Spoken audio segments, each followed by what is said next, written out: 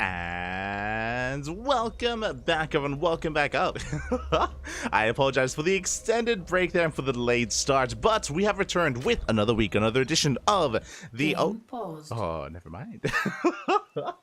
Of the WTL 2023 Winter KungFu Cup round number 9. Ooh, as they do quickly sort out some issues here, but welcome everyone. I'm of course Show's Live VIP, and with me I'm joined by the lovely people in the chat, by my plushies, and by the people in the players in the bracket as well. Exclamation mark B in the chat if you guys want to have a look at the bracket yourselves. Honestly, it's a pretty stacked bracket. It always is. We always have the best from Europe, from the Koreas, and even sometimes from the Americas as well, all coming together every week for some KFC action. And I hope you have your weekly dose of KFC in more ways than one. But yeah, it looks like again we just have a bit of a delayed start here before we start the series, but I promise once we get things going, they will not stop. It's gonna be amazing. It is going to be beautiful. And again, I did of course take this opportunity as well to try to catch some players we usually don't get to cast. Here on the CranKy Ducklings, we cast so many Korean events. We're all over the Koreans non-stop. But here we get to sink our teeth into some of the Europeans, and I'm all for it. I am all for it, and we are getting back into this. Let's go. Because spawning in the bottom left-hand corner of Alkione, we have the German Zerg player representing Shopify Rebellion. It is Lambo. And spawning in the top right-hand corner, we have his opponents. We have the Red Terran. It is Amaris. He's not a joke. Feels bad. Hold on, I need to fix that. I just realized what it says. He's not a joke, Papi. Smooge. Hold on. Bam, there we go. So yeah, we're kicking things off with a bit of a ZVT here, and I am ready for this. Lambo already kicking things off with a pull first, actually. Very interesting. I mean, I'm sure he's up against a player that he's not quite familiar with and maybe hasn't faced off too often in the past, so going for a safety opener here, going for a pull, hatch, gas. With this, he can shut down any kind of early game aggression. I'm talking about early game proxies.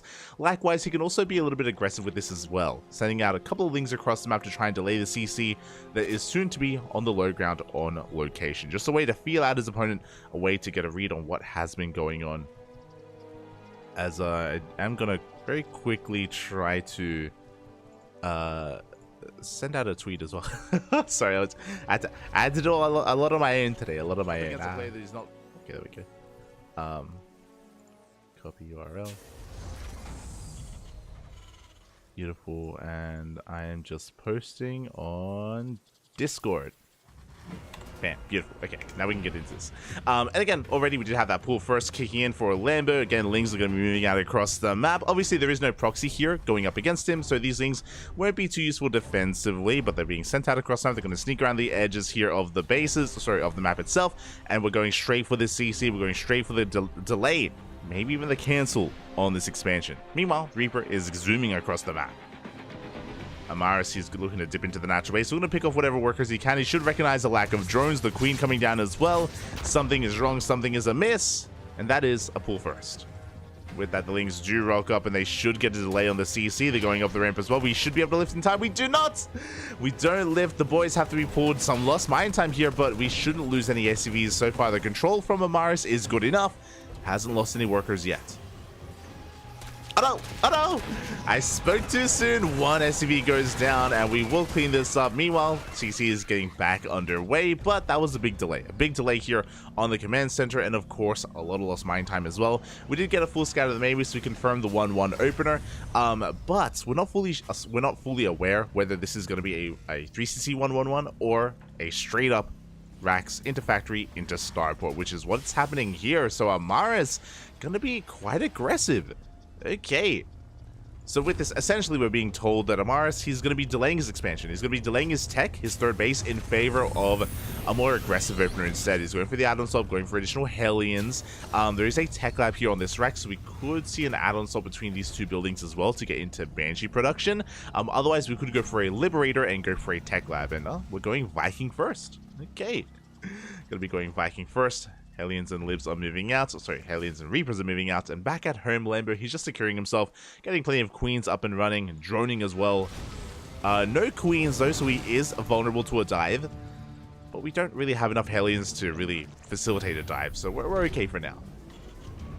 There we go. And interesting. So we only made 3 Hellions, actually. A minimal amount of Hellions here from Amaris.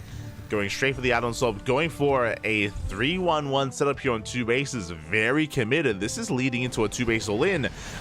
This makes sense now. The Viking has arrived. The Viking is going to be shutting down this Overlord, keeping Lambo in the dark as to what exactly is going on. That's 1 eBay thrown down. This should all be leading into a +1 timing. Meanwhile, the Hellions, they get across the map. They try to poke in, but the Queens are in position. We do fend Amaris off. Again, off of the pool first, we haven't made a single link. Just pure drones and Queens here. We have 3 Queens here on the right-hand side. We got essentially 3 Queens here on the left as well. We are up to 7 Queens in total. We have an 8th Queen on the way. And we're going into a Bailey Nest alongside a Lair. So very safe play here out of Lambo. He's not rushing into upgrades, not rushing into double Evo chamber. Just very safe play overall, respecting his opponent. And shouldn't be droning up too much more from here. We're droning up to around 60. We're getting a 4th base. But again, he's up against a 2-base all-in. 2 more Raxes get thrown down. 5 Raxes in total. Again, we're just committing even further here to the all-in. And Lambo still doesn't know what's going on. Hopefully he doesn't drone up too much. He's thrown up a decent amount already, and I think this is, again, acceptable. It is acceptable for now to drone up to around 3-base saturation. Then from there, we will need to focus on army production. Otherwise, Amaris may just catch Lambo off guard. Behind this, Lair's finishing up. Bailing speed should be on the way momentarily. As these gases are being taken, we should be getting towards Evo chambers and upgrades as well. We'll just see how many corners Lambo does decide to cut, if any. I appreciate that we're even knocking down these rocks, just making it a little bit easier here to maneuver between the bases, spreading creep. We're reaching the 6-minute mark, and here it is. Here comes the push. Stim is done. Combat shields on +1, they're still halfway, so a bit of an awkward timing here. We still need a little bit for these upgrades to really kick in, but Amaris, he's pushing. And what do we have at home to defend? We have 30 Lings and 10 Banelings being morphed in. Lambo, he does spot this army ahead of time. He did have control of the Zelnaga. He's aware of the force, and he's getting ready. We've cut workers here at 62. Pretty good worker count to cut workers at. Basically 3-base saturation without the gases. From here, Lambo, he just has to focus on nothing but Ling Bane. And from here, yep, we're getting 1-1 upgrades. We could throw that infestation pit, but for the most part, Ling Bane is what we need to focus on. Here comes the army of Amaris. Here we go, 1-1. Sorry, +1. Now about to kick in, just in time. Combat shields as well. The tanks, they have sieged. The Spore doing a surprising amount of damage to that medevac. Lambo getting ready for a surround as well. Bailing speed about to finish up in a couple of seconds. Tanks are repositioning. That would be a good opportunity, but again, Lambo, he's just biding his time, waiting for more Bailings, waiting for more Lings. Be securing himself. The Marines, they stim on 4. They take down the Queen. 2. Oh my god. We get a 2nd Queen as well. Lambo coming in from behind, looking to completely swallow up this army. Good target firing on the Banelings. Another Queen may go down as well. Lambo, he's bleeding out a lot of Queens, but he has plenty of Ling Bane on the ground, and he will crash in. He collapses on these tanks. Tanks are going to be going down. The Marines as well. Some of them are saved, but behind this, there's nothing else. There's no third, is what I'm saying. There's no third CC. Only Marines, only tanks. We have a 2nd wave coming out that is spotted by Lambo. Lambo, he droned up for a moment, but it looks like he has recognized that there's still another army coming out, and he still needs to focus on a Ling Bane army. Again, if Lambo were to drone too much here, then he may just die, but he is preparing himself.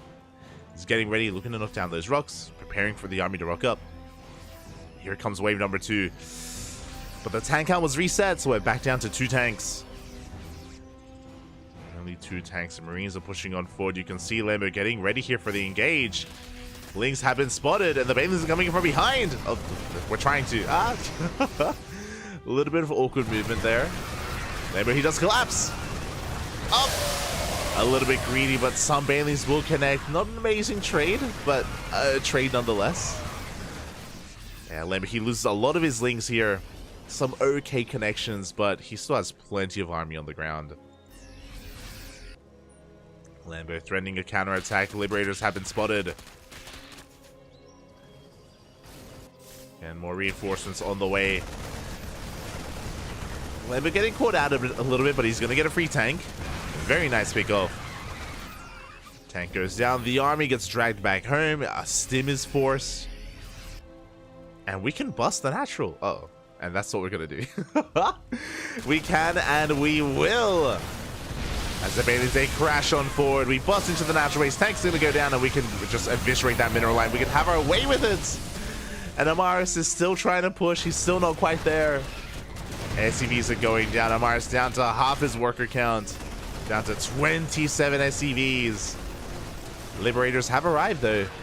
This army is pretty threatening. This base is going to be going down, and Lambo, he just gives up on the base. He doesn't have to protect it. He can just give up on the hatchery across the map. He shuts down the depots and everything here at the natural base.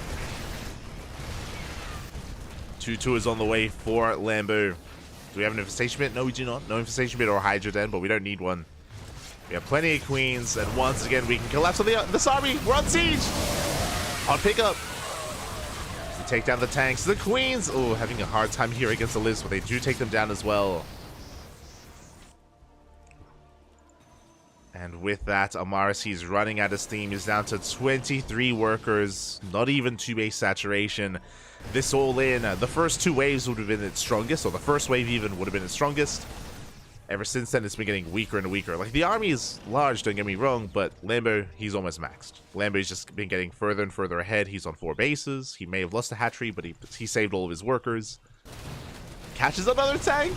No! Another tank goes down. And we force another stim. We force the army to just run back home as well. Lambo having his way with this. There's the Hydrogen. At this point, Lambo, he can afford to take up. Whether it's with a Hydrogen, Infestation Pits, Spire, he has the freedom. And Amaris, like, even lifting up the CC to land is we don't even have the workers to saturate. Like, it's just not happening.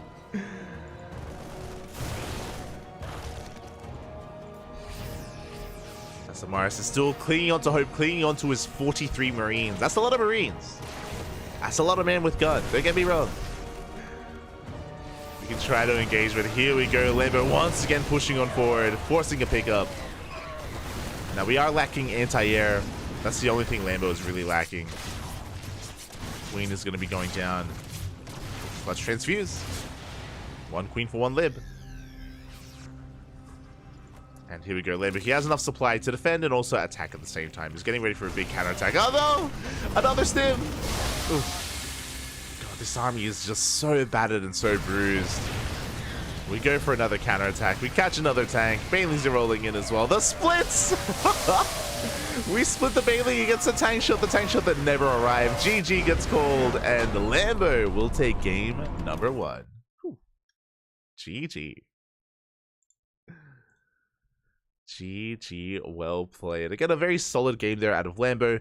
But I do appreciate what Amaris brought to the table. I do think that especially if you're more of an amateur player, if you're more of an unknown and you're up against a big name, and if you want to try to sneak out a win, something like a 2-base all-in, I can see that finding some success. 2-base all-ins are very uncommon in this matchup, and things like that can definitely catch a player like Lambo off guard. But there are some other things that, I mean, I think the biggest thing that I didn't mention that maybe I should have, that was Alcyone. You know, that was quite a large map. That was, oh. Alcyone is one of the larger maps in the map pool. And because of that, the rush distance by ground is quite long. It's quite long. It takes that much more time to get across the map to actually execute an all-in. Alcyone is probably one of the worst maps where you can go for a 2 or even 3 base all-in. Like, they have a really hard time finding success. You can find a lot more success on a map like, I don't know, Golden, maybe Oceanborn, a little bit more Golden Aura, maybe. Golden Aura, it's a pretty defensive map though. It's it can be difficult to execute, and the maps do play a big part. And I'm not saying if we had a different map it would have worked, but maybe some more success. Yeah, Alcyone, feel like it doesn't vibe too well with that. But regardless, we're now getting into game number 2, and spawning in the top left-hand corner of Oceanborn, we have the German Zerg player leading the series 1-0, representing Shopify Rebellion. It is Lambo.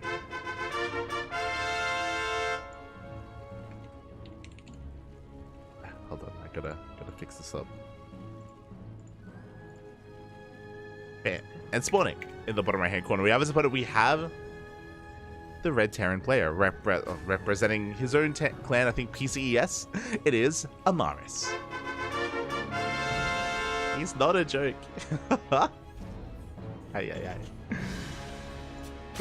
And once again, Lambo going for a pull first. Again, it's understandable. So essentially, this style, it works both ways, where I'm like, it makes sense for a player like Amaris, a bit of a more unknown, to come out swinging and come out with more of with a much more committed all-in in game number 1. Here, likewise, Lambo going for a safe opener like this. I mean, I say safe. We saw last game, you can get some damage done with it, but for the most part, if he were up against a proxy 2 racks or a proxy 3 racks, Lambo would have a much easier time shutting it down with this faster spawning pool. So again, a very safe opener, I will say.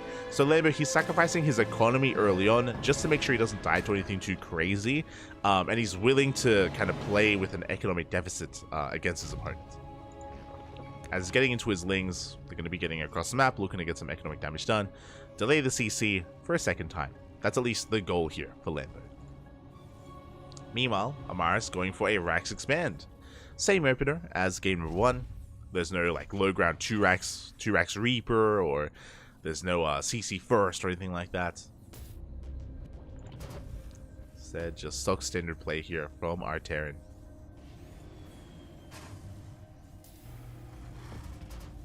Here we go. As lings are going to be moving out. To be or not to be. Get that, of says, welcome as well, everyone in the chat. I see Werehog, 12 Crack, Istan, Babyling, Gnome, Chomsky, BM Easy Phil, did notice earlier, Jadol, Neogist, Count Bebop, Good to see you all as we're settling into our first series here, and so far the Lings, they bust in, they do get 1 SCV. We delay the factory, we force a lot of lost mine time as well. And Lambo this time is doubling down on the aggression, and this makes sense. I said before, what would be a better map to go for a 2-base all-in? And I said Golden Aura and Oceanborn. And I'm a little bit shaky about the Golden Aura pick, but Oceanborn does make a lot of sense. And here we go. This time, Lambo is going to ramp up the aggression, going for a very fast Roach Warren. Amaris behind this going 3cc before Starport. A much more economic opener here from Amaris, which means he's going to have that much less to defend. Oh, it's going to be 3cc 211 even. Uh-oh. Which means we won't have access to Banshees like we normally would. We're going to be heavily reliant on Marines and Hellions. We go for the out non-stop. Hellions are on the way. And Roaches are in production. I am concerned here for Amaris. He doesn't have much here to defend. Gonna have a handful of units and no tank, no Banshee, no stim. Uh-oh. Here we go. Now the goal here for Lambo, this is designed to shut down the natural, is to shut down the natural and contain the opponent to 1 base. But if he sees an opportunity, he could try to bust on even further and break into the main as well, which would be a bit of a bonus. And here we go, the army's moving out. How many roaches in total? We have 8 roaches and one Ravager for the time being. Roaches have been spotted. They have been spotted. Amaris, he's aware. Hellions are caught out on the map. We're racing back home. Bunkers on the way. On the low ground. A very greedy move. Very greedy here to go for the bunker on the low ground. It is going to be cancelled. Do turn back around. We can deal with those Hellions. We can deal with the SCVs as well. And again, as I said, this is designed to just take control of the natural base. The Hellions are trying to do what they can to catch reinforcements. Behind this Lambo, he's just droning. He's just droning. He's just chilling back at home and hoping to bust into the main. Oh, the SCVs! No, the SCVs are going to go down. This wall is looking quite exposed. We pull even more boys! Oh my god, Amaris, he really wants to hold on to this natural, but he's going to lose even more workers. This is not the best move. This is not the right call. More SCVs are going to be going down. Look at the units tab. That's 13 dead SCVs. And the Biles. Oof. The Biles connect. Every single worker is going down. GG gets called. And Lambo will take the series 2-0. Advancing on to the next round. GG. GG. Well played. Lambo, he will take the series 2-0 in the end. Again, holding on to the natural was very bold. Very adventurous from Amaris. Usually you give up the natural base, you evacuate the workers, you lift up the CC, you get a bunker on the high ground, and you're contained to one base, yes, but eventually you break free, and you already have a third CC, so you can get back into this economically. You can just make more workers, or just make constant workers, and you can recover. But Amaris, he decided to fight for his natural, and it was an uphill battle, was a losing battle, and Lambo, he took it in the end. GG, well played. Congratulations. And with that, Lambo advances on to the next round, where he has an opponent ready and waiting.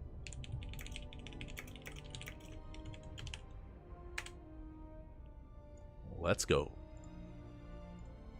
And the bracket has been progressing. Our portion of the bracket is a little bit slow, unfortunately. But you know what? We got plenty of matches, plenty of good games going on from the top.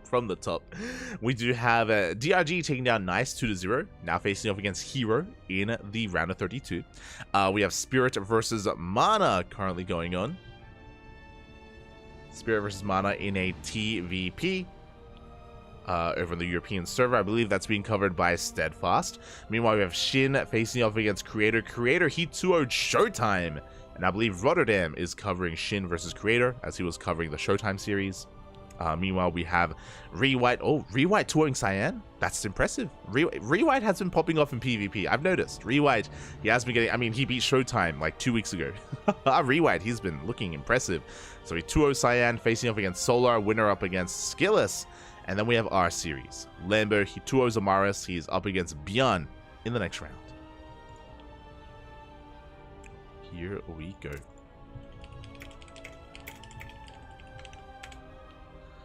That is our next series. Lambo up against Bjorn. Another ZVT, but it does not get easier. It gets harder from here. Bjorn, of course, one of the strongest Terran players. One of the best Terrans in the world. One of the best Terrans in Korea. And this is a team kill. I just realized it's Shopify versus Shopify. Let's go. The winner of this series goes up against Nightmare, who went to the ace match against Firefly. Again, Firefly has been popping off. Really cool to see him going toe-to-toe with Nightmare and taking it to the ace match. So we have our next kind of series lined up. It's going to be Bjorn versus Lambo, into Nightmare, into the winner of Solar, Skillus, and Rewhite. This is going to be our kind of portion of the bracket. As we scroll down a little bit further, we can maybe... There we go. Scroll down to the bottom. There are some other series ongoing as well. You can see here that we have Cure versus Classic in the TVP. We have Rex up against Dark in the ZVZ. And Clem 2-0 DNS Clem, he's waiting for the winner of Dark versus Rex. So, fun fact, because we had such a late start, I was actually trying to get on top of some of these series. I was trying to get on top of DNS and Clem, but Clem was MIA. Clem, he was AFK, and we couldn't find him. Looks like eventually he did show up. But for a long time he was missing, so otherwise my eyes were on Clem versus DNS into Dark, because Dark versus Clem for the round of 16. That's good. that's a juicy series. But of course we kind of found our own series, and you know what, I'm happy with it nonetheless. Lambo versus Bjorn is still going to be an amazing ZVT, so I am still content with what we have.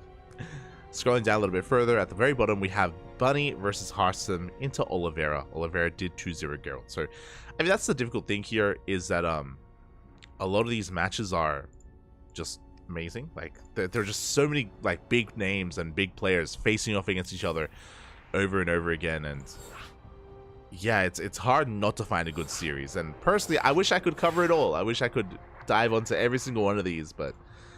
we can only cast one at a time, and that's also why we have other English streams and other English casts. I believe Steadfast is out there, Rotterdam is out there. I don't think Wardy is casting. I think he's got his own thing going on, but usually Wardy is here as well. And thankfully, we're all split up. We're all covering our own thing, and I believe there are other language casters as well. So, plenty of StarCraft going on. Open up some tabs, multi-twitch it up. And here we go. Spawning in the bottom right-hand corner of Oceanborn, we have the South Korean Terran player. Oh, I need to fix. There we go. The South Korean Terran player, the Red Terran representing Shopify Rebellion. It is Bjorn. And spawning in the top left, going for a 15-15, we have the German Zerg player, the Blue Zerg representing Shopify Rebellion. It is Lambo.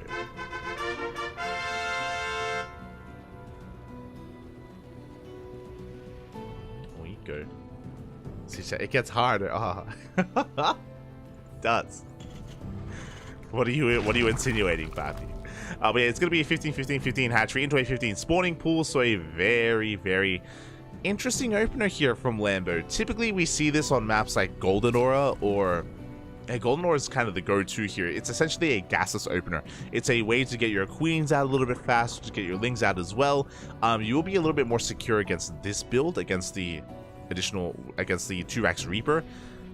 And that is what should be coming out from Bjorn, but Bjorn, no, he doesn't go for the second Rax.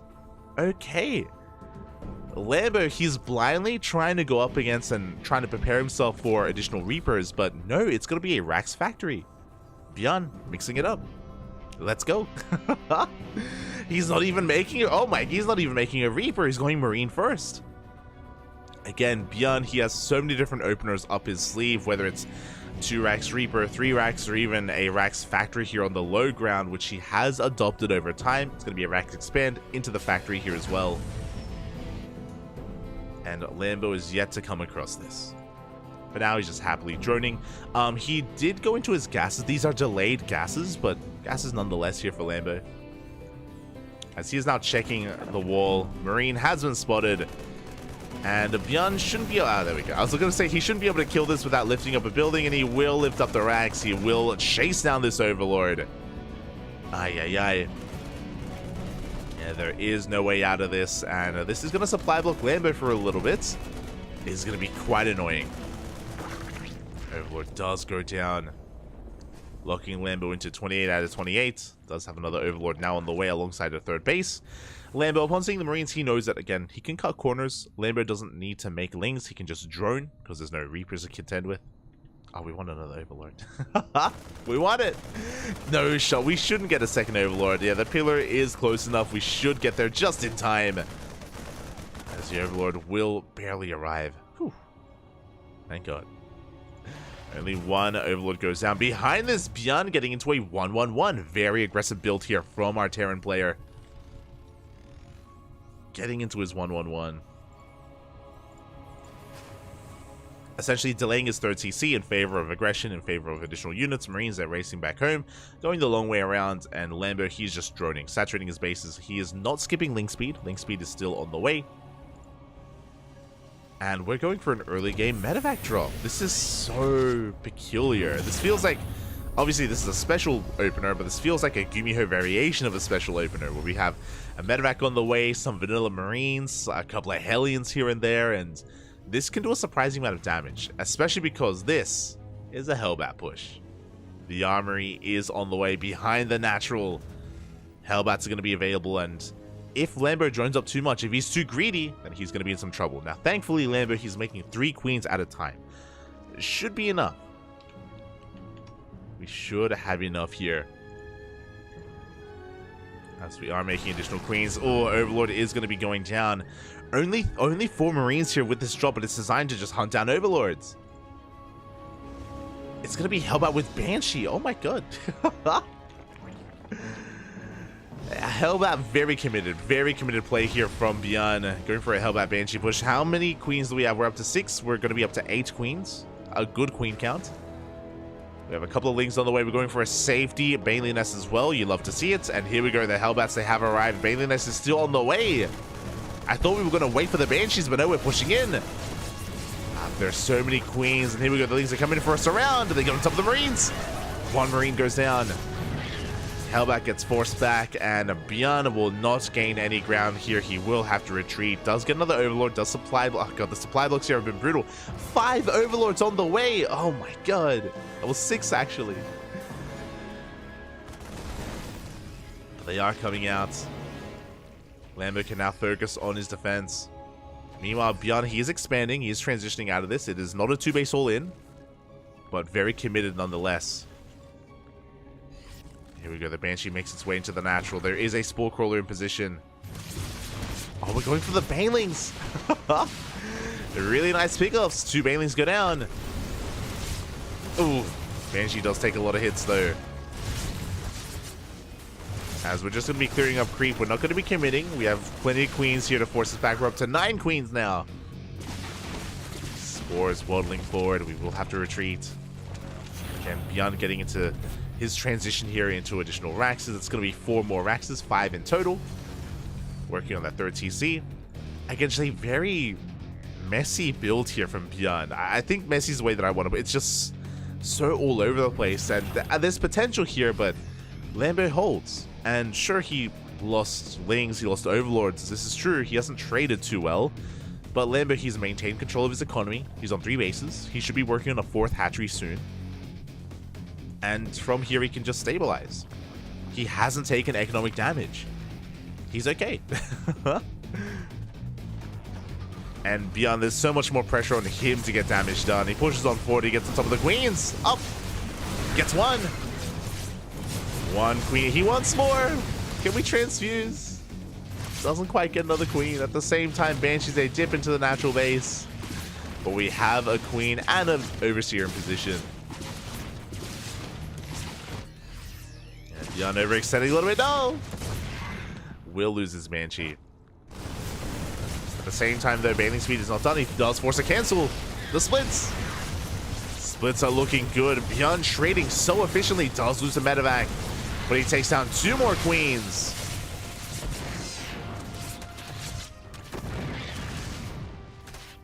As he does lose a couple more Hellbats here in the retreat. But, I mean, Hellbats, they're cheap. They are cheap units. Back at home, he's transitioning. And, yeah, Beyond, he did a surprising amount of damage. But Lambert has been droning behind this. He's droned up to 80 already. His worker count is looking impressive.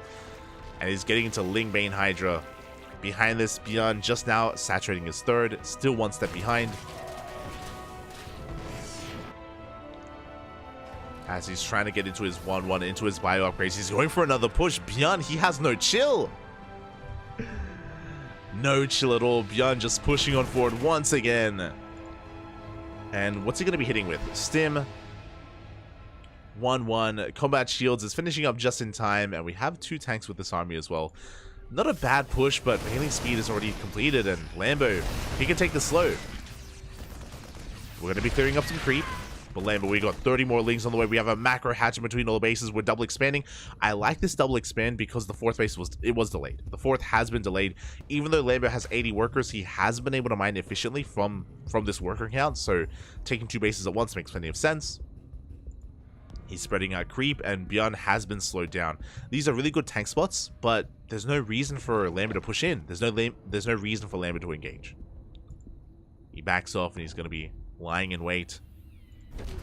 Beyond securing this position, he's going for a drop on the left-hand side. Behind this, he's taking gases. Beyond, he's not going for a 3-base all-in. He's taking a 2nd factory, 2 more gases, and we should be seeing a 4th CC momentarily for Beyond.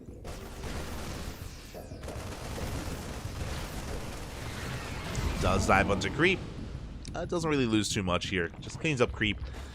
Gets eyes on the would-be 5th. Beyond, he's now... actually doesn't get eyes on the hatchery. Not fully aware of the expansion. Good tank positioning, but we do get on top of the tank.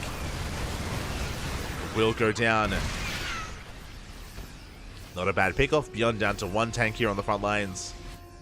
This position significantly weaker. Hive is on the way. Of course, all of our upgrades as well. And we are going to be collapsing this position. The Marine's out of position here. Tank is going to be focused down. But Lambert, do we really want to fight off a creep like this? Oh! Yeah, there are just too many Marines. Lambert, he has to respect this. He has to back off. I do like that he killed the tank, though. Just keeping the tank count low. We're down to 1 tank once again. But we are making 2 tanks at a time. Here we go. We're rallying across the map. This push, we still have to respect it. Constantly respreading creep.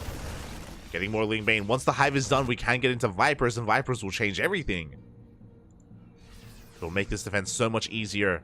We now have 4 tanks on the front lines. We still need those Vipers. Lambert, he's maxed out. He can't make anything. Just pure Ling Bane Hydra. Setting up for a big counterattack even. Oh, Queen goes down. Creep is receding. And do we have anything back at home? A tank gets caught. Big pickoff. Tank goes down. We get on top of the defensive tank as well. Good split with the Baileys. We get into the mineral line, and there's no escape.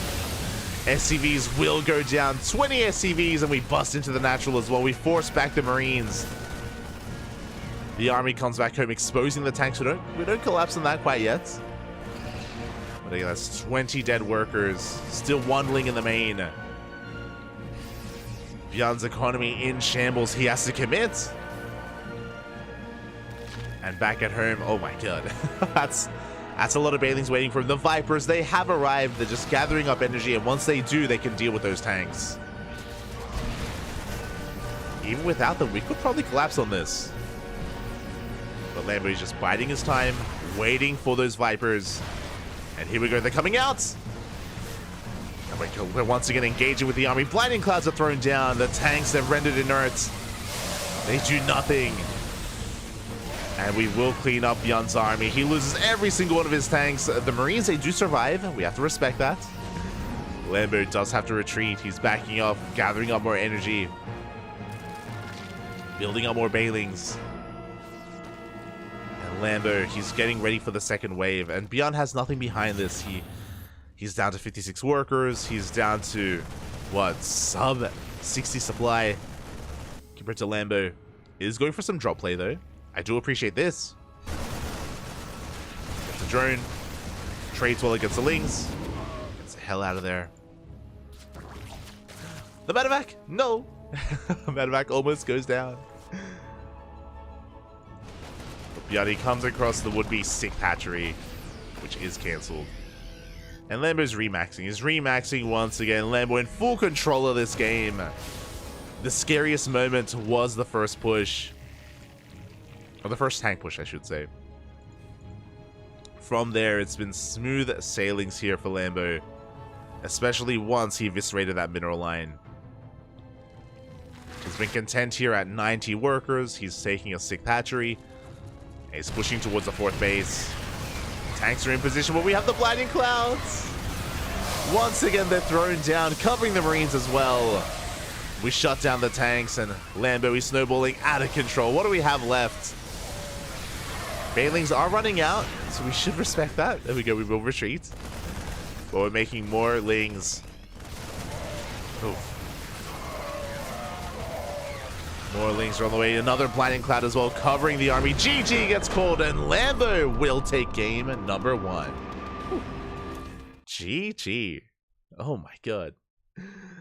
Very well done here from Lambo, keeping up with the unorthodox play of Bjorn. And if I didn't put as much emphasis as I should have, if it wasn't made clear, Bjorn was crazy that game. He was not playing standard at all. He was being hyper aggressive. Remember, he opened up with a 1-1-1 into 2 more Raxes, went for a Hellbat Banshee push. The Banshees did no economic damage. The Hellbats also traded with the Queens. They didn't trade with the workers. And we doubled down, delaying the third base even further. So Bjorn, even though technically he wasn't all in, he was still very committed. He was playing in such a way where he had to do economic damage or just straight up kill his opponent. He did neither. Lambo, he was able to hold on to his workers. He was able to keep up with the army, go for counterattacks, and shut Bjorn down. Bjorn, he put himself in a really rough position, essentially. Now we're getting into game number 2. Here we go. Spawning in the bottom left-hand corner of Alkione, we have the South Korean Terran player representing Shopify Rebellion. It is Bjorn. And spawning in the top right-hand corner, we have his opponent, we have the German Zerg player leading the series 1-0, representing Shopify Rebellion. It is Lambo. Here we go. And again, that last game, Bjorn was playing crazy. It was it was insane just how aggressive he was, how in the face of Lambo he was. And again, because he was never able to get into a mineral line, he was never able to really touch the economy. The most amount of damage he did, outside of killing, I think he killed like 2 or 3 queens, was delaying the 4th. That was something that he was able to achieve, but outside of delaying the 4th base, remember right after that, Lambo, he double expanded. He was able to spread enough creep, and he was able to eventually regain control of those bases and be able to be saturated on 80 workers. Bjorn. Going for the polar opposite this game. Game 1, he was hyper aggressive. Here in game 2, CC first.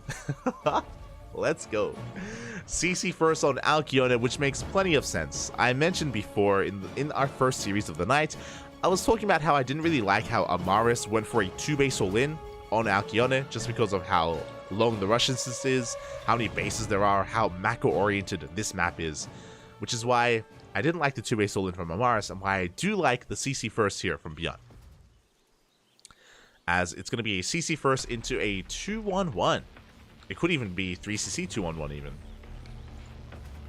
So very economic play here from Beyond. Again, this is something that I do think you can get away with a little bit more on a map like this, on such a large map like Alcyone. Back at home, Lambo going for a hatch gas pool. To wind it back as well, as a reminder, it was a while ago, but in Game 1, Lambo also went for a 15-15 opener, 15 hatch into a 15 spawning pool. It did look like Lambo was trying to hard counter Beyond's Durax Reaper, and in the end, Lambo kind of put himself behind by Beyond not going for that build. Likewise here, we do see a very different follow-up here. Actually, that's 3 Raxes. Oh my. Oh my. That's not just... That is 4 Raxes coming out from Beyond.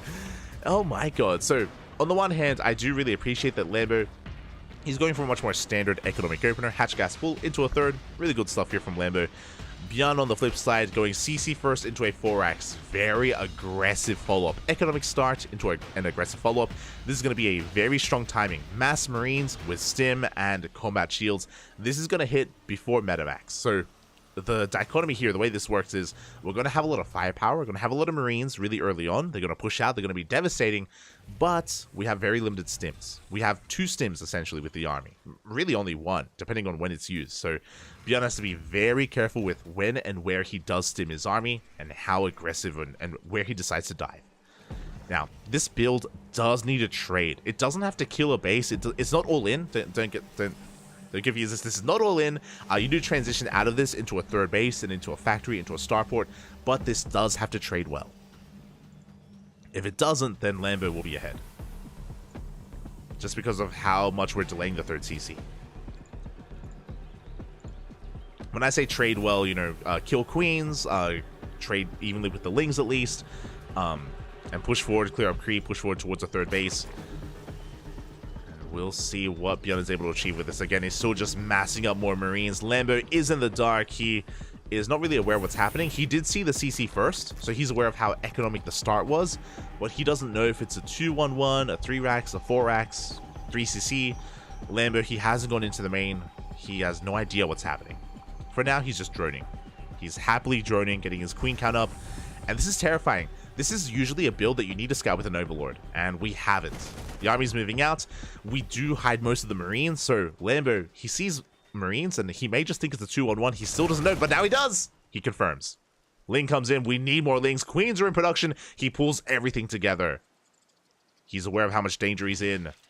14 Lings on the way. We bring every queen forward, even the ones in the main. And with all our queens with reinforcing Lings, Lambo, is he going to be he doesn't have too many Lings, though. He's got 10. He has 10 Lings, Poppy, and here we go. We stumble the ramp.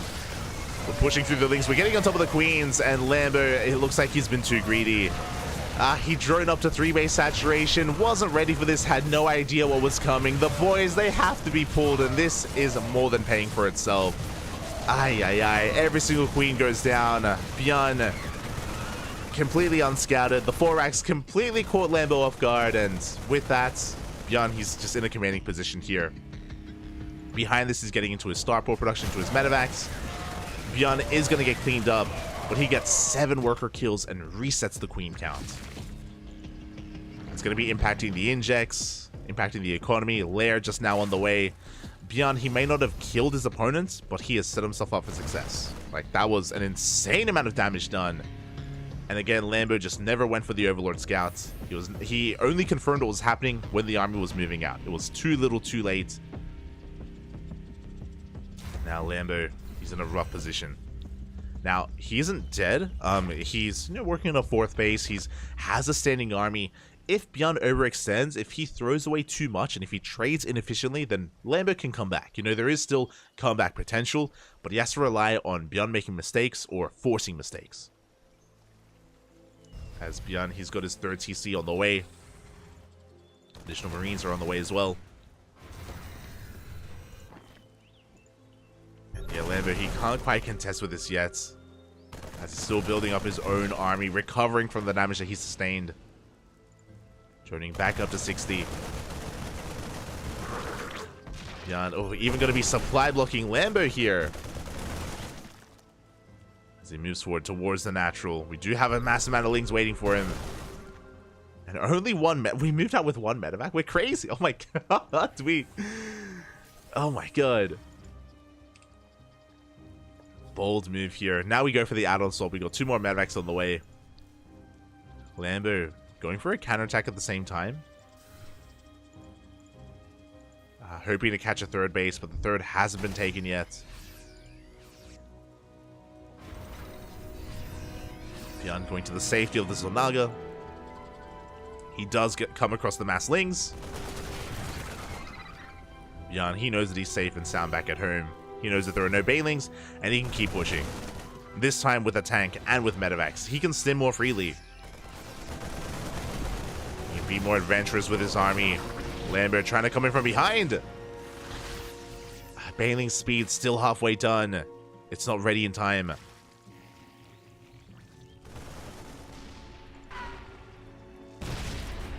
It will not be ready for this. But Lambert does have a good position here. He can still collapse on this army and swallow it up. Beyond trying to spread out his units. Yeah, tank is exposed. We get a full surround. And Lambert is going to force to pick up, but we have too many Marines. We leave some behind. And Lambert does force Beyond back. Again, that was a bit of an overextension from Beyond, but he didn't lose too much. He lost a tank and a handful of Marines. Lambert, though, he holds onto his base. He's barely treading water here with his workers. He still needs to drone up even further. 2-2 on the way, Infestation Pit. This was a good start, though. A good start for Lambert. Getting a kill on that tank. Ooh, rushing into a hive even. Bold move. Hive is on the way. Beyond is getting his 3rd CC up and running. That's the second factory. We're taking gases. Beyond, he's not going for a 3-base all-in. He's going for a 4th CC behind this. There it is. 4th CC is now on the way. So Beyond, he's macroing up, getting or looking to go further ahead. And he's going for a split push as well. Beyond getting caught out a little bit. He's going to trade well against these Lings, but oh, he's losing a little bit too much. Does lose a big chunk of those Marines. And once again, getting caught out here as well. Beyond slipping up a little bit. He's been bleeding out a lot of Marines.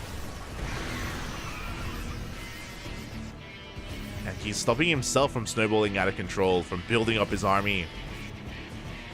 Behind this, though, again, he's looking for a longer game.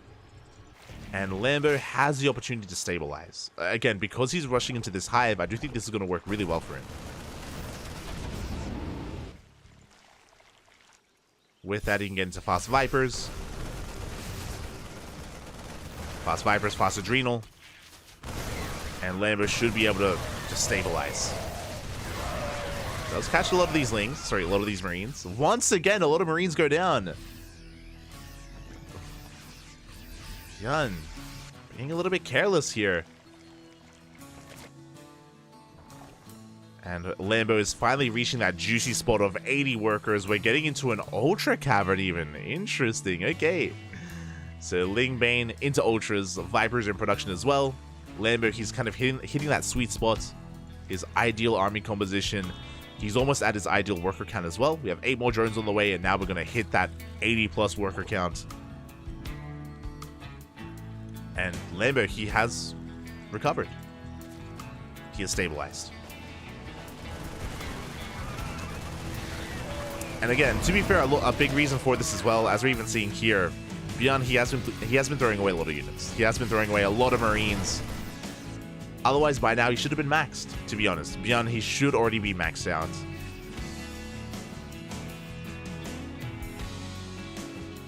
He is on a 4-base economy. I mean, he is soon about to max out as well, but this push has been delayed.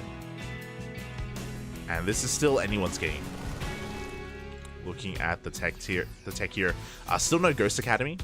Despite the Hive and despite the Ultras on the way, there aren't any Ghosts yet. Still in a very bio-mine heavy composition.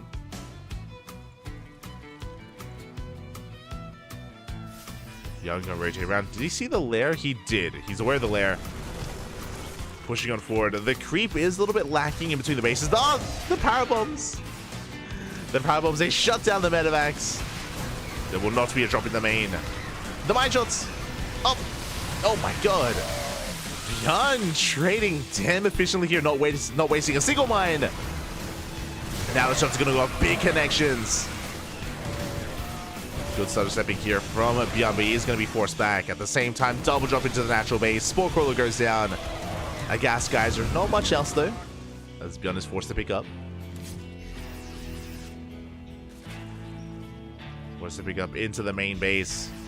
But this was a more efficient trade here from Beyond, outside of losing the medevacs. The medevacs is brutal, and he may lose another as we're forced to drop.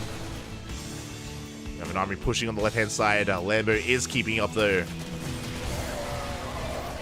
Oh, and he will shut this down. No pickup.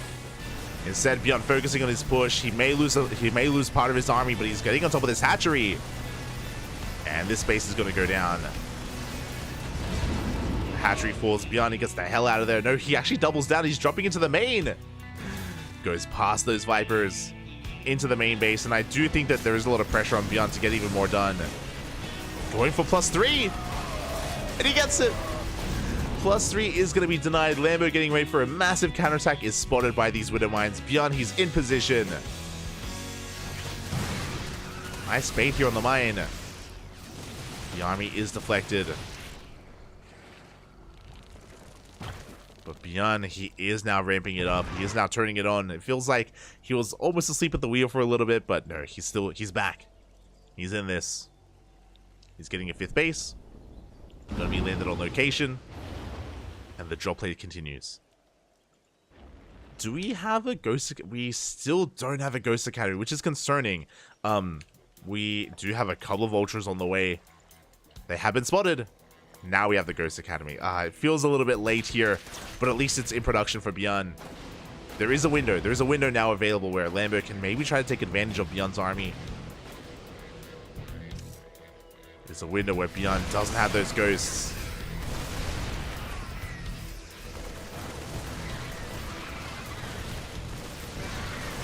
Here we go, Lambo trying to collapse on this. Good blinding cloud on the tank. Parasitic bomb as well. Mine shot goes off and Beyond is going to be able to hold on. Doesn't lose too much. God, this is a pretty Marauder heavy composition. We can help deal with these Ultras. The mine shots go off. The fungal. Massive fungal of the army. We do get caught out. Lambo. A good trade here. A good catch with that army. Looking to keep on going though. Can he commit? It looks like he can. The tank is going to go down. Beyond gets completely surrounded. And Beyond, he's barely going to escape with this army. Another blinding cloud gets thrown down as well. And Lambo, he is more than just back in this game. He's ahead in this game. He shuts down this army. We have more Ultras in production. Still no Ghosts, by the way. Hatchery will fall, but Lambo, he has pushing power. Like, look at how exposed these bases are. There's nothing at home. There's no tanks. There's no sensor towers. There's nothing. Now is the time to push. There are planetaries here at these fringe locations. These drops, they're keeping Lambo busy. If it wasn't for this drop play, he could push, and like these bases would die, 100%. But alas, the medevacs, they keep Lambo busy, and Beyond is remaxing. He's rebuilding his army. Beyond is still in this. Same time, going to be pushing on the left-hand side. Big mine shots. Oh my god. The fungal will connect once again. We drag the mine shot. We kill a medevac. Oh my god. Lambo. Does take a mine to the face though, but he shuts down the drop nonetheless. We're still waiting for some more power bombs, and we can shut down these medevacs. Drop going into the main. Ooh, Lambo not quite in position. He's focusing on his push. The Ultras, they're exposed. Might just go off the Ultras. They take a lot of hits. And we're going to be committing. We're diving on the army, but I feel like this is an overextension. The Ultras are going down. Expensive losses here for Lambo. At the same time, 7 drones go down in the main. But it looks like Lambo has realized you have nothing at home to defend. We get into the mineral line. The ghosts. Ghosts are going to be going down as well. A good trade here from Lambo. And he just keeps on pushing. He's pulling Beyond apart. Likewise, though, Lambo may have lost too many ultras earlier. Has to back off. Has to rebuild. It's a couple of depots before backing off. Lambo still has a bank to work with, and he's pushing up the ramp into mines. Up. Big mine shots here on the links. We're diving on the army. Big fungal as well. Lambo, he will catch us, but is he running out of steam? Is he overextending? Ah, we're trading well. As we barely do get another ghost. Liberators, they have arrived. The freedom, it's here. As the final ultra will go down. Beyond still on a decent economy. Lambo hasn't been redroning. Uh-oh. He's still at 64 workers. Lambo, he's burning through his bank. He needs a skull base. He needs a skull base up and running. Currently, Beyond has the better economy. And this hatchery is going to be going down. The lack of anti-air for Lambo, it's now hurting him. The Corruptors, he's got a couple of Hydras, but I think they were morphed into those Lurkers. Yeah, Liberators are rocking up. Lambo, he was looking so good earlier, but he's being pulled apart. The drop play, the Liberators. We don't have any Hydras. 9 Hydras are on the way. Every Hydra previously was morphed into Lurkers. So very limited anti-air.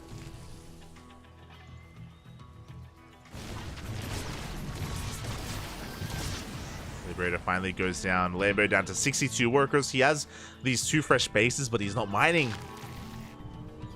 Yet he needs to find them. He needs to find the time to drone. Meanwhile, as he does, Beyond maxes out. He takes his own gold base.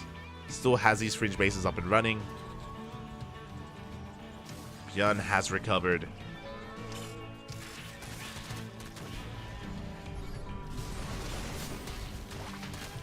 Good fungals here, but slaps are going off. And remember that window? We were talking about how like there was a period in time in this game where Beyond didn't have those ghosts, didn't have Liberators either.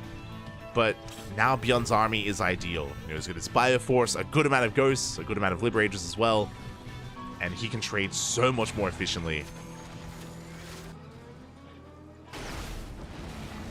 The time of the Ultras has come and gone. Oof. Mine shot's going to be going off. Banelings, they do connect. But the snipes. A Lurker goes down. Oh, we dodged the fungal as well. Good moves here from Beyond. Now going to be walking into a wall of Lurkers. But alas, the snipes are too good. 2 Lurkers go down instantly. Up. We do need another scan. So Beyond is being forced back. Lambo barely holding on here with Hydra Lurker Viper. He is going to be holding on. Beyond still maxed out. He catches another Infestor.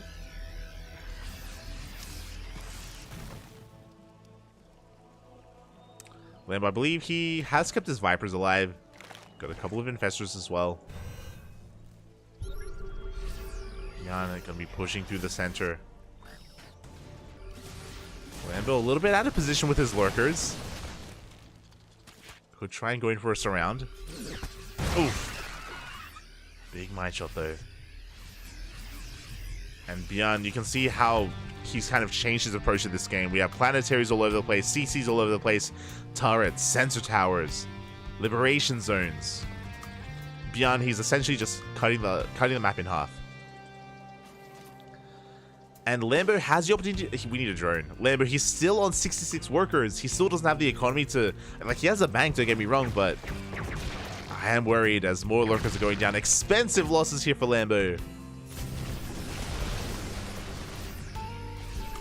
Looks like Lambo is opting to go for a super maxed army, which means we're staying on a low worker count, focusing on army supply. It's a very all-in way to play. Very committed, I should say. As Lambo, you just can't mine from this gold base. It's not happening. He's being bullied back. Hatchery's going to go down. Lambo trying to get in for a surround as well. The Ultras, they come from behind. No fungals. Bit of friendly fire as well with those Widow Mines. Ooh, a lot of ghosts go down. Not a bad trade here for Lambo. Not a bad trade from him, but he does lose an Ultra. And he still doesn't have the gold-based mining. Down to 61 workers. Taking another hatchery. Oh, even a little bit oversaturated. Like, again, the economy of Lambo is lacking, and it's hurting him. In the long run, I should say.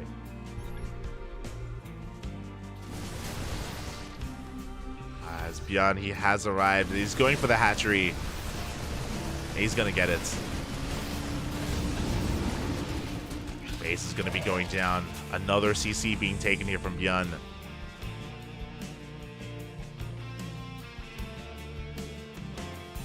Now, there is a world where maybe Lambo can take a fight. If everything goes well, if he, I don't know, hold position micro on some lurkers, or banelings, or a good surround even. A good surround, a good fungal. The problem is that Bjorn, he isn't going for these like big committed attacks. He's going for drop play. Just these small skirmishes here and there, these small armies. Even if he does take a fungal to the face, it's not everything, it's not the end of the world.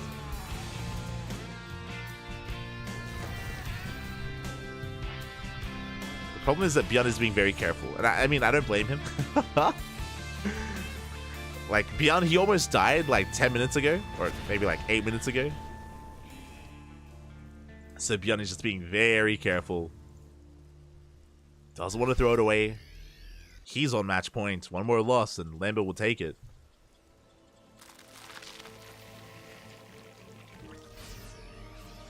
Here we go, Lambo getting ready for an assault here on this planetary.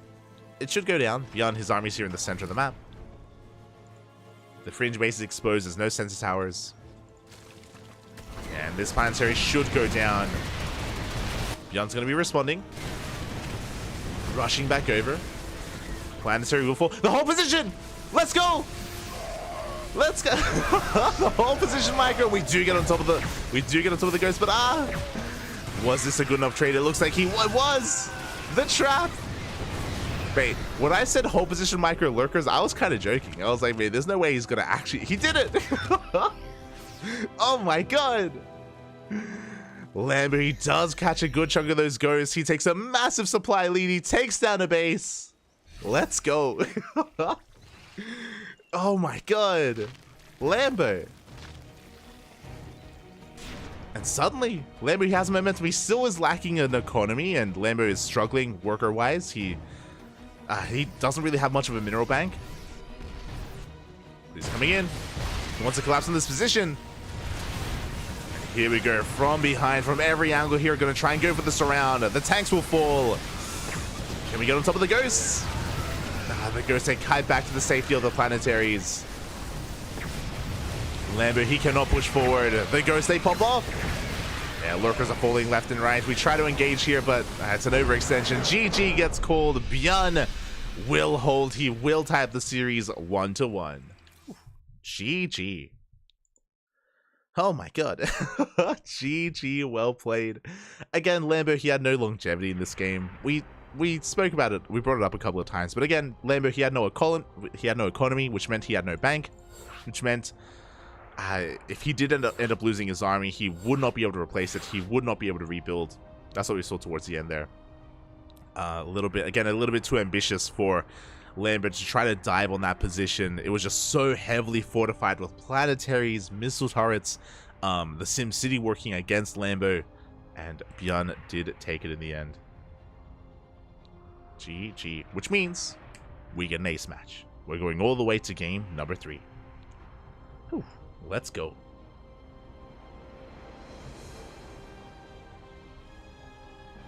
Oh my god. And our players are asking for a small break. I completely understand. That was an intense game, a very intense game, and it was very back and forth. Remember, winding it all back, it all started with Bjorn popping off with his 4-axe. His 2-base 4-axe did so much damage. He killed, what was it, 8 queens and 7 workers and cleaned up all the lings as well. Like, Bjorn, he set himself up so well at the start of the game.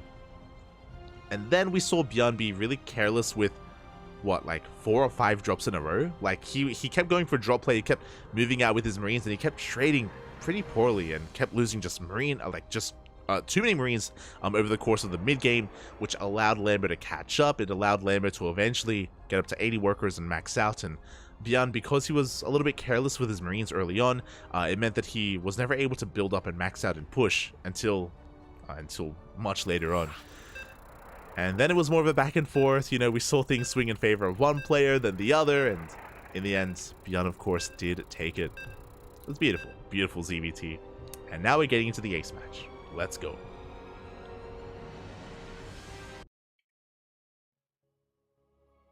Let us go. The lurker play was so good. The whole position lurkers, mate, they were the MVPs.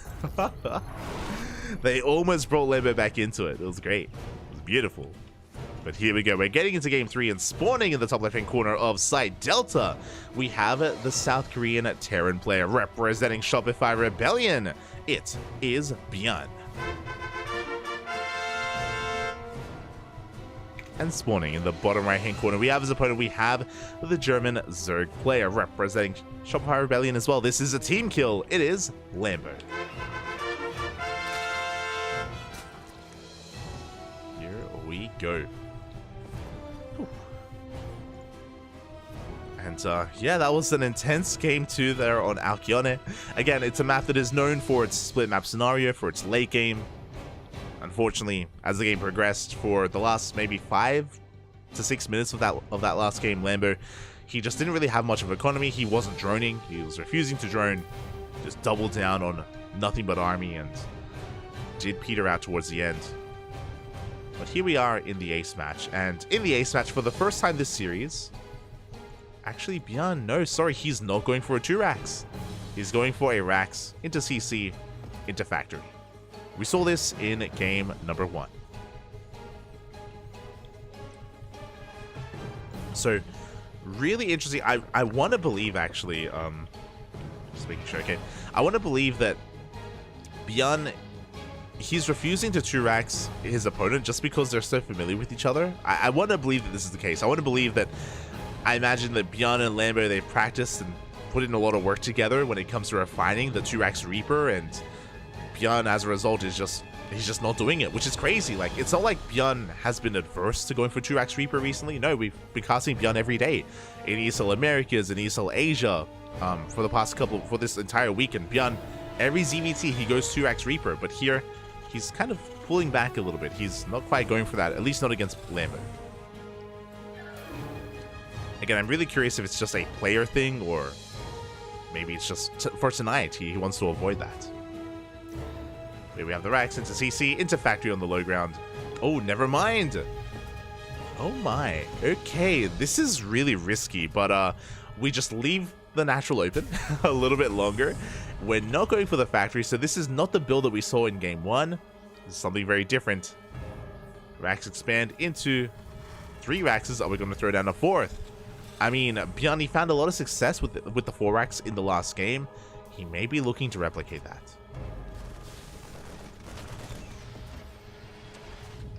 As Lings are rocking up. So far, Bjorn able to deal with this, able to clean this up. Lambo, of course, going to be taking his third base. He did see the bunker as a part of the wall.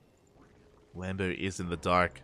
Thankfully, Overlord is getting in position. Remember, the lack of Overlord scouts in the last game almost killed Lambo. So I'm sure he's a little bit more on. He's going to be a little bit more on top of it this time. And now we can see that it's not a 4-Rax, it's a 3-Rax. So this is a very similar build to last game. Very similar. But one big difference. Less Marines. A faster transition out of this. So we are going to be moving out with an abundance of Marines. We're going to be hitting a timing with Stim. But unlike the previous game, Bjorn shouldn't be diving. He should be threatening the creep, should be clearing up creep, but pushing deeper and fighting alongside the queens would be a mistake because, again, Bjorn is going to have a lot less, and it's so much more important for Bjorn to preserve his Marines just because he's going to be working on a faster 3rd CC, and he's going to have to defend it. Compared to the last game. Again, this is all in comparison to a 4-Rax. So again, it's very similar in the sense that we're going to be moving out, but far less committed, and Lambo's going to need far less to defend. As back at home, we're just building up the queen count. It's going to be droning as well.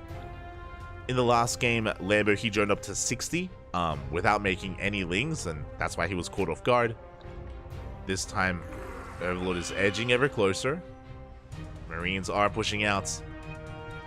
Again, Stim is on the horizon. The Ling does spot the move out. Lambo knows, and all of the boys are being... Oh my god, this is a very different variation. We're just doubling down. It's a 2-base all-in. Mate, when was the last time you saw someone pull the boys in a TVZ? This is a rare sight to see. Oh my god, usually this is done against Protoss, but Bjorn just doubling down here. He does salvage that bunker. He's sending it. It's all or nothing.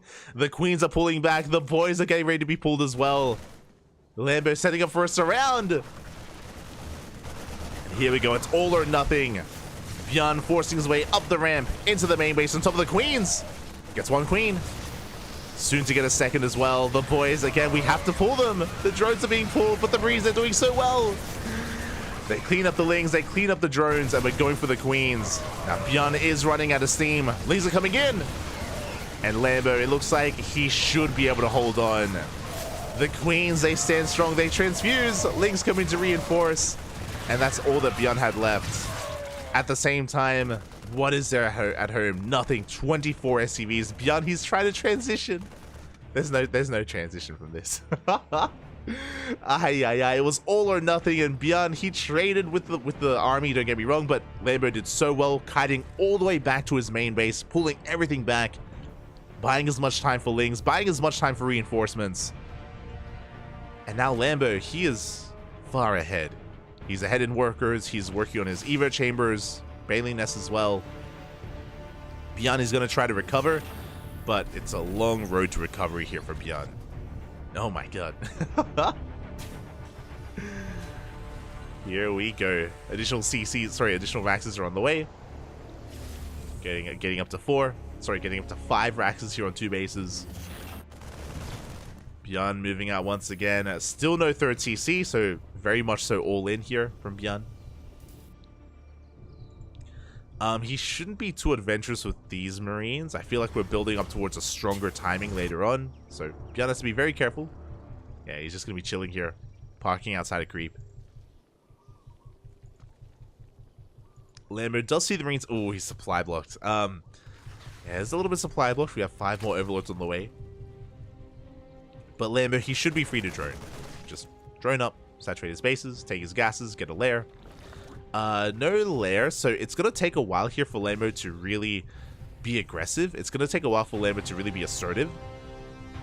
But despite the fact that Lambo can't really, again, be too active on the map, he should be safe. He should be safe back at home. Like, the creep is looking good. He can spread all of his creep. He can take more bases. He can drone up. And he should be able to muster up a standing army. Bjorn moving out with the second wave, this time with a tank. Medevacs are rallied across the map to meet up with this army. So we are going to commit here. We are pushing towards the 4th. But the queens rotate around. We have Bailings as well. The army has been spotted. A good scout from Lambo. Yeah, he can collapse on this army. The tank is unsieged. Yeah, we're going to get out of here. Oh my god, he does stim. Lambo respects the stim. He backs off. Tank does siege. And again, we're just trying to lure the army onto creep. Lair, late lair. 8-minute lair timing for Lambo. That is going to be a delay on the bailing speed as well. So Lambo, he can't really engage off of creep, but he sees the army retreating, so he can just spread creep here and just keep establishing himself. Behind this, 3rd CC from Bjorn, now being taken. Can Bjorn recover? He's on his way, going for a double drop into the main, unscouted. Uh-oh. Lambo's army's out of position, his queens as well. We're getting into the main base, we're gonna get some damage done. We're looking to anyway. Lings, they do come out just in time. We're going for the Evo chambers. Plus on melee is going to be denied. A nice pick up from Bjorn. At the same time, pushing on the right-hand side. There's no creep here, which means this army hasn't been spotted. Bailing speed still on the way. Bjorn is going to get on top of the hatchery, but we collapse. Yeah, we just dive on the army instead. Good tank shots. Uh-oh. Banelings, they get focused down. Beyond, he can take a fight, and he will take this down. Gets on top of the hatchery, he will force a cancel. Again, a rough trade without Baneling speed, a rough dive from Lambo. And Beyond, he can keep on pushing. The Overlords! Oh my god! 4, 5, 6 Overlords! We're gonna get 7. We're gonna get all of them. 2 of them barely do escape. At the same time, Beyond dropping into the main base. Queen goes down. Drones as well. Beyond, he's pulling Lambo apart. Give this man a couple of medevacs, couple of marines, and he can make some magic happen. Oh my god. 9 drones go down. And the gas geyser as well. And Beyond, he's not done. Again, doing a great job just containing Lambo to 4 bases. Back at home, saturating his 3rd CC. Moving out with his tanks. Baneling speed still on the way. Very late. Without it, Beyond, he can actually win fights. As we just saw, like with good tank positioning, with good target firing, there's a world where these Banelings never connect. Baneling speed now halfway done. Beyond, he's going to be pushing. Double drop into the main, keeping a lot of the army busy of Lambo. Oh, can he catch the army? Oh. Cannot. As Beyond, he's pushing forward, getting on top of the 4th base. Tanks are sieging. We do have a lot of Ling Bane, but the Queens are going down one after the other. Not the best trade from Lambo. Here we go. He commits. He's diving in. He will go on top of the tanks. Baneling speed finally kicks in. But good target firing once again from Beyond. Will lose the tanks, but he trades so well with the Marines. The target firing, oh my god. The focus fire on every single Baneling. One Baneling does connect though. Takes down the army. That was almost perfect. Beyond playing with fire. Does get burned finally towards the end. But Lambo, he's still treading water. And here comes the second push, the second army. And how many Banelings do we have? 0. 0 Banelings for Lambo. He's not ready for another wave. He is dealing with this drop. There it is, 6 Banelings now in production. We can dive. Yeah, Beyond, he knows.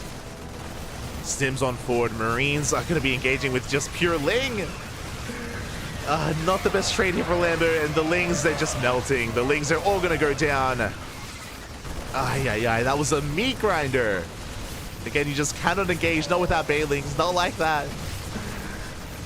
Banelings, they finally waddle in, but there's no support for the Banelings. And we can just stim on forward, get on top of the Queens, drop into the natural base. Beyond, coming back from the brink, coming back from a failed all-in. The Banelings.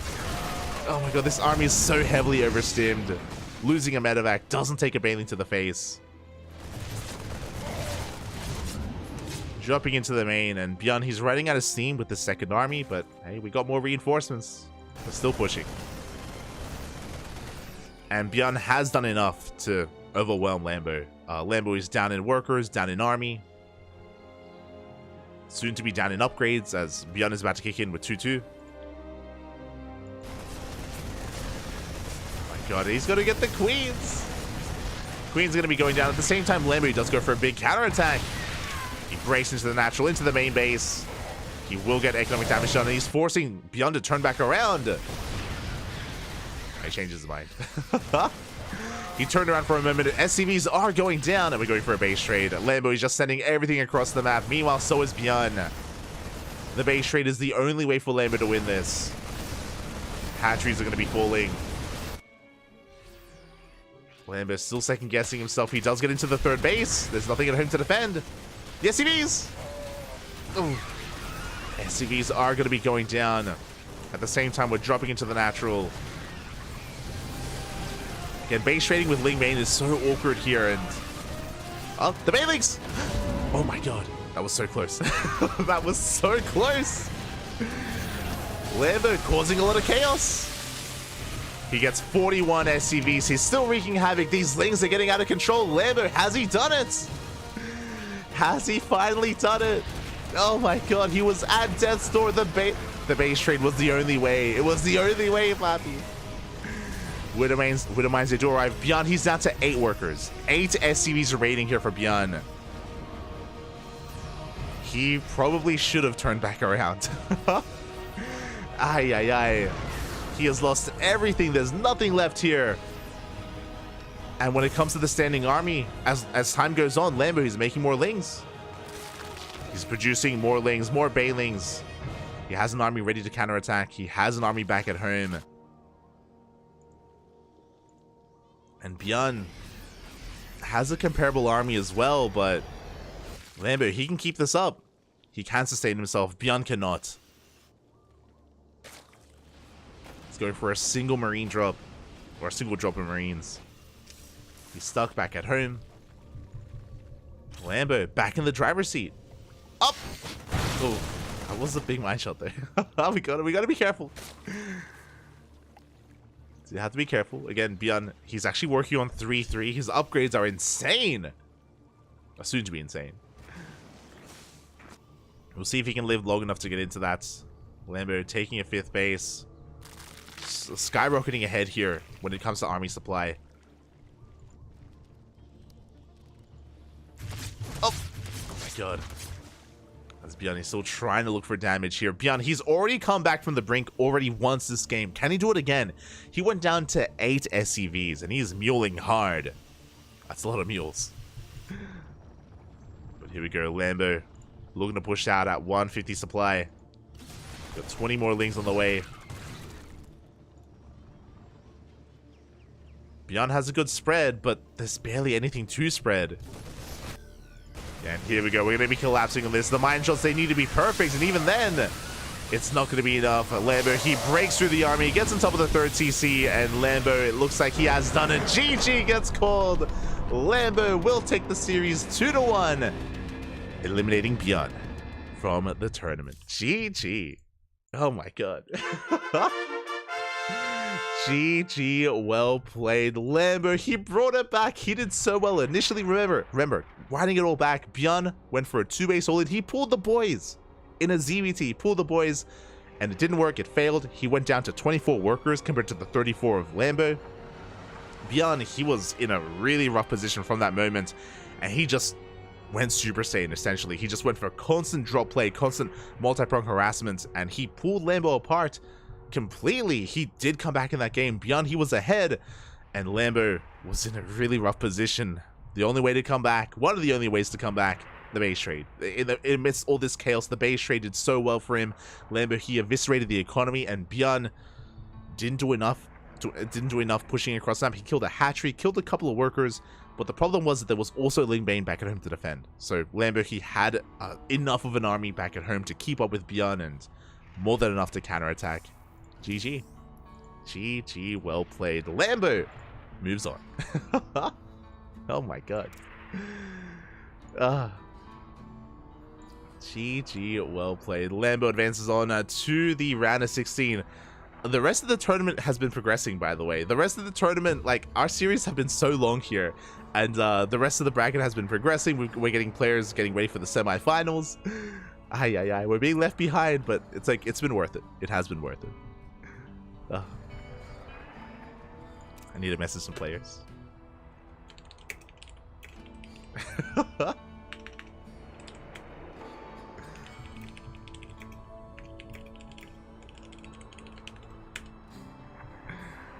my god.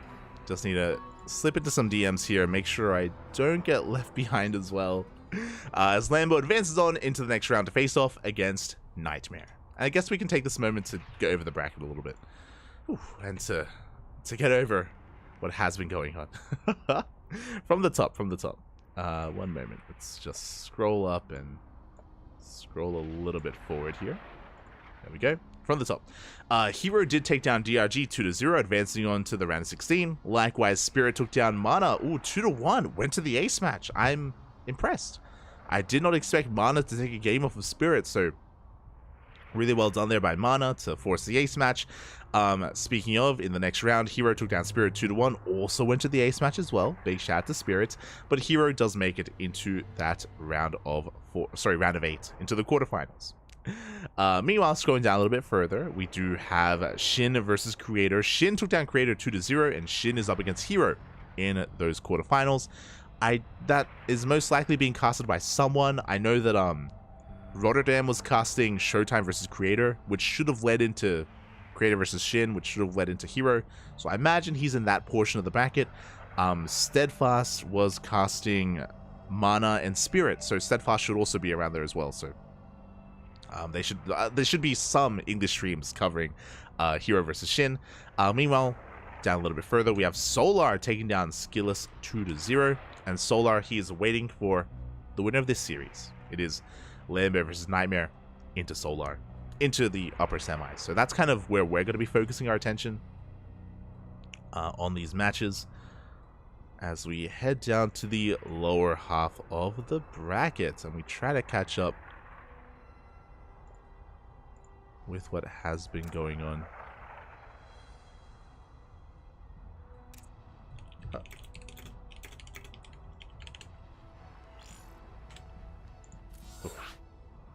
Oh, and the readers are done. Hi.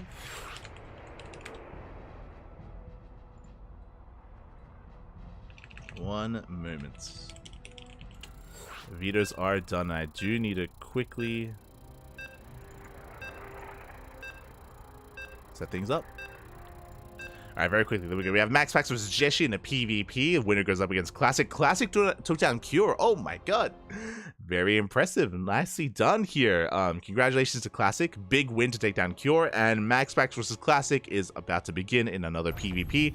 Clem was able to take down Dark. Oh my god. 2-0.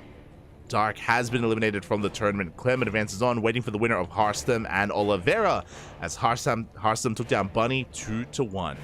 And that is all the updates. Now we can dive into our next series. Spawning in the bottom right-hand corner of Oceanborn, we have the German Zerg player representing Shopify Rebellion. He just took down Björn. It is Lambo.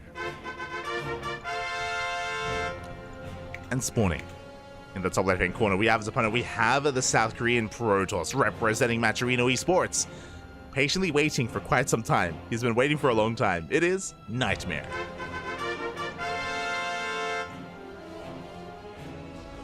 So, here we go.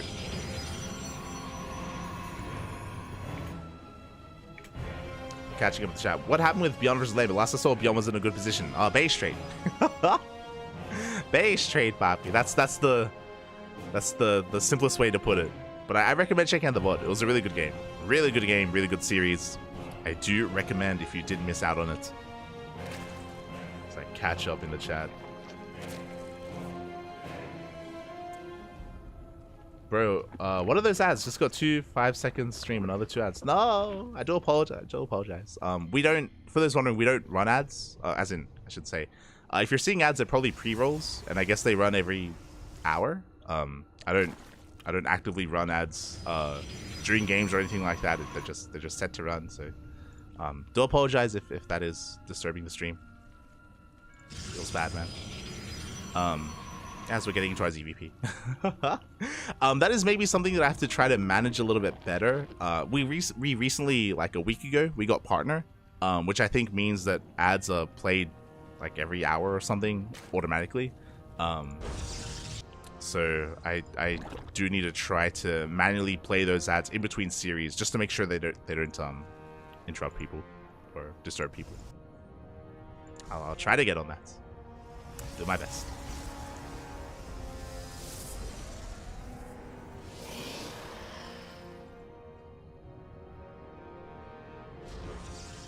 Hello, Senor Sadsack. Yeah, I'm just trying to catch up. Mule beyond mule. As for now, we do have Nightmare going for a Stargate over standard stuff.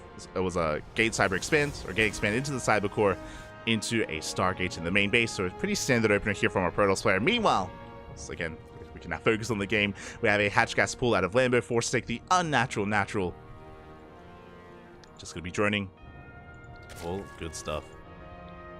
So far, standard play. Now with this Stargate opener, we can of course, well, we should be working towards a third base, should be oracles into some further tech. And my eyes are on Nightmare. We've spoken about it before. There we go. Void Ray first, not an oracle. Nightmare, he thrives in the mid game and he can be very aggressive. We've seen him go for 3 base all-ins. We've seen him go for even hidden glaive adepts after a Stargate opener as well. Nightmare, he's typically a very aggressive player, and we'll see what he brings to the table here against Lambo. We'll see if Lambo can keep up and get a read on what is going on. For now, Void Ray is pushing out. Recently, I think it was on ESL Open Cup of Asia, I want to say, we saw Nightmare go Void Ray into second Stargate and a Fleet Beacon as well. Like, he's willing to do it all. Like, no shame, Bobby, no shame. He'd be a very unpredictable player. As the Void Ray does shut down the Overlord. Third base soon to be taken. So far, macro opener here from Nightmare. And we haven't seen his tech of choice yet.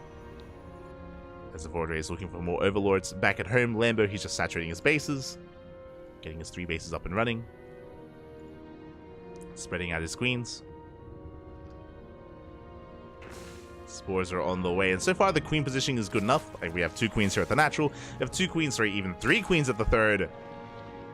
The Void Ray shouldn't find any more damage. There are no Overlords that are compromised.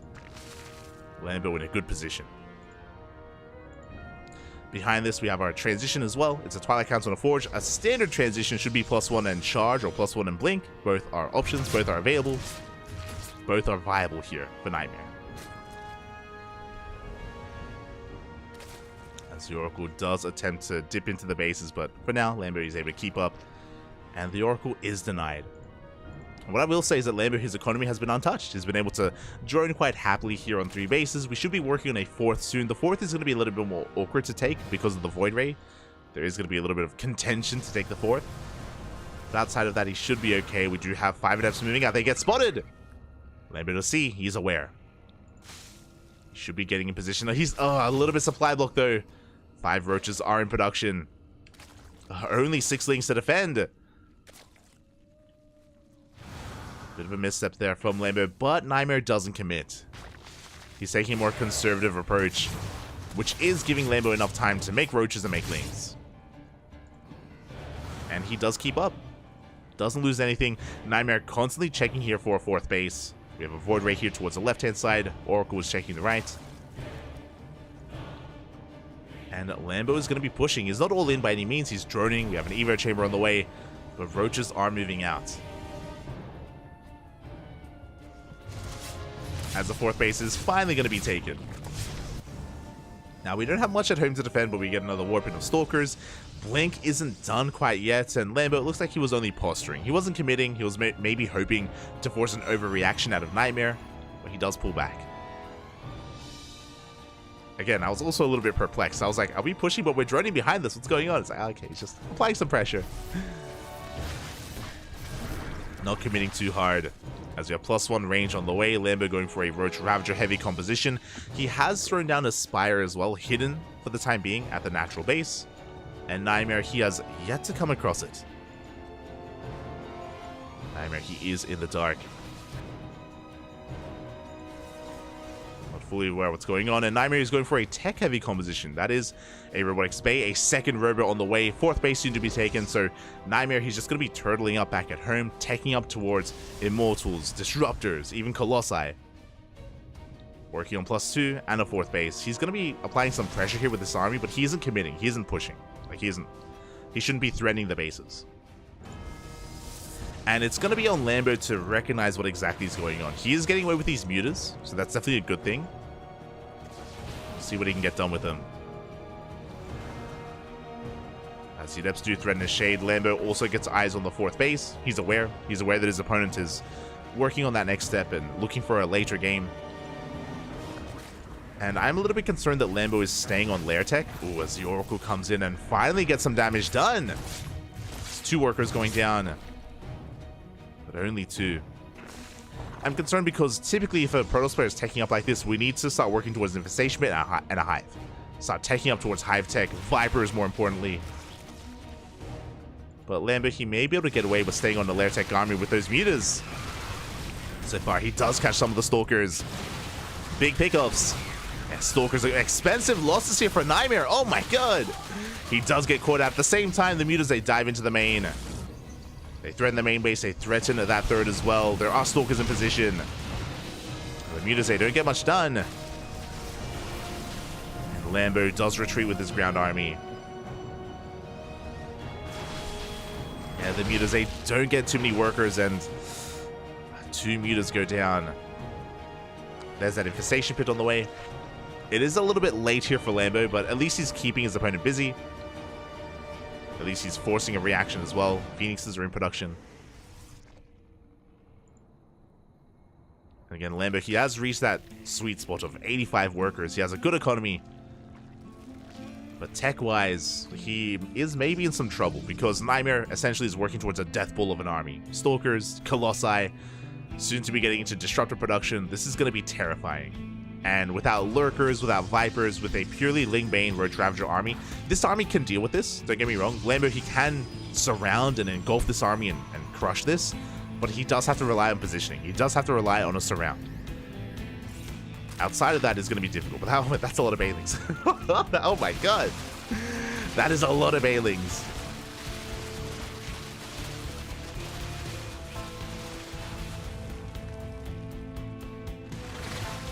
Here we go. Lambo trying to catch out the army, but the Colossus do reveal themselves. Ooh, and that's 3 Colossi. Lambo going for the surround. Trying to come from behind as well. The Banelings, they are looking for those connections. And they do expose the Colossi. One of them may go down, but the juggling! The juggling so far is looking good. The Banelings, we do run out of steam. 1 Colossus falls. But it looks like Nightmare does hold. Oof. Yeah, rough trade here. Lambo is being forced back. Only took down 1 Colossus.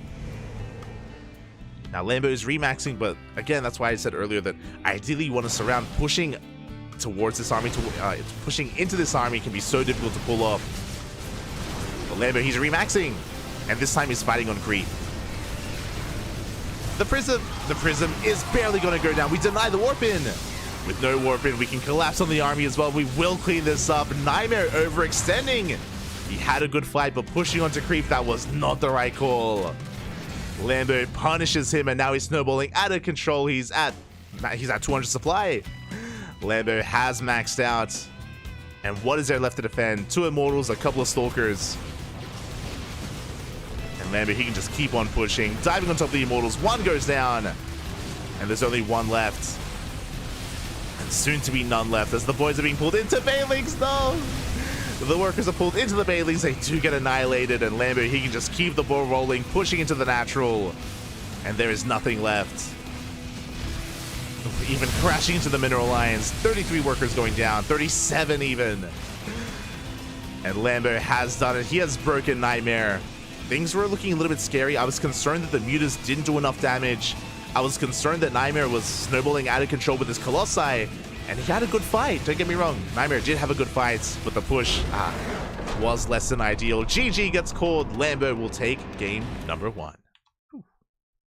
GG. Lambo on a tear tonight. I was really concerned, especially when I saw the bracket. I was like, oh, Lambo versus Beyond. It's so brutal that one of these players has to be knocked out that early. And yeah, Lambo, he's taken that series and he's running with it. He's looking to go deep, looking to go far in this tournament, and we'll see if he can keep this going. That was still only game 1. It's a best of 3. We still have an opportunity here for Nightmare to come back. We have an opportunity to force the ace match. Personally, I do want to get as many games as I can out of this, you know, go all the way to game 3. But we'll see. The pressure is on Nightmare to make it happen. Pressure is on our Protoss player to try to bring it back here to game number 3. As we load in Dalkione. Here we go.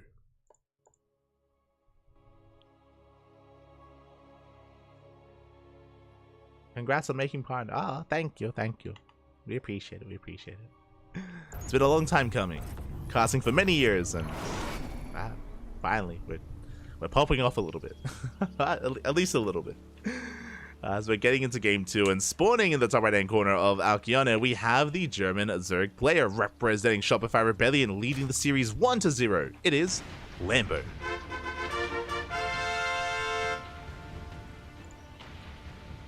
And spawning in the bottom left hand corner, we have his opponent. We have the South Korean Protoss representing Matcherino Esports down in the series looking to fight back. It is Nightmare. Here we go.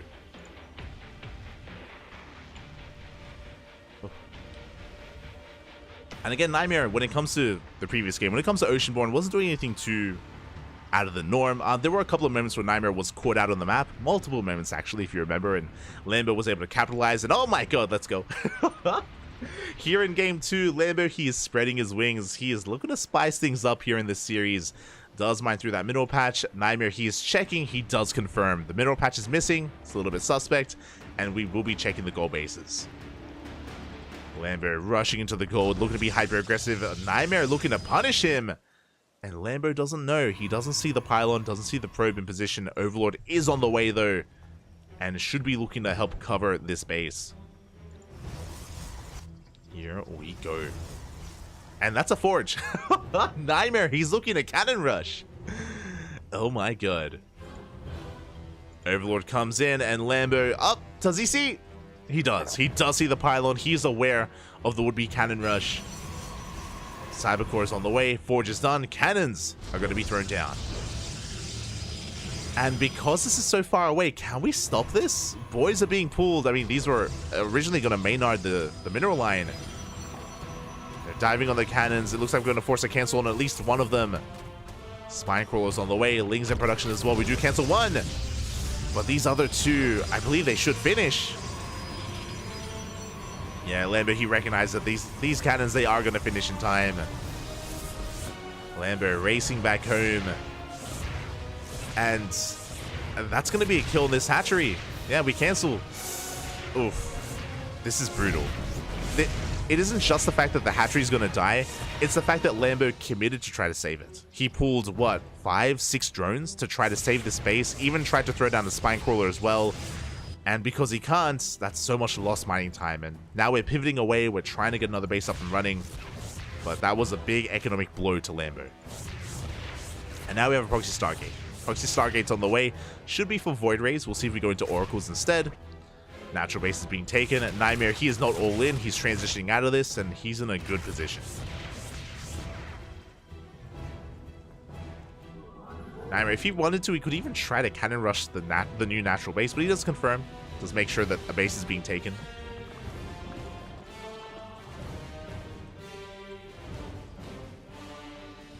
Lambo now trying to recover.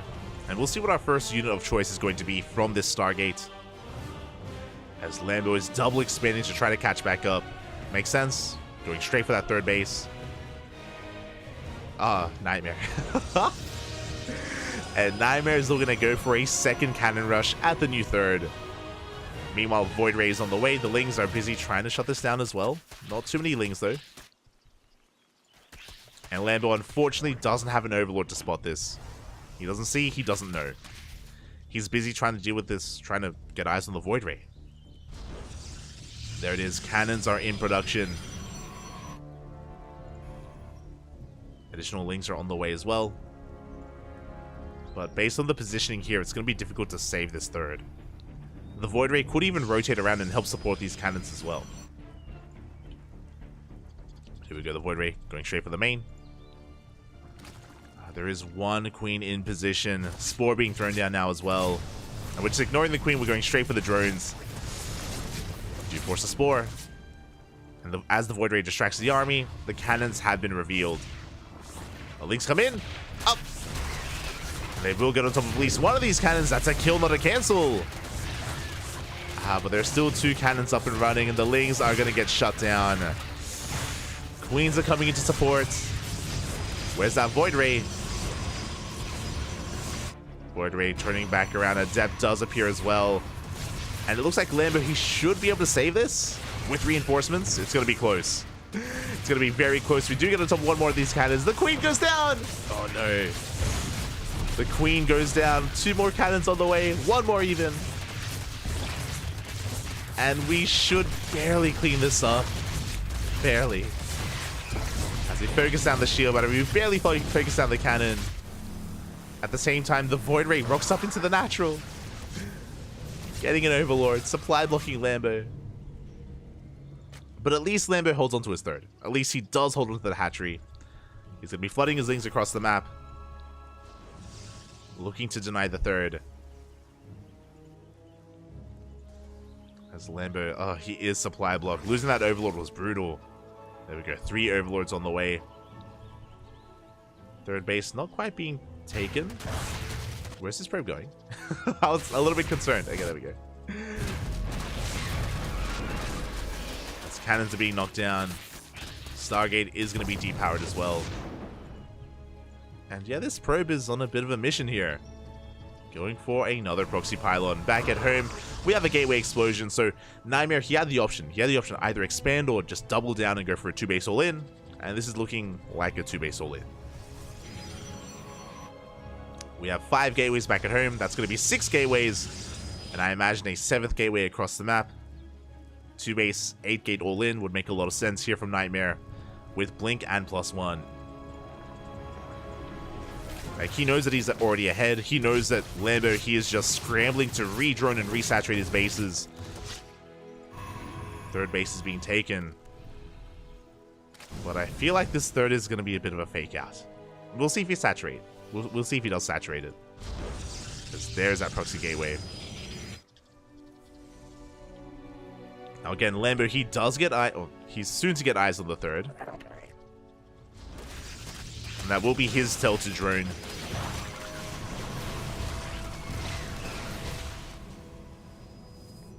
As for now, we have +1, Baneling Nest on the way, so Ling Bane is going to be the composition of choice for Lambo. He's taking a 4th base, and he is droning. Meanwhile, yeah, Nightmare, he's going to be doubling down here on this proxy. Second pylon gets thrown down, he's looking to reinforce. And Nightmare, he isn't making any more workers. Cutting workers here at 54. And Lambo, does he scout? He does. He does come across a proxy. He's aware. He knows. Unfortunately, Lambo, I believe, doesn't have a Roach Warren.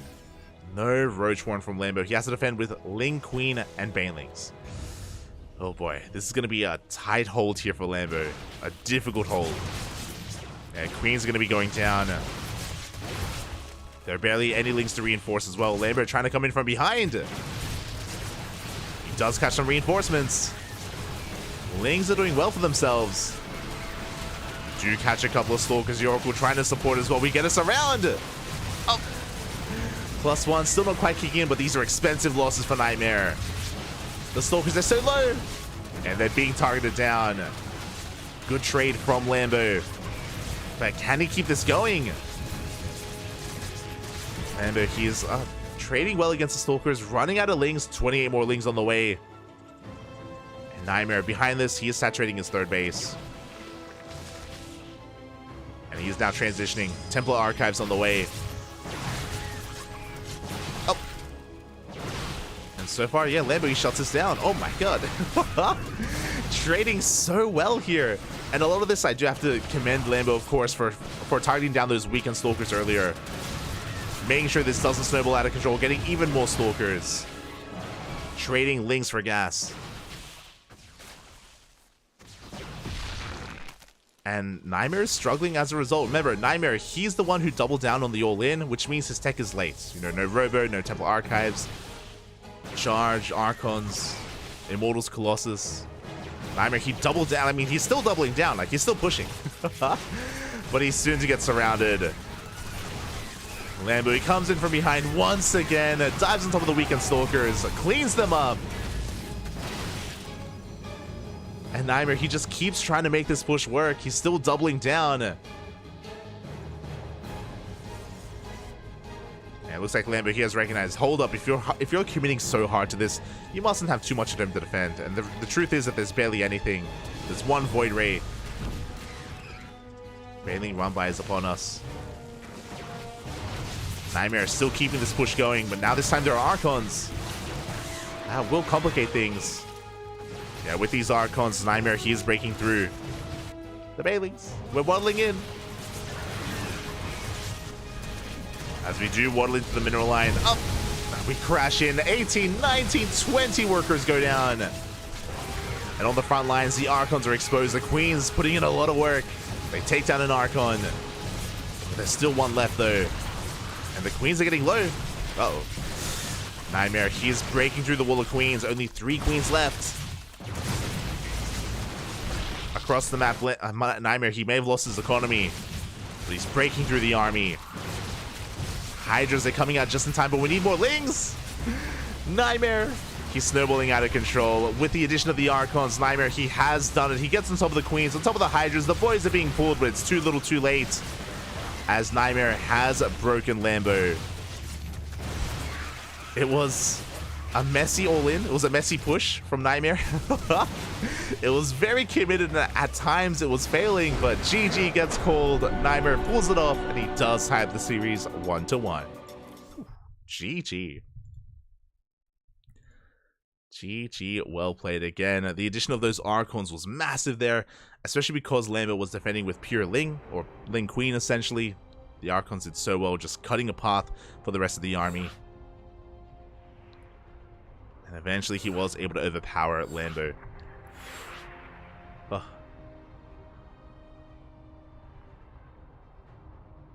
And with that, we're going to the ace match. Going all the way to game number 3.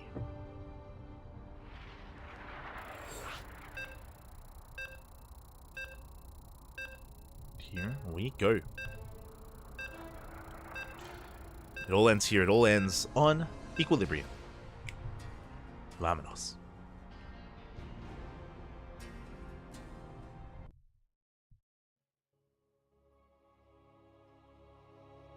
And this can still go one way or the other, and I wonder if we're tempted to take the gold for a second time. There is another gold base.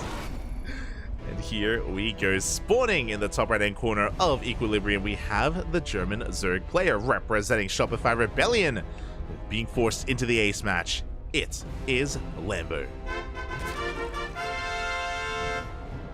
And spawning in the top left-hand corner, we have as opponent, we have the South Korean Protoss representing Matcherino Esports, forcing the ace match, forcing game 3. It is Nightmare. Oh, I saw that. Now I was curious if Lambo would be tempted to take the gold here on Equilibrium, and it looks like he is tempted. We are sending the drone out, and we're going straight for the gold. Now, to be fair, this gold is a lot easier to fortify and defend and hold on to. So I do like this a little bit more here from Lambo. It's less risky, less out in the open, compared to, of course, the previous map compared to Alcyone. Nightmare, he's going to be checking, he's going to be scouting. Are we going to go for the same response, as he does confirm the hatchery? And I wonder if he's going to try and go for the cannon rush again, or a different response instead. Oh, he's going for a 2-gate. Okay. Very interesting. So with this 2-gate opener here, Nightmare, he's going to have an abundance of adepts early on. He's going to have 2 and then 4 adepts with the addition of the Cyber Core. We're going to be delaying the expansion, which means that Nightmare, he's going to have options. He can either threaten the main base or the goal base with those adepts. He's going to be looking to cripple the economy of Lambo. So Lambo, this hatchery will get up and running. You know, the hatchery will complete. It will not go down. But what about the drones? What about the workers? That's what Nightmare cares about. As he does confirm the Maynard. And drones are going to be saturating this goal base. And a Cyber Core on the way. Once it's done, adepts should be on the horizon here for Nightmare. And it's going to be on Lambo to keep up, to defend. The Overlord Scout confirms the 2-gate opener, so Lambo knows exactly what's going on. He knows that adepts are coming. He's already mentally prepared. But the difficult thing here is that Lambo, he's going to have to try to accurately split up his army between his bases. Like, Nightmare, he can pick and choose where he wants to attack, and Lambo has to try to keep up with Slowlings. Slowlings and his queens. So there's going to be a very, very difficult position here for Lambo. Third base is going to be delayed. Going to be drawing those Lings out. And Nightmare looking to go straight for the main. Lings have been spotted. I mean, I say the main. He wants to go straight for the drone even. Drone is going to get targeted down. Ooh. Clutch save there, morphing in that gas geyser. Does at least save the worker. The pylon does complete. And we commit to the shade. Go for the main base. Lings are in position. Queen as well. So far, we are zoning away the adepts. But again, we have 2 more adepts on the way and a proxy pylon as well. Nightmare, he hasn't done any economic damage yet, but he has delayed the third. He has denied the third. At the same time, 2 adepts here rock up at the goal base. Proxy pylon is thrown down. Ooh, and we are focusing down drones. No! Lambo a little bit distracted. Workers are going down. That's going to be 5 dead workers. We're going up to 6. And 7 workers and no mining here at the gold. The adepts, one adept at least does shade away. Nightmare doing a good job here, staying on top of the economy of Lambo. Link speed has kicked in, and we're doubling down on 2 base play, going for Glaive Adepts. That is 3 gateways back at home, 4th gateway across the map. We can commit even further. So 4 gate Glaives, but a much more aggressive variation. Shield battery as well, just to support. We have not pulled out of gas. We can go up to 6 gates. We can double down even harder. Oh, as that overlord is going to fall. Lambo, did he see the Twilight Council? He did. He did see the Twilight Council. He's aware of the aggression coming his way. Roach Warren in production, just now about to finish up. And it's going to be on Lambo to keep up here. He has not scattered the proxy. He doesn't know. Roaches are in production. He's spreading creep, looking to connect these bases. Very important that he does so to help with the defense. Adepts are making their way across the map.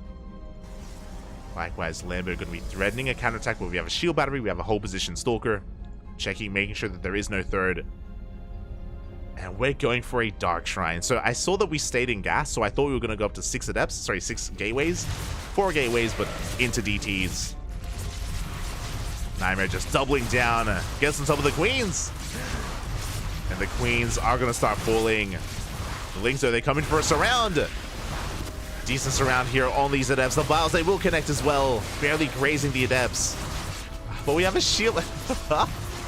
But the shield battery comes into play. And topping up the adepts. We commit to the shade. We catch some Lings. And remember, there are 2 phases to this aggression from Nightmare. Adepts into Dark Templar. The Ravagers. Oh, Ravagers get caught out. 1 goes down. Rough loss there for Lambo. He's on a decent economy, bearing in mind that part of that economy is with a gold base. But these adepts are still not dealt with. And do we have detection? No, we don't have detection. No spores, no lair. DTs rock up, and there's nothing that can be done here. The gold base is going to go down. We're going for the Ravagers even. We're a little bit on a move. Yeah, and GG gets called. Lambo pulled apart, cannot keep up with the Invisible Man. And Nightmare will take the series 2-1, advancing on to the quarterfinals. GG. GG, well played. Lambo did so well for himself here tonight. He took down Byun, one of the best Terrans in Korea in the world, and he went to the ace match here against Nightmare. But these past 2 games were brutal. Both games, Lambo, he tried to rush into the gold. We saw him try to take the gold on Alkyone.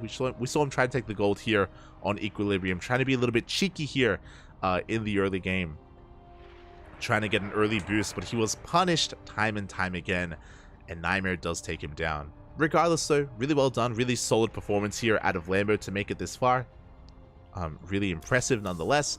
And I hope that he doesn't feel too bad about his performance here. Again, he had an amazing series against Byun, and I don't want this series against Nightmare to take away from that. On top of that as well, bearing in mind that it was the much more standard straight-up game on Oceanborn that Lambo won, it was these more unorthodox games with early game aggression where he lost against Nightmare. So again, should be feeling confident about his mid-game play, but getting to the mid-game or cutting corners is something that is really difficult to pull off against some of these aggressive Korean players. Cutting corners against a player like Nightmare, you're asking for trouble. And not saying that Lambo couldn't have defended that. Of course, he definitely, if he's able to get a read on what's happening, if we had some spores, some detection, would have seen a very different game. But yeah, just had a hard time at keeping up. And with that, Nightmare advances on. GG, well played. And with that, now is the time to go over the bracket for a moment. Go over the bracket. And hopefully we don't get left behind. We need to try to keep up here. As we do scroll up here towards the top portion of the map, we already have a semi-finalist.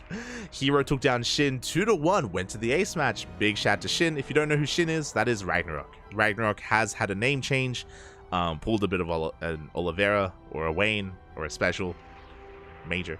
Has name change to Shin, and did go to the ace match, but Hero does take it in the end, and Hero is waiting for the winner of our next series. It is going to be Solar versus Nightmare. I should set that up. Again, Solar has been patiently waiting for quite some time.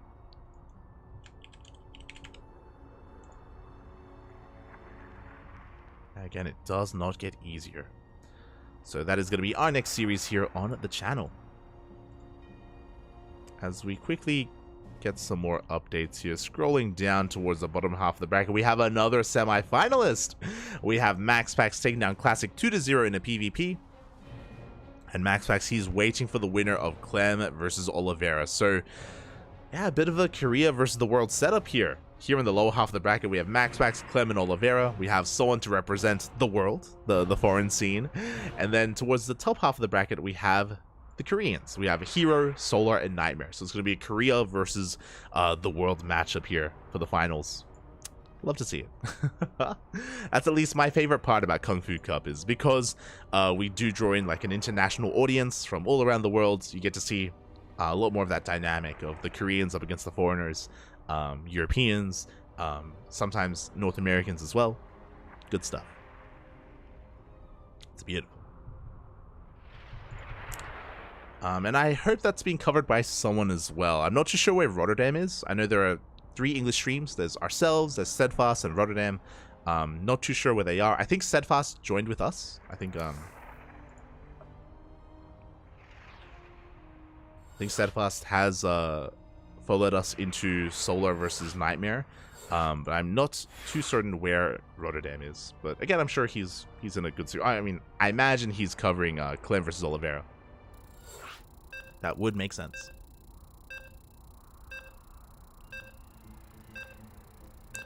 As we're getting into our quarterfinals.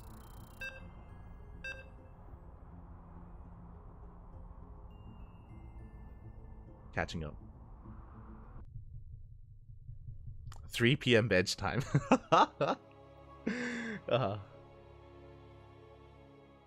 Stacked bracket. Always, Papi, always. It's always stacked. Everyone wants some KFC action. I don't blame them. Tasty. And here we go. We're getting into our next series, into the quarterfinals, and spawning in the top left-hand corner of Hardlead, we have the South Korean Protoss player representing Maturino Esports. Just look down Lambo. It is Nightmare. And spawning in the bottom right-hand corner, we have his opponent. We have the South Korean Zerg player representing Onside Gaming, or Team Onside. It is Solar. I have to keep reminding myself.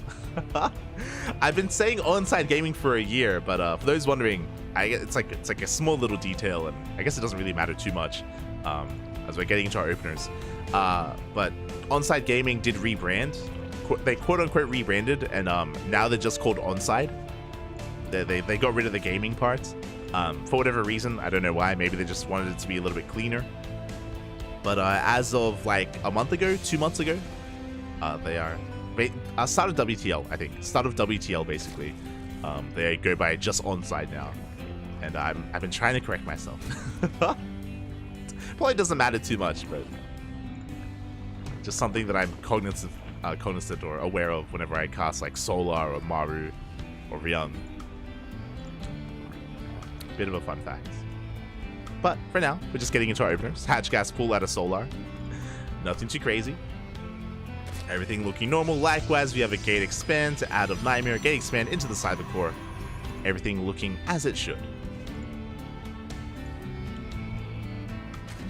At least here for the early game. You know, there's here on Hardlet as we load into our new map, there's no gold base here to tempt Solar into taking, so everything's looking a little bit more standard for the time being.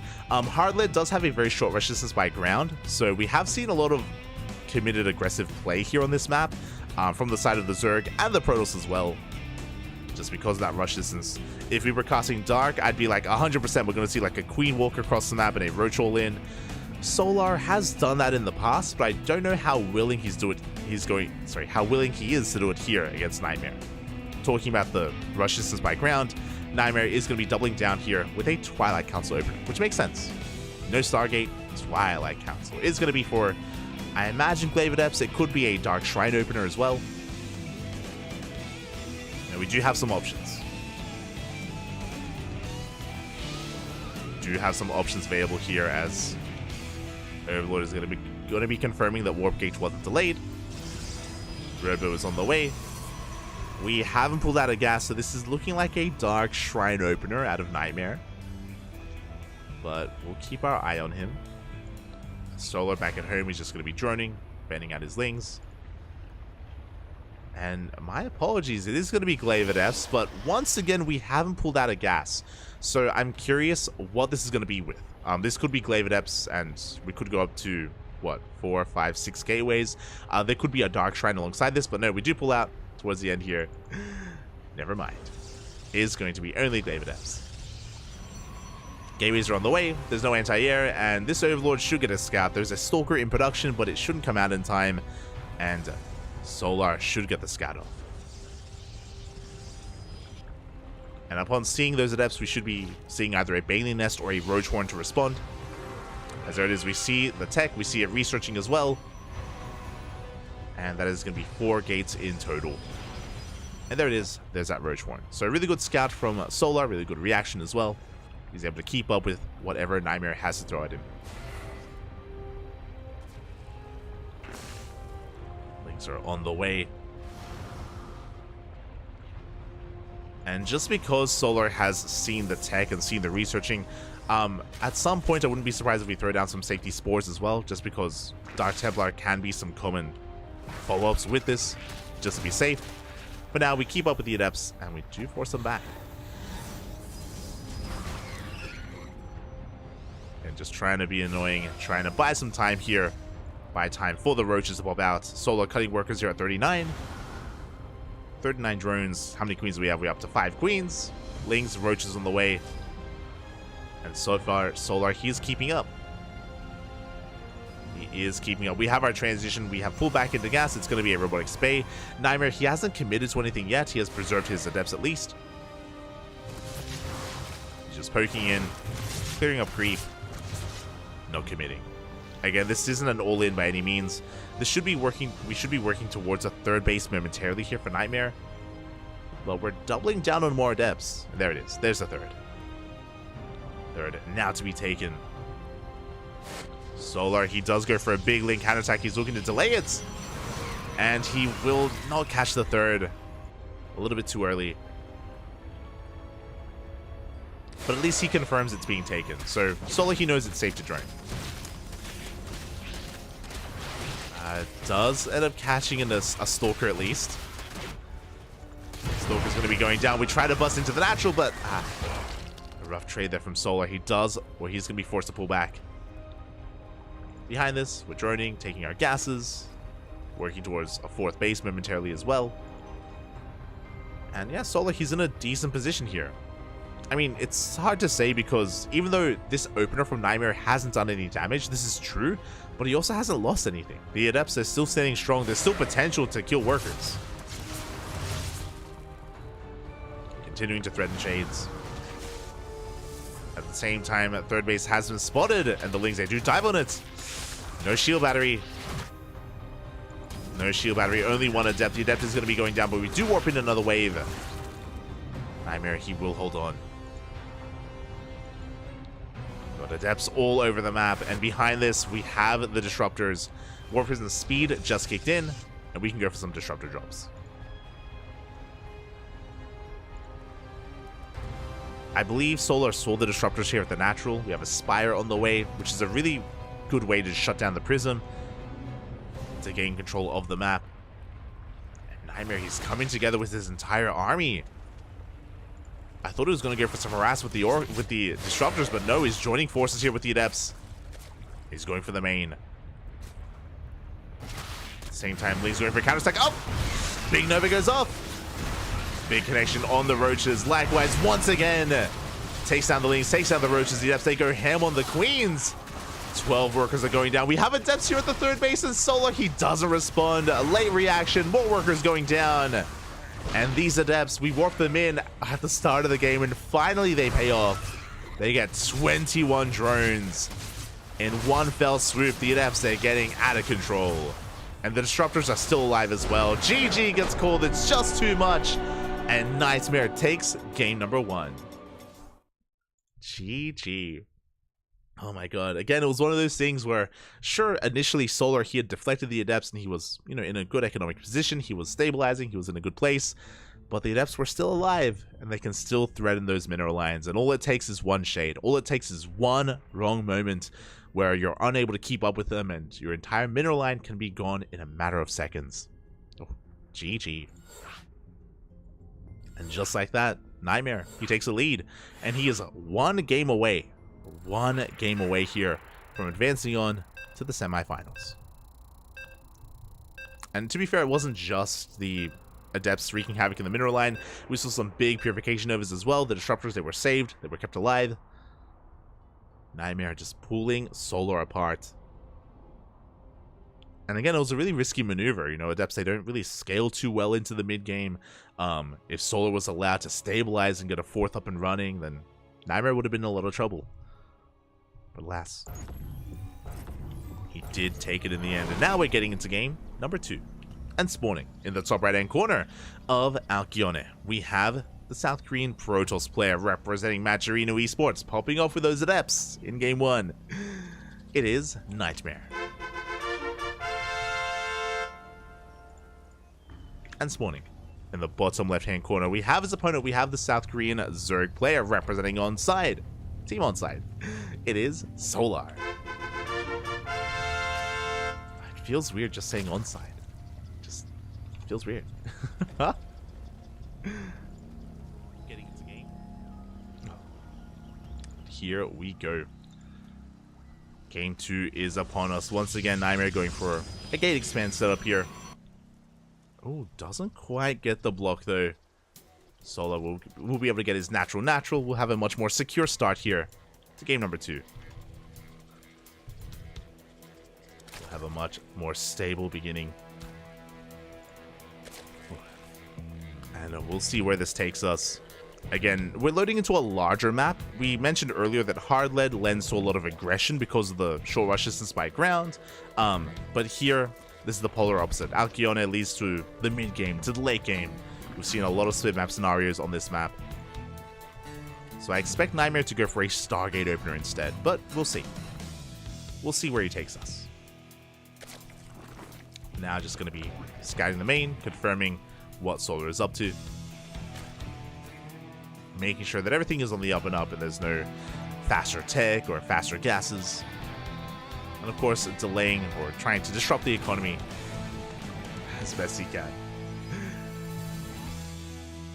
But yeah, Nightmare, he has beaten Solar in the past. We were lucky enough to cast the GSL qualifiers a month ago, and Nightmare actually qualified for GSL beating Solar as well. Like, bear that in mind.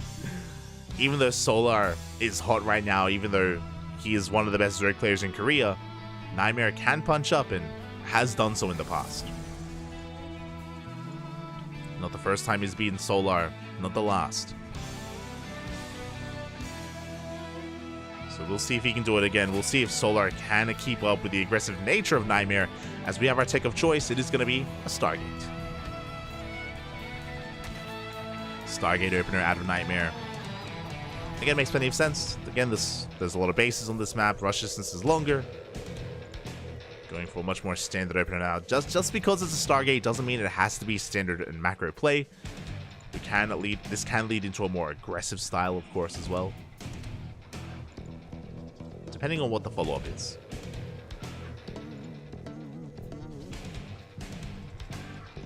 now, Solar, he's just going to be taking his third base, droning on up, saturating his bases, and waiting for what his opponent brings to the table. Stargate first into Oracle. If you remember, against Lambo, Nightmare did go Void Ray first on Oceanborn. This time, Oracle looking for some economic damage, looking to keep Solar busy back at home, which should lead into a third base.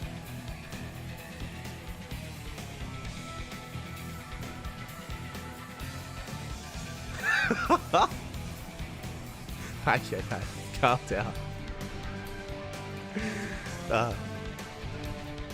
Chat's getting rowdy. As interesting. Okay, we have an Oracle first into a Phoenix. Not a second Oracle and not a Void Ray. Phoenix, of course, is going to be shutting down the Overlord, is going to be denying scouting information. Third base is being taken. But the question becomes, what comes after the Phoenix? What are we hiding, if anything? From here, Nightmare can get into a standard game, or he can throw down the Twilight Council and go for Glaive Adepts again, which I wouldn't be too fond of on this map. One drone goes down. There's that Twilight Council. And the longer this goes without Nightmare throwing down a Forge, the more this looks like Glaive Adepts. And there we go, Forge is thrown down as well. Everything looking as it should. But Solar doesn't know that. Solar, there's a lot of pressure on him. He's down in the series. So really the onus is on Solar to scout and recognize what exactly Nightmare is doing. Things come in, they go for the pylon. They're gonna be able to get it as well. Warp in a little bit. Oh my god, a little bit too late, but the Adepts they get here just in time, forcing back those Lings. Well, the Phoenix still sharking around. Oracle racing back home. It was only a single Oracle, so we're going to be cutting some corners. We're going to be preserving gas, essentially. Instead of going up to triple Oracle, we're trying to get into +1 and Blink, and our transition that much faster.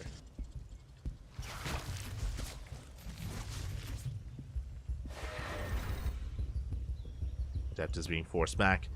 Again, so far everything's looking normal. We saw against Lambo that Nightmare doubled down and he just essentially went all in on this map with that proxy gateway up to 8 gates. So we'll keep our eye on the gateway count. We'll keep our eye on Nightmare if he looks to do the same. For now, threatening shades. Oh, he does commit. Uh-oh. A bit of a misstep here. He commits to the shade. He gets surrounded and every single Adept is going to go down. Just misjudging the situation. And that is a big blow to Nightmare. Back at home. Yeah, he's throwing down a Sage Trap. Cannons are on the way. Nightmare, he does lose map control. And now he's going to try and fortify himself. We have a Robotic Spay in production for Colossus. Bit of a gateway explosion as well. That's going to be 8 gates in total. We are taking all of our gases. And likewise, Nightmare, he's just trying to scout his opponent. Upon killing all those Adepts, Solar, he now knows that he's free to drone. He's droning, taking a 4th, saturating his bases. He knows that he shouldn't die anytime soon, and he's going to be able to be a little bit greedier as a result. Solo looking for a would-be 4th. Prism is on the way. Remember, we have gone up to 8 gates. Wait, am I crazy? Yeah. 6 in the main, 2 at the natural. Colossus is on the way. We do have a second Robo in production for double Colossus production. Oracle does get a couple of workers. There's no Spore in the main. Oh my god, we're gonna get even more drones. The Phoenix just locking down the Queen. We're up to 8, 9 worker kills before the Oracle runs out of energy. Gets the hell out of there. Oh no, Queen's in position. Not too bad, as Solar is gonna be pushing out. Busting through these rocks. He's drawn up to 80 at this point. Oh my god, despite losing all those workers, Solar, he has a solid economy. Up to 80 workers. Now we can double down on Ling, Bane, Roach, Ravager. He's looking to max out, looking to power through and try to break this third base location. Nightmare gonna have to take a defensive stance. He has 1 Colossus, soon to be 2. Does have 2 Robos, but he's not quite producing from both of them. But again, pushing out here would be a misstep from Nightmare. He has to defend the first wave first. Take a good trade before pushing out. 4th base on the way.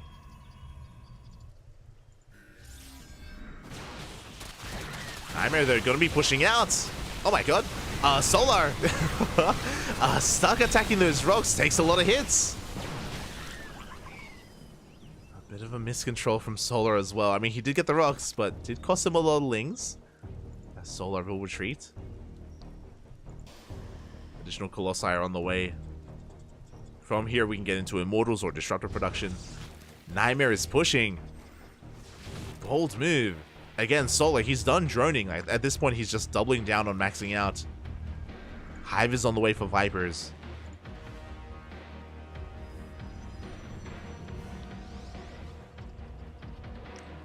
Like, Nightmare, he's in a really rough position. If he stays at home, then he's just going to allow Solar to get into Viper production. If he pushes out, I mean, he's pushing into a max-out army. It's going to be all about the fight, all about the control, the positioning, and here we go. So far, the Bailing's stuck behind the Roaches. Lottling Bane is going to go down. Solar coming in for a surround. But the Colossi, they're getting so much done. Good blinks here from the Stalkers. The Colossi, they pull back, and we're running out of Ling Bane. Now only Roaches do remain, and Nightmare, he can keep on pushing. At the same time, we do have a Ling counterattack, but there are Adepts back at home to defend. Nightmare, he pulls back for a moment. Oh, and in doing so, he does give Solar enough time to rebuild his Ling Bane army. He remaxes.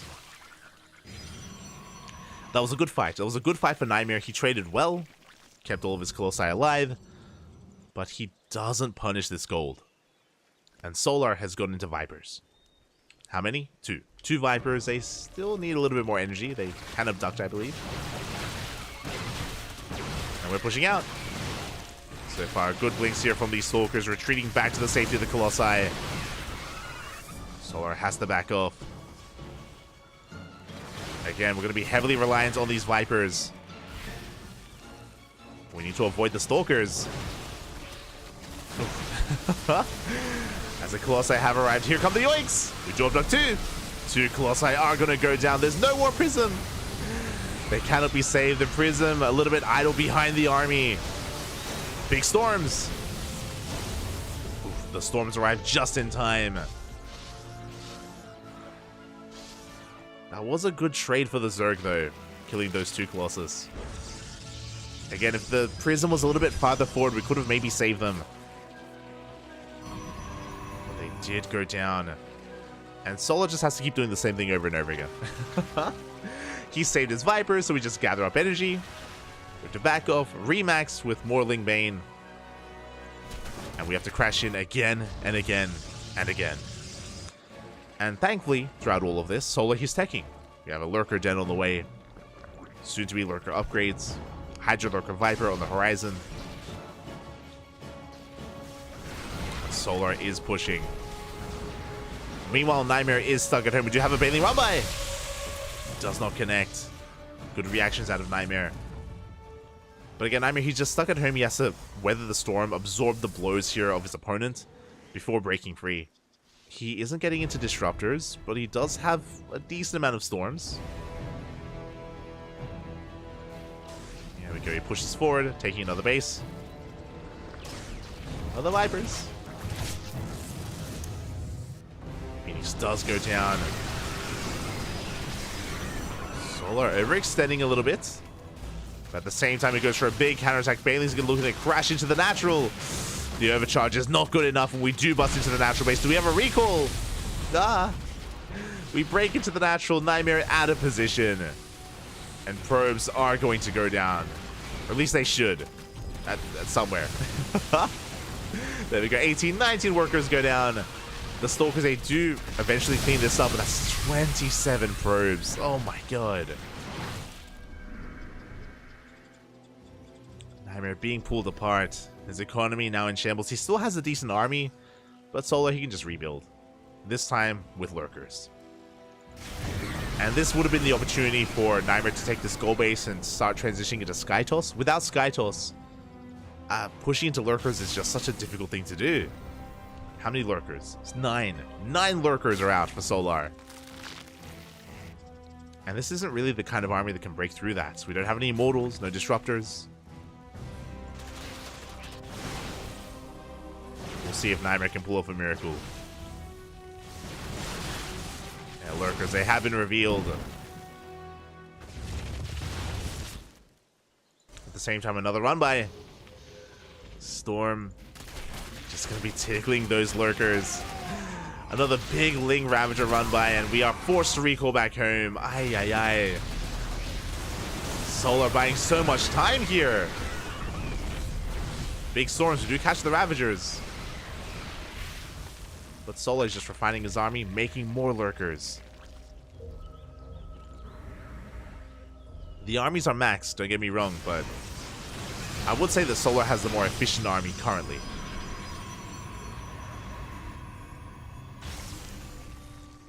We'll see if Nightmare can outposition Solar. Lurkers have been spotted, Vipers as well. Nightmare, he is aware of the movements. Another run by. They don't stop.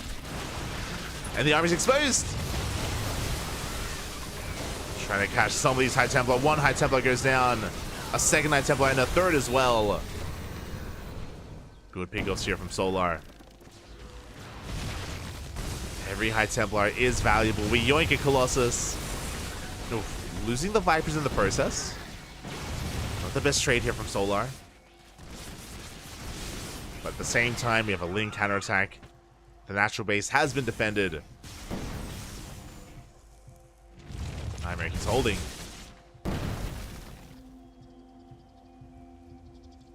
Additional lurkers in production. I'm a little bit concerned that Solar, he's maxed out and he hasn't rebuilt his Vipers. He only has one. Oh, no shield battery. The Archons making their way back home. The Lings, they bust into the natural once again. At the same time, Solar pushing towards that goal base. Bit of miscontrol there from Nightmare. Does lose a big chunk of his army. Yeah, Solar, he's just continuing to push on forward. Laying siege upon the gold. Banelings roll in. And they're going for the mineral line. Ooh, they crash in. 19 workers go down. The goal base is compromised. And Nightmare, he's just being pulled apart completely. He cannot engage. He cannot push into these lurkers. It's just not happening. He cannot push forward. Not with the Ground Toss army. Not like this. Does catch a couple of lurkers. Fleet Beacon is on the way, but this is too little too late.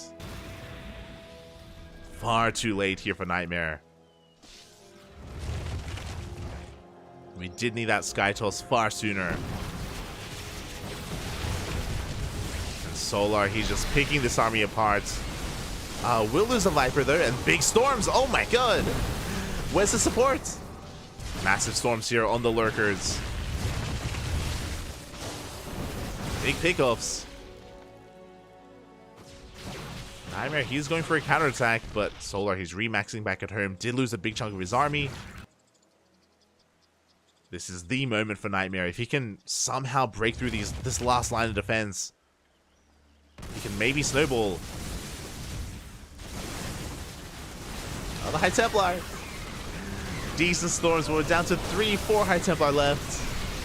Or just a handful of them. A big Ling counterattack. We take down the mineral line. The economy of Nightmare is non-existent. There's no turning back around. It's all or nothing. He knows it. And even killing this one hatchery isn't going to be enough. He goes for a Zealot run by, distracts the reinforcements. Decent storms. Really good storms, actually. Does take down the base. With Solar, he still has a solid economy behind this. He has a line of lurkers. He feels like he has the freedom to go for another big counterattack.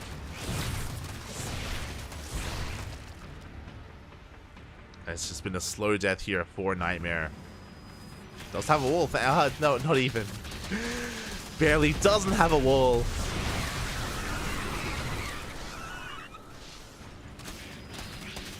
And Solar, he just goes straight for the Fleet Beacon as well. Ah. There was like a slither of hope by maybe getting into like a mothership and some carriers or something crazy, but no, the fleet beacon goes down. There will not be a mothership. No Skytos. And Nightmare is now on his last legs. Solar fighting back. Again, get this man into the mid game, get him into a late game, and Solar, he can pop off.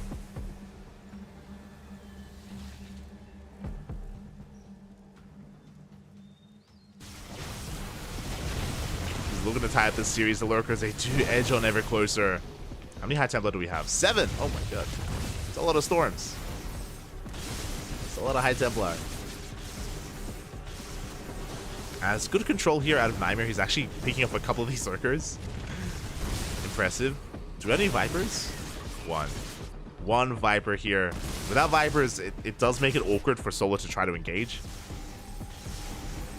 You can see that Nightmare is just outranging him and getting a lot of value, actually. We're just getting Lurkers for free.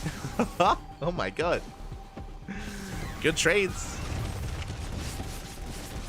I was curious as to why.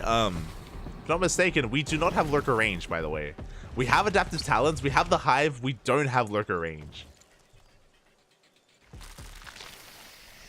Unless I'm blind. But yeah, it's not there.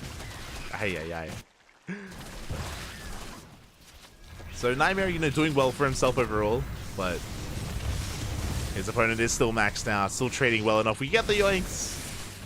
Getting the Archon.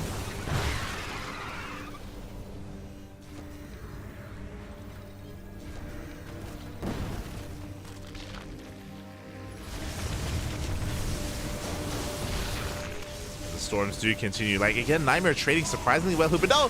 The High Templar! Oh my god. Did overextend for a moment. The Ling Bane crashes into the Zealots as well, busting into the main base for, what, the 5th time at this point. And again, these may not be efficient trades from Solar, but it's good enough. As the Lings wreak havoc in the main base, we're rotating over towards the non-existent 4th. Spine shots going off once again.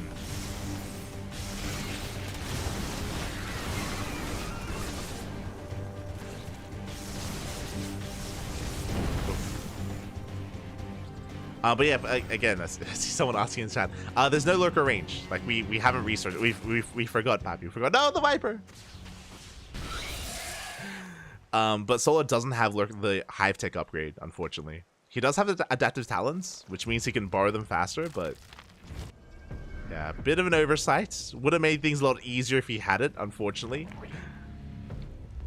That's why the Colossus have been able to trade so well. Usually Colossus don't do this well against Lurkers. It's yeah, they usually struggle a lot more, but yeah, it's okay. It's fine. I mean, that shouldn't cost Solar the game. It shouldn't, but we'll see. There we go. Lings, they do go for a bit of a counterattack. Ooh, do take a storm to the face, though. Nah, Funada Nish. Why are you trolling, Nish? Why are you trolling? Is this live? Is this stream live? Is this a rerun? Rerun confirmed? Shaking my head. You're an animal. You're an animal. Here we go. As we're collapsing on the army, pushing forward here with the Lurkers. Oh my god. Again, Nightmare, he's been trading well with his army. Good storms, zoning him back. But the goal base is denied. And at some point, Solar, he's just gonna have to ape in. It's not gonna be pretty when he does, but he has to. And here we go. We're pushing forward. And eventually we're going to run out of storms. I think this is that moment. No storms left. We're breaking on through. Archons are going down. There's only one left. Second joins the fray. As we collapse on this, and it looks like finally Solar, he has broken the main army. He takes down the Colossus, even without Lurker range. Who needs it? GG gets called, and Solar will take game number 2, tying up the series 1-1. GG. GG, well played. We're going to the ace match. Oh.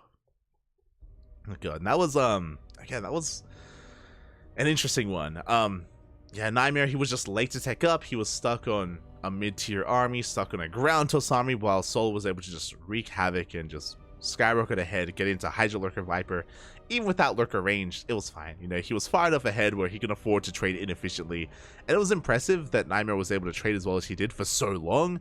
But it was still an uphill battle, and he still didn't have an economy. He didn't have an economy to sustain himself, to keep up with the army of Solar.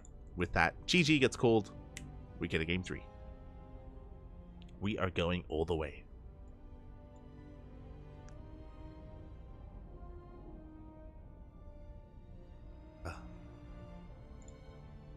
Oh boy. And our players, they did need a moment here, and I don't blame them. As game 3 is going to be taking place on Oceanborn. Let's go.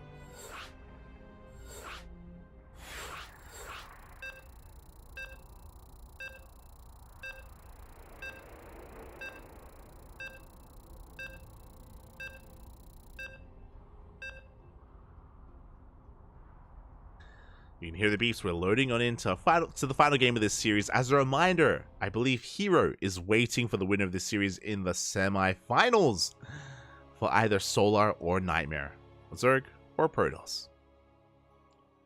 Here we go. And spawning in the top left-hand corner of Oceanborn, we have the South Korean Protoss player representing Matcherino Esports. It is Nightmare. And spawning in the bottom right-hand corner, we have as opponent, we have the South Korean Zerg player representing Team Onside. It is Solar. And as we get into this, a big shout out to Base Habit in the chat. Thank you so much for the raid. Hope you had a great stream. Hope you had a great ladder session as well.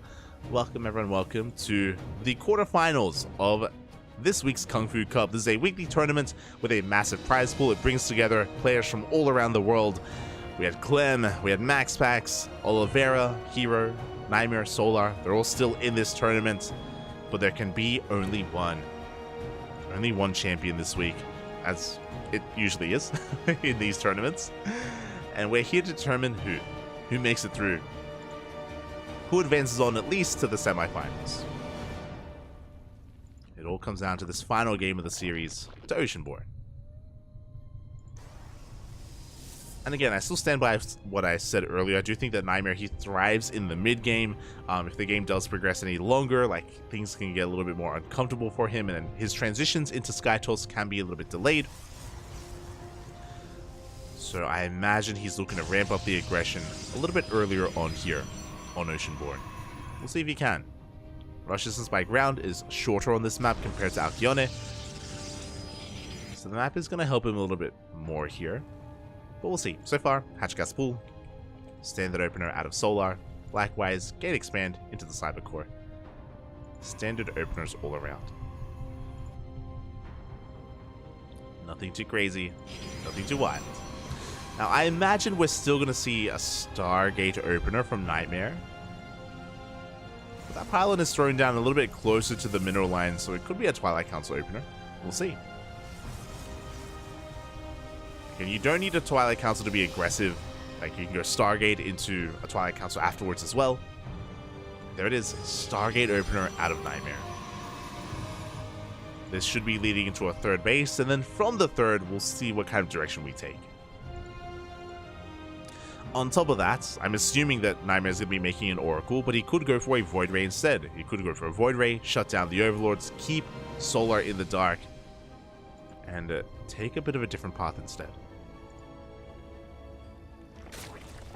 And now, Solar just going to be droning on up, taking his third base, spreading his creep. Does have that one Overlord out on the map.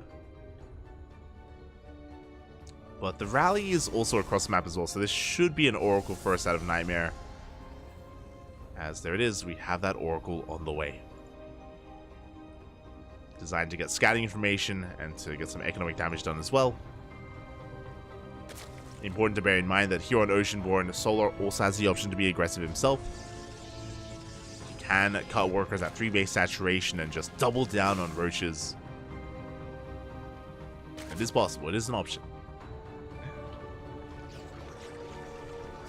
is all possible here on Oceanborn. As the Oracle moves out, it's going to be spotted by the Overlord. Solar, he sees, he knows, he's aware. He should be getting ready with his queens. Looking at the units, we have a decent unit count here. We have 2 queens here at the main, 2 queens at the natural. Spore is on the way. Solar, he's in position. He shouldn't lose too much at all to this first Oracle. As he does zone it away. Second Oracle in production. Third base being taken. Really, my eyes are on what comes next tech-wise for Nightmare. Ooh, as the Oracle does sustain some hull damage. Is forced back.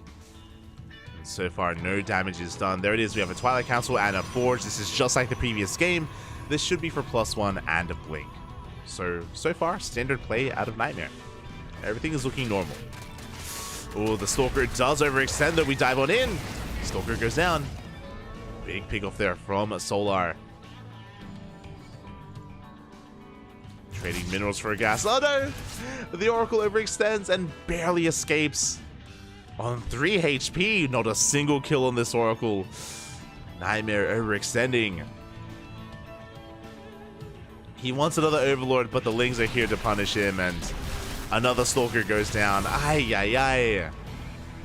It may not look like much, but these units this early on, it's a pretty big deal. It's that much less to defend this third base. That much less for map control. Nice pickoffs here so far from Solar. He's not done. he wants another Stalker, Papi. He's already got 2. He wants a 3rd. He's gonna get it as well. He gets a surround. He's gonna get a 3rd Stalker. Oh my god. The trades. 10 Lings for 3 Stalkers. Very nicely done. We have more Lings on the way. Behind this, we're just droning. Solar, he's like, I dare you. Try to kill this Overlord. Try to move out. See what's gonna happen. You're gonna lose another Stalker. Behind this, Heroic's main production should be into Colossus once again. Stalkers move out. This time, Nightmare should be okay. Yeah, he has enough Stalkers and Oracles as well. Solar is forced back. Behind this, we're just going to be droning. Lings are keeping the attention of the Stalkers busy as we go for an Overseer Scout. +1 melee's on the way. Roach Warren, Roach Speed. Looks to be Lingbane, Roach Ravager. Pretty standard mid-game composition here from Solar. It's what we saw in Game 2 as well.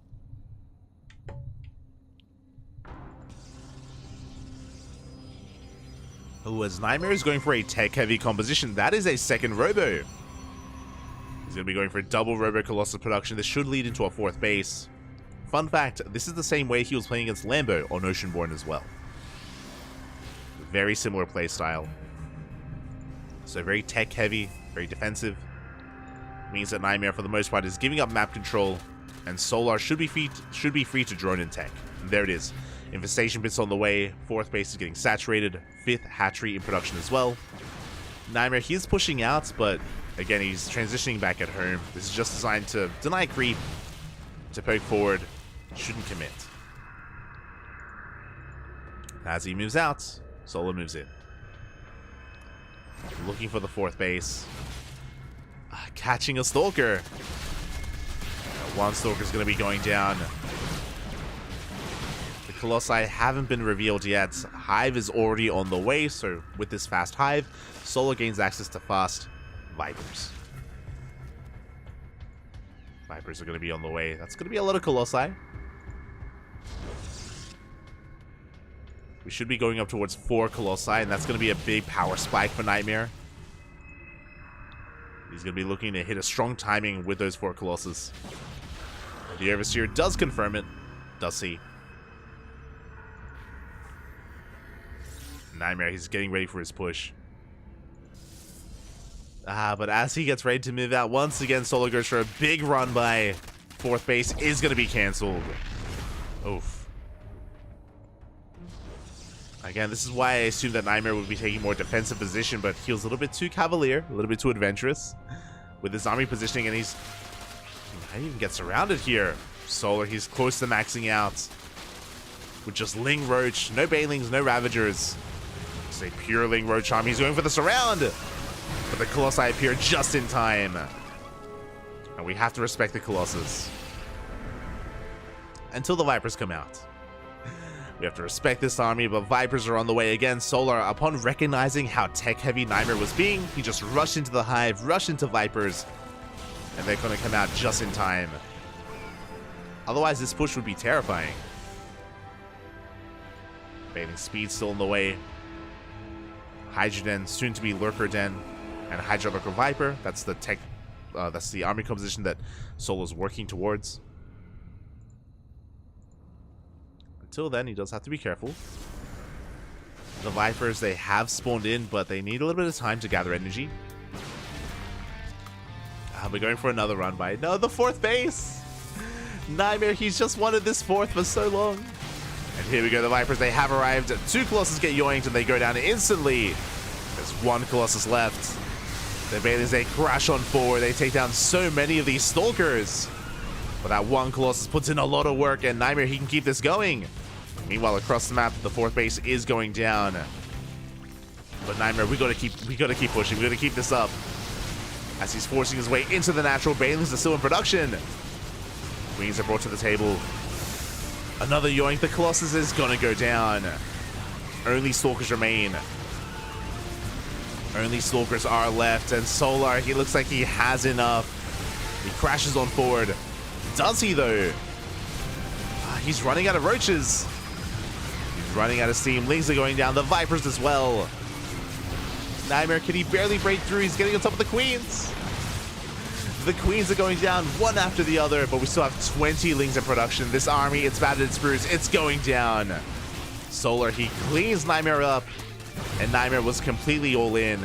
No 4th base. I mean, he had a 4th. Not anymore. Only Stalkers remain. And there's just nothing else in the production tab. No more Colossi, no Disruptors, no War Prism. Only Stalkers. And Solar, he has weathered the storm. He's made it. He survived. And now, Lunkers. We have the Lurker Den on the way. Hydra upgrades. Additional Vipers. He's getting to his ideal composition of Hydra Lurker Viper. And Nightmare, he's stuck on a 3-base economy. Stuck here with barely anything left. And there's a world where if Solar wasn't taking up in this direction, if he wasn't already working towards Lurkers, then maybe Nightmare could find another timing here with another 2 Colossus, but Solar, he's been on top of it. He's been on top of his tech, on top of his army. Is moving out. Stasis Trap's going to be going off. Bailings, they do crash on forward. Big yoinks here on another Colossus. It goes down. There's only 1 left. As we make our way into the mineral line. Another yoink, but there's no follow-up here. Looks like Nightmare, he should be able to hold on. Solar trickling on in. Yeah, he does have to retreat. Has to back off. A good hold, as long as he doesn't lose his Colossus. Good hold here from Nightmare. Now going for a counterattack, but he has a lot of creep to go through. A lot of creep here out in the center of the map. And he doesn't care, he's pushing. Oh my god. Lurkers are still in production. Hydras are on the way. Nightmare pushing deep onto creep here. Stasis Trap being thrown down. Oh, does go for the Bailings. Big connection on the Bailings, but the Lurkers have arrived. We can focus on the Colossus as well. He wants it, he gets it. The Colossi falls. And that's all that Nightmare had left. His hopes and dreams were in the Colossus, and now he's being forced back. This time he's up against Lurkers. And with purely a Stalker army, it's not going to be good enough. Nightmare, he did well for himself, making it to the ace match, but GG gets called, and Solar will take the series 2-1, advancing on to the semifinals. GG.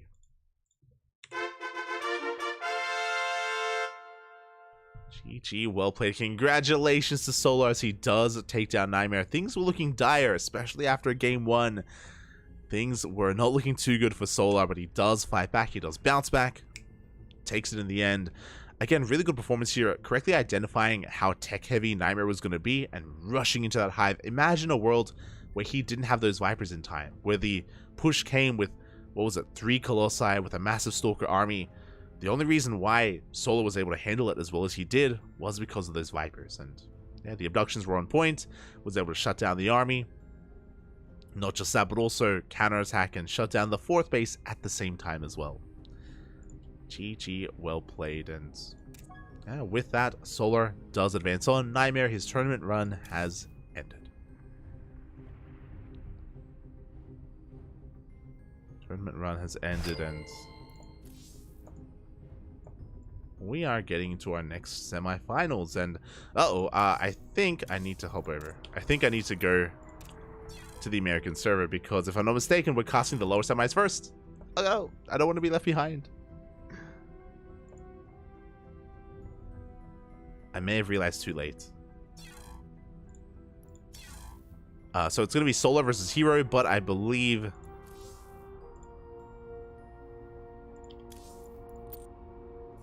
No, was I left behind?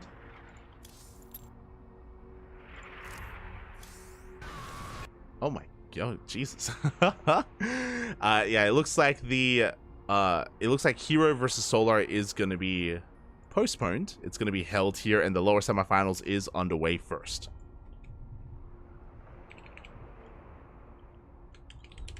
It is going to be MaxPax versus Clem. And they're in game number 1.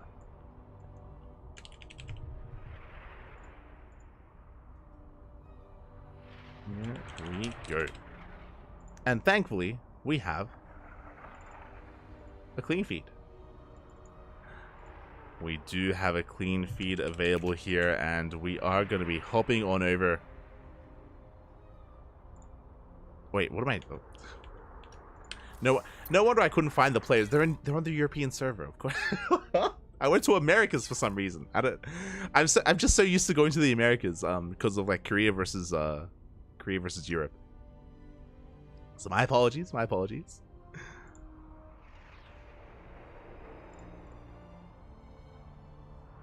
But we are going to be hopping servers, and we are getting ready for our next series. We won't have predictions because it has already commenced. And here we go. Bam. We are jumping into game number 1 of MaxPax versus Clem. Now, we're already 6 minutes in. We are already 6 minutes in. What has occurred? It looks like we did have some drop play earlier. Clem up to 2 bases here, going to be pushing across map. MaxPax on 3. Colossus production well underway. Clem is going to be pushing. Sorry, I'm just gathering my bearings. I'm just trying to figure out what the hell's been going on. Based off the openers, looks like a Blink opener here from MaxPax. We do have a mind drop coming in towards the natural. Do every reaction we do pull back in time. Oh, sorry. Phoenix opener even. The mines will not go off. Phoenix is a will shut down the mind drop at least, but Clem is pushing on the right hand side, going for a double drop in towards the main. Is going to be spotted. Is going to be spotted by MaxPax. Is going to rotate around. And going Phoenix Colossus. So far, Phoenix, they are pushed back. The drop, it was scattered too late. Dragging the army out of position. The Colossus! Clem dragging MaxPax apart. Gets on top of the Colossus as well. Takes one down. Pushes towards the natural. And can he get another? No shot. He does! 2 Colossi fall. MaxPax, he's falling apart here. Clem, as he pushes towards the natural, gets into the mineral line, looking to just eviscerate that mineral line as well. We have a couple of reinforcements trickling on in. Charge still on the way. We don't have charge, we don't have blink. The mine shots, we force some friendly fire, but the splits are too good. The splits are far too good, and with that, Clem takes game number 1. Clem does take game number 1, and again, I apologize for how chaotic it was, but I was just jumping in mid-game. I had no idea what was going on. But it looked like a Stargate Phoenix opener from MaxPax into, of course, Colossi. But Clem was able to break free. Clem was able to pull apart his opponents. And now we're getting into game number 2. Now for game 2, I will be in game, so I'll be able to observe and it'll be okay. It'll be okay as we're getting ready for that second game. Sorry, I'm just trying to quickly set things up production-wise. Shout out to the clean feed. So we're getting ready for game number 2 again. Clem is up in the series. We won't have predictions just because we're already mid-series, so it wouldn't be fair. As we load in to Hecate. Also, as we get ready for this, a big shout out to the Andariel in the chat. Thank you, Poppy. Thank you for resubscribing for 3 months. Thank you. Do appreciate the support. So glad to finally be able to support you financially. Oh, we appreciate it. We appreciate it. All the money that we make here on the channel goes towards our tournaments, goes towards the turns that we host and the turns that we run. So thank you. Do appreciate it. Hope you enjoy your replay packs as we do release replay packs from this tournament. If you want to get your hands on some Solar, some Clem, some Max packs, hero action, we got you covered with those replay packs. Also, a big shout out to Thriving GG. Thank you so much for the raid. Hope you had a great stream. Hope you had a great ladder session. For those that are tuning in, we are in the semifinals of the KungFu Cup. WTL KungFu Cup number 9. And spawning in the top right-hand corner of Hecate, we have the French Terran player representing Team Liquid. It is Clem. And spawning in the bottom left-hand corner, we have his opponent. We have the Danish Protoss player representing Sidestorm Gaming. It is MaxPax. Here we go. Again, we're kind of jumping into this, and game 1 was a little bit chaotic, but now we can ease our way into game number 2. Again, from what I could gather from game 1, again, it was a Stargate opener, Phoenixes into Colossi. Obviously, we saw Clem eventually break free. He didn't have a third base behind it. It was 2-base play because he was contained for so long. Eventually, he broke through, and despite the Phoenixes, what I should emphasize, very impressive that Clem was able to get away with drop play. The Phoenixes, usually they give you map control. They shut down drops left and right, and they allow you to get into 3 bases, get into a 3-base economy, get into Colossus production, and eventually work towards charge. But Clem, he threw caution to the wind, went for a drop play anyway, and it worked out very well. He was able to pull MaxPax apart, able to bypass the Phoenixes, and yeah, just wreak havoc. Really impressive play here from Clem. Likewise, behind this we have an economic opener, single gas, so a Rax expand from the side of Clem.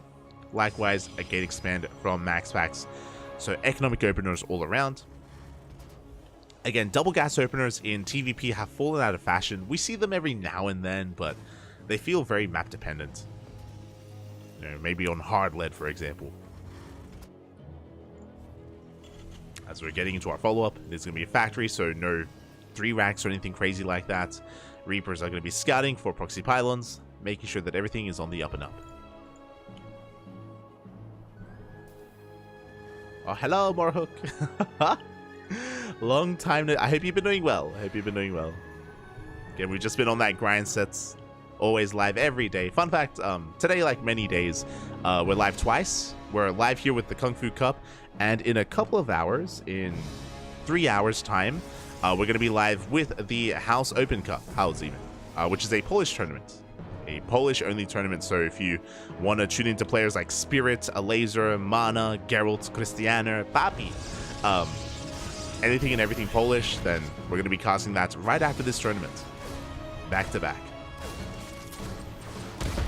As the Reaper does dip into the natural base, probe goes down. Not a bad pickoff here from Clem. Doesn't get into the main, but does get damage done. Likewise, MaxPax also across the map here, just dreading that mineral line as well. Delaying mining, but will eventually be zoned away.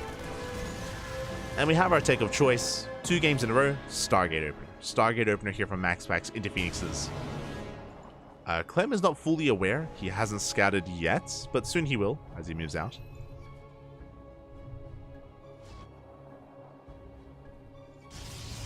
As he does push across the map. Depths are in position so far. Clem is being zoned away. behind this is getting into his 3-1-1 setup. Actually delayed his Raxes in and prioritizing his Widowmines instead, going for a drop. Phoenixes, they reveal themselves. The Reaper does go down, but at least it did scout all those Phoenixes. So Clem is fully aware of the opener. And he's getting ready back at home. Widowmine in position. And it's going to be MaxPax who has the map control. He's going to be out on the map, making sure he's able to shut down any kind of drop play. Robo in production. This should be leading into Colossus or Robotic Spay, into a third base as well. And Clem, he's looking to get eyes on that. Does have a Hellion in position. And will spot the Adepts. As well as the would-be third. So again, really good scouting. Can we even take down the probe? Oh, barely cannot. The probe is saved. The third base gets thrown down. There's that Robotic Space. So Phoenix Colossus, again, just like game number 1. Back at home, Clem is just fortifying himself. Really interesting SimCity here. Again, has that Widowmine between everything as well. Well, the Phoenixes, they do find some damage though. They get a couple of SCVs. They threaten that natural base. Phoenixes will back off. We're getting a safety immortal back at home, and the goal here for MaxPax is to just contain Clem. Contain him for as long as possible. Shut down any drop play, pick off some SCVs, pick off some Marines. And get away with rushing into Colossus. That's the goal at least. Ooh. Widowmine was repositioned, takes a mine to the face. Very nice movement there from Clem. I love that the mine goes off and then we reposition the mine immediately. Making sure we do keep it hidden. Marine drop coming out at the same time. Again, a really bold move here from Clem. But he is keeping these Phoenixes busy.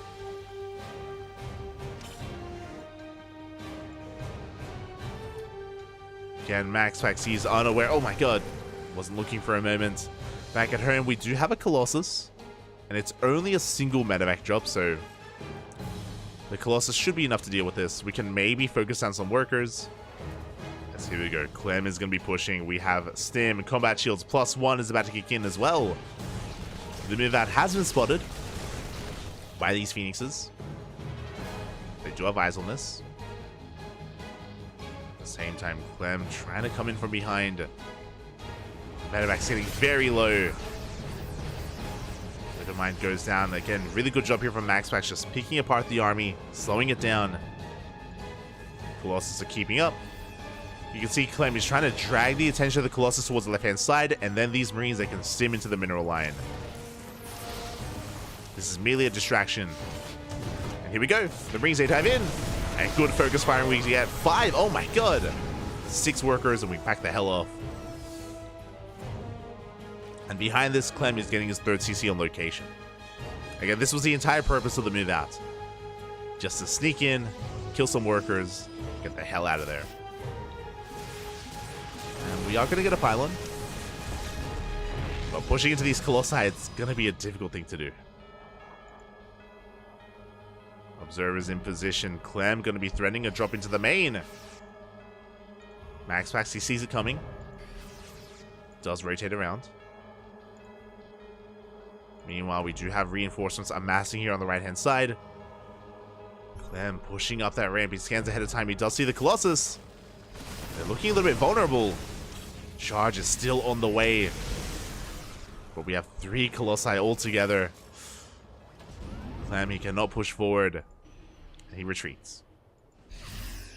Does back up for a moment. Behind this, we have a Ghost Academy on the way.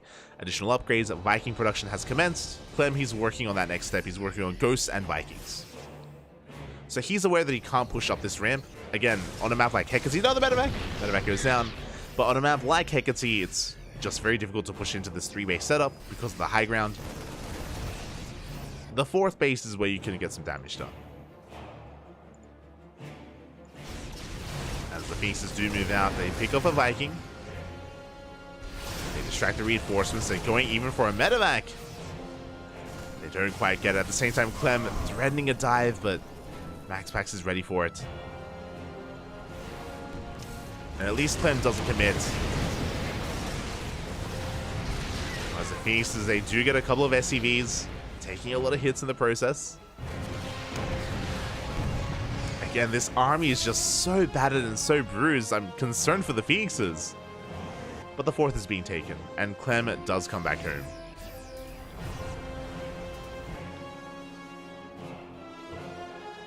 Now what's important is that Clem, for the most part, he's been preserving his army.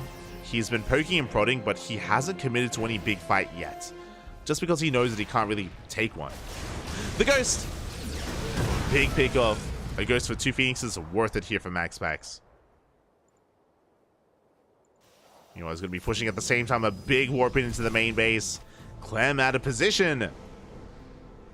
Now it's going to be MaxPax's turn to move out. Wedging himself in between the natural and the 3rd base. Once again, Clem pushing up a ramp into Colossus. Oof. Yeah, he cannot push in. Big swipes to the face. And MaxPax, he's snowballing out of control. Just completely out-positioning Clem. We got Zealots in the main, Zealots at the natural. GG gets called. It's just too much. And MaxPax takes game number 2, tying up the series 1-1. GG.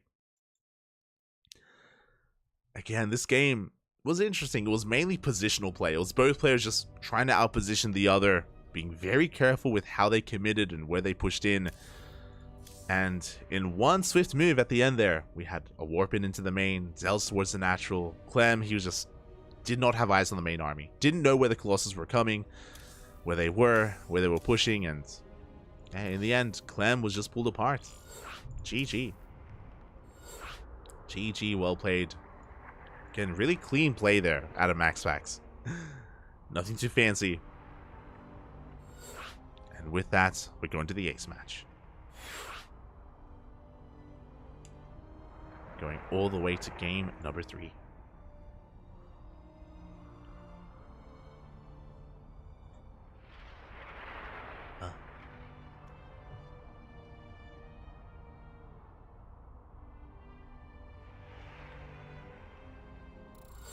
Here we go.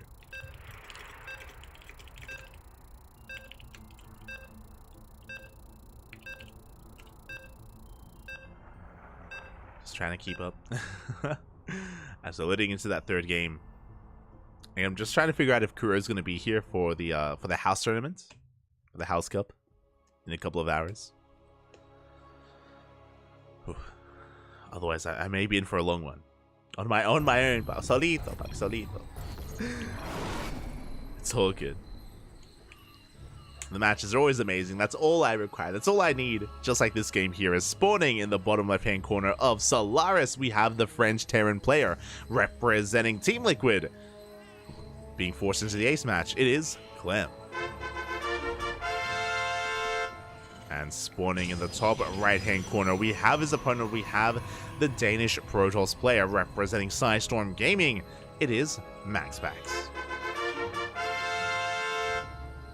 In that last game, we did see some more attentive control and attentive unit movements out of MaxPax. Overall, just picking apart some workers, a couple of Medivacs, Vikings here and there, able to keep up with Clem and eventually outposition him. It's really impressive. Even here, delaying Thorax. Being so annoying. Yeah, an impressive performance in that last game from MaxPax. And we'll see if he can keep it up. He wants that SCV. Up. Does have to be careful. Doesn't want to throw away his probe, even forcing another SCV off the mineral line. As he regenerates his shield, he comes back and oh my god, one shot! He wants it. He does get blocked. And so far the SCV will survive, gets the hell out of there. And we'll make it back home. Oh. We're good. It's all good. And now MaxPax's job here is to delay the CC. Again, it's going to be an economic opener, a Rax Expand, only 1 gas from Clem. He's looking to throw down that command center, and he should be able to. Interesting, he throws it down on the high ground, not on location, so a very safe maneuver here from Clem. This is going to delay his economy, but just make sure that it's safe and sound against any kind of early aggression from his opponent. Like an early Zealot or an early Adept. So again, just taking a more conservative approach, Clem is, as the Reaper is going to be moving out. Trying to get a read on what exactly MaxPax is up to. So far, every game this series, MaxPax has gone for a Stargate opener.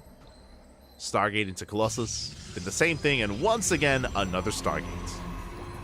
Feels bad, man. Long gone. Long gone are the days of the 4-gate blink.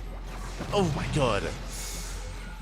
Long gone are the days of 4-gate blink as the Adept does shut down the Reaper. A big loss there for Clem. Clem, he is in the dark, by the way. He hasn't seen anything. And back at home, he's going for a 1-1-1 follow-up. Should be leading into a medevac drop. Hellion first here to try to move out and get a read on what's going on.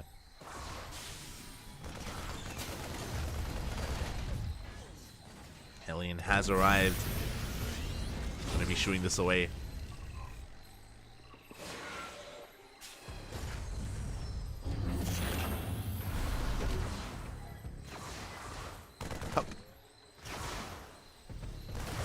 So far, these Adepts are doing a great job of just containing Clem.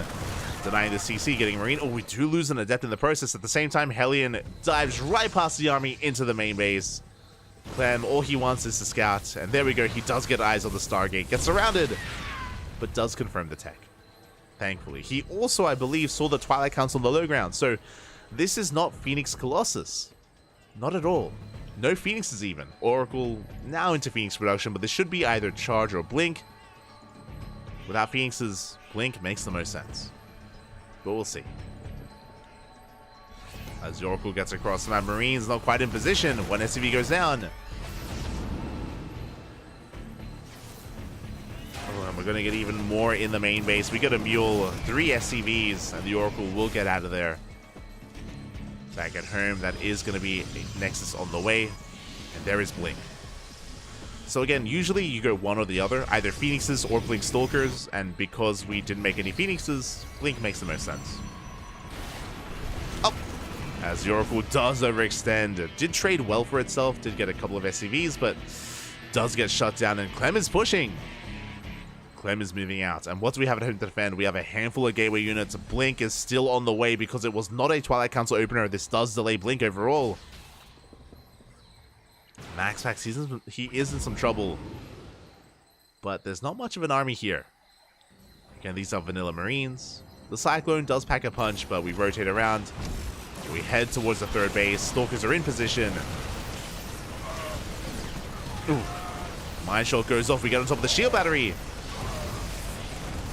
Not a bad trade here from Clem. So far the control is good enough, and MaxPax, he is able to out-trade, kite away, and deal with the army. Clem, though, he comes in with a second Cyclone.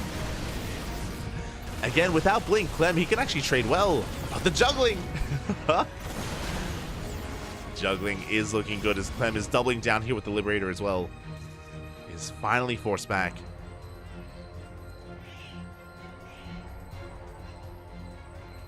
Clem preserving his Cyclones. Behind this, getting into his E-Bays. The rest of his production. And MaxPax gets away with this third base. Oh, we have Blink. Oof. Clem does lose quite a lot here. Losing one of his Cyclones as well. Good juggling overall. He will shut down another Stalker. At the same time, Clemmy tried to go for some Lib Harass, but I believe Liberator did go down. MaxPax, he's safe and sound, going for a Gateway Explosion. We have Charge behind this way, very Gateway heavy composition. The Blink Stalkers are designed to contain Clem to 2 bases. And we're getting away with this third base, getting fully saturated. No gases either. Again, going into charge lots. We're not really taking up even further.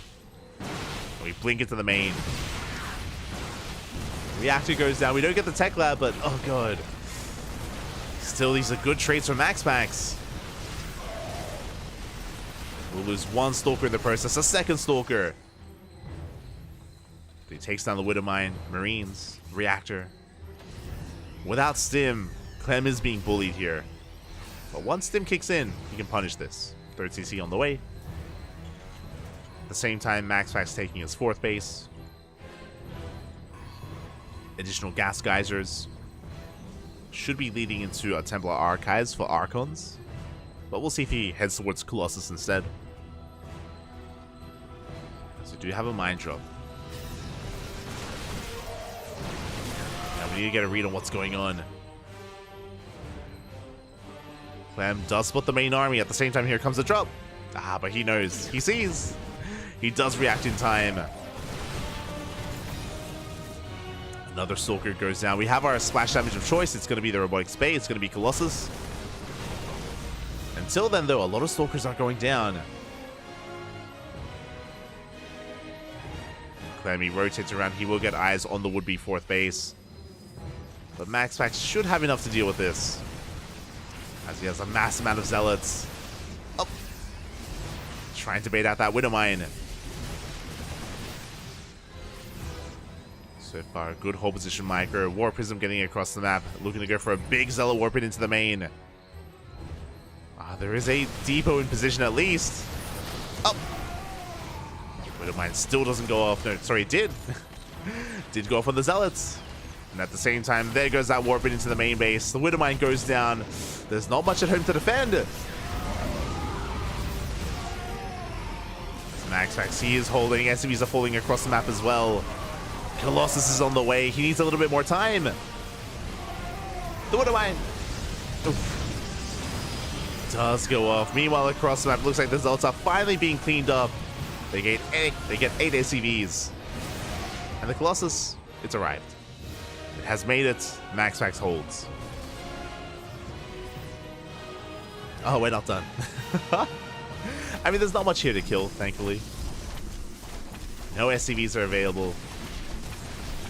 So Clem will hold, but he's forced to come all the way back home. And now MaxPax can push. Now he can move out.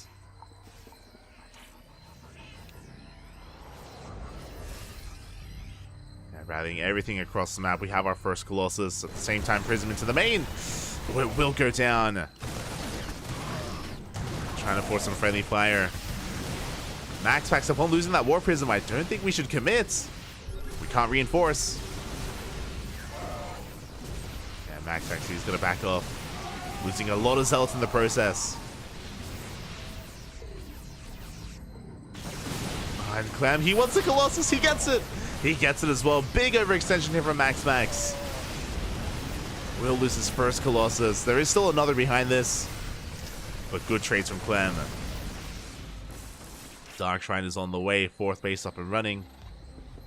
But Clem, I believe, MaxPax still doesn't have a second Robo. Yeah, only on one.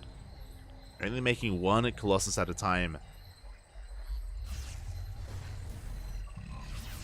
Meanwhile, Clem going for another drop. He does expose his third. He's out of position. Oh, completely out of position. SCVs are going to go down. We can go for the base itself. Getting very low. We get 3 SCVs before retreating. At the same time, Widowmine dropping to the natural. Do we react? We do. We do react in time. No shot. That was another Colossus, by the way. Second Colossus goes down. Clemby can keep on pushing. Ay. MaxPax. He's never had 2 Colossi out at once. Not this game. That could kill him. He's going to chase this back home at least. At the same time as Zealot run back towards the natural, we have reinforcements in position. Yeah, Clem, he can deal with this. This mineral line is a little bit exposed. Zealots, they're breaking forward, actually. Clem barely struggling to hold on. Zealots wreaking havoc. They actually get into the mineral line as well. Those Zealots are doing a surprising amount of damage, and we do get into the mineral line here at the third base as well. Oh my god. Clem, he's being pulled apart. There's just too much. Vikings are going down. The trades are too good. Zealots, they zone back the army, and we get into the mineral line. 15 SCVs go down. Clem, his economy is in shambles. Behind us, we have a 5th base on the way. The Zealots are the real MVPs here for MaxPax. As he has too much. GG gets called. These snowballs out of control. And MaxPax does take the series 2-1, advancing on to the grand finals. GG. GG, well played. I was concerned that MaxPax was bleeding out too many high-tech units. I was concerned that he was just losing too much.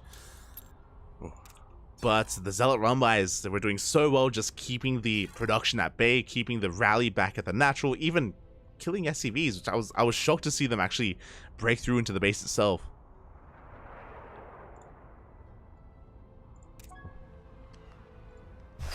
As MaxPax does end up taking down his opponents, taking the series, and Clem has been eliminated from KungFu Cup. I say eliminated. He does get knocked down to the bronze match. There is a 3rd place match, which never gets casted. It's very rare that it gets casted, but there is going to be a 3rd place match for Clem and the loser of the next series. But now we have our next matchup. Oh, it is going to be Hero versus Solar, and I should have enough time to get predictions.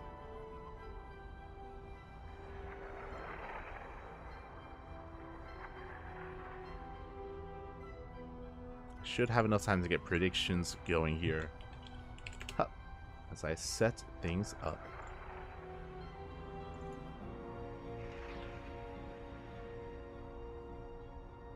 Max actually breaks his Clem curse. Does he have a curse? Does he? I'm pretty sure they go back and forth regularly. Am I crazy?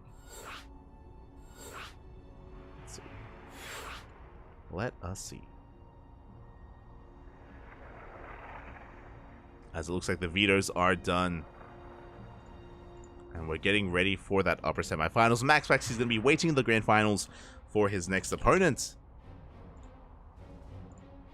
For either Solar or Hero. Let's go.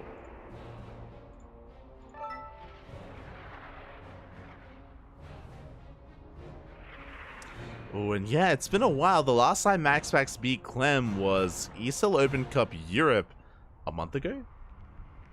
Yeah, it's crazy. Fun fact, the last time MaxPax beat Clem was exactly a month ago. It was the 23rd of October. Oh my god. And it happens to be the 23rd of November today. I mean, I guess it's the 23rd for me. I know it's still the 22nd for other people in the world. It's been a month. Been a long month for MaxPax, but he gets his revenge. He takes down Clem. And now we're here to find out, can he go even further? Can he go the distance? Can he become this week's champion? We're here to find out.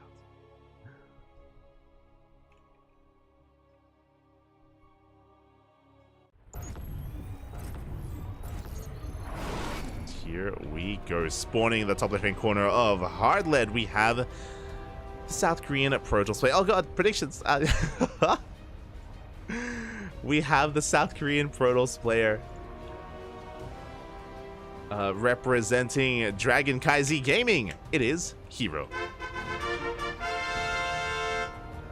And spawning in the bottom right hand corner, we have his opponent. We have the South Korean Zerg player representing Team Onside. It is Solar.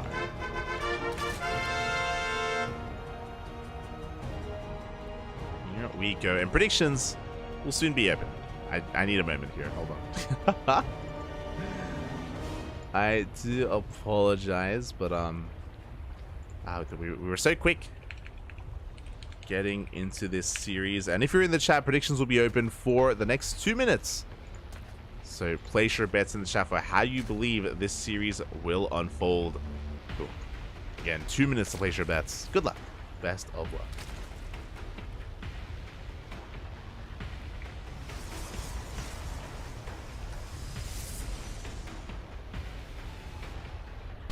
Hope the scoreline balances out. I hope so as well. Hope so as well. As for now, again, hatch gas pool between from our Zerg player.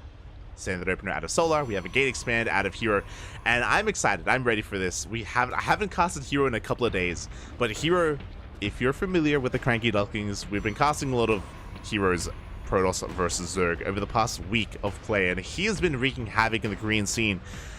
He's been very fond of Glaive Adept variations, and he completely shut down Dark, Solar, and DRG over the past couple of weeks, and we'll see what he brings to the table this time. I'm curious because at the time I was theorizing that Hero, he was just refining his Glaive Adept like variations just to like have them in his back pocket, and he spent a week doing it, and from here he can just whip it out whenever he wants. It's very similar to Dark. A couple of months ago, Dark would proxy hatch every single game against Protoss for a solid 2 weeks or maybe a week and a half period. It was all he did.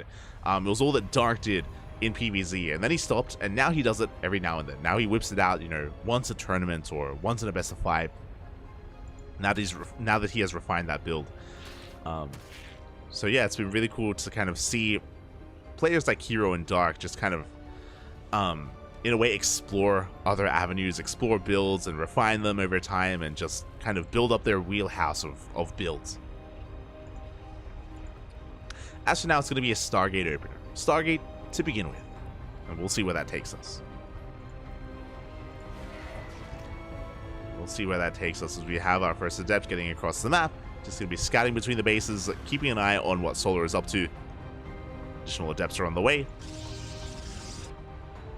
And we have that Oracle for us to get some economic damage done to protect the would-be third, and we'll see where Hero goes from that third base. Oh my god. As for now, he's going to be chipping away at this Queen. Should be forced back. Link speed is going to finish up in 10 seconds. He wants the Queen though. Oh my god. Calm down. The Shade will not complete, and Hero backs off.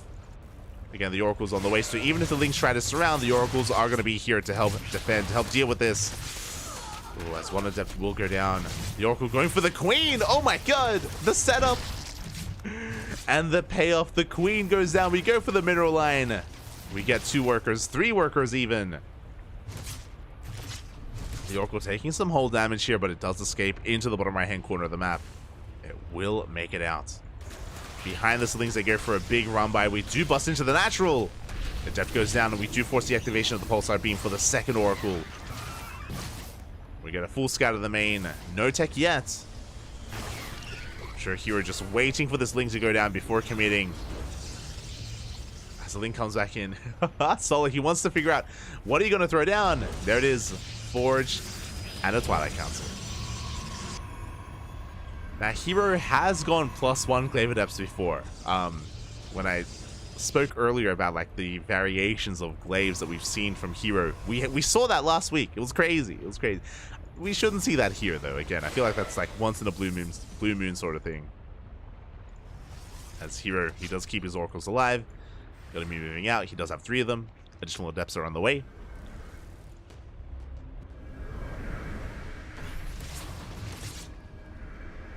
Hero, he's already gotten a Queen.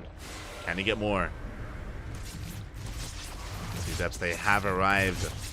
So far, just ignoring the Queens, going straight for the mineral line. Oh my god, they have no chill.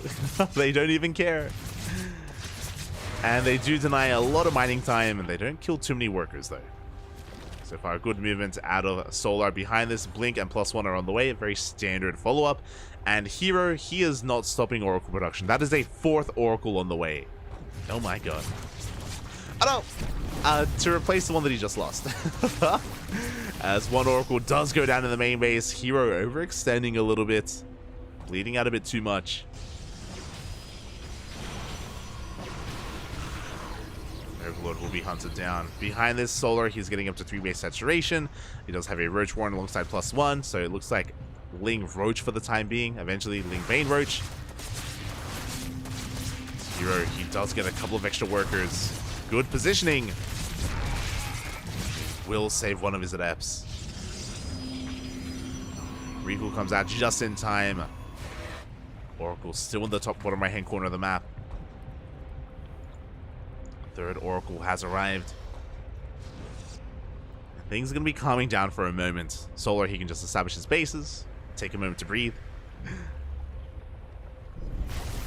As the Oracles, they come in once again, getting 5 more workers. A surprising amount of damage, and we're not done. We get another 2, but oh!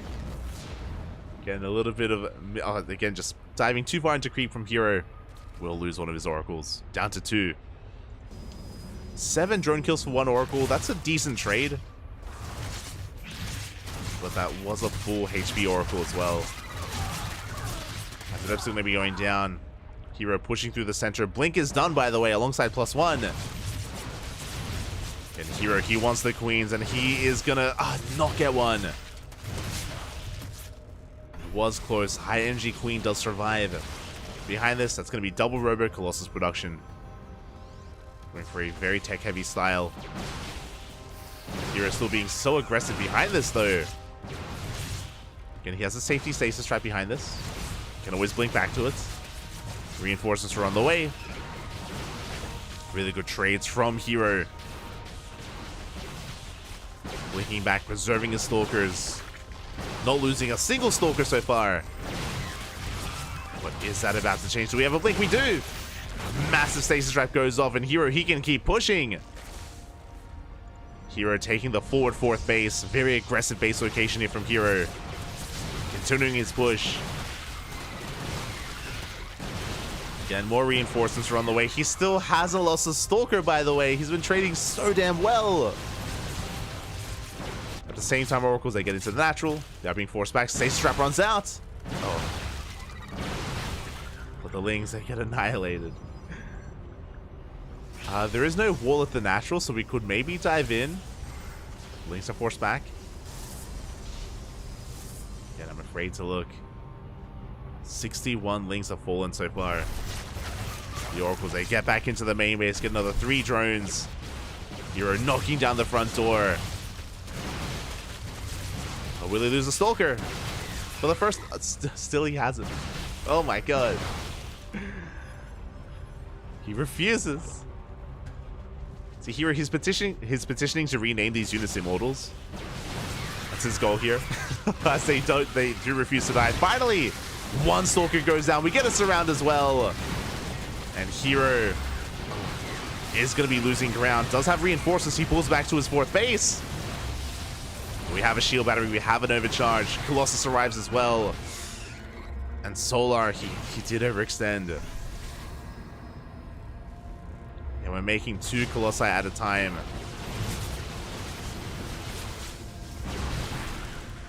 Hero keeping up in the economy. The Oracle survived, throwing down their stasis traps. Lings try to go for a run by, but last we're in position. And the Hero, he can just focus on this push. Again, just barely giving Solar any time to breathe. Solar, he does have a hive. Vipers are on the way as well. But they're still in production. They're still not ready.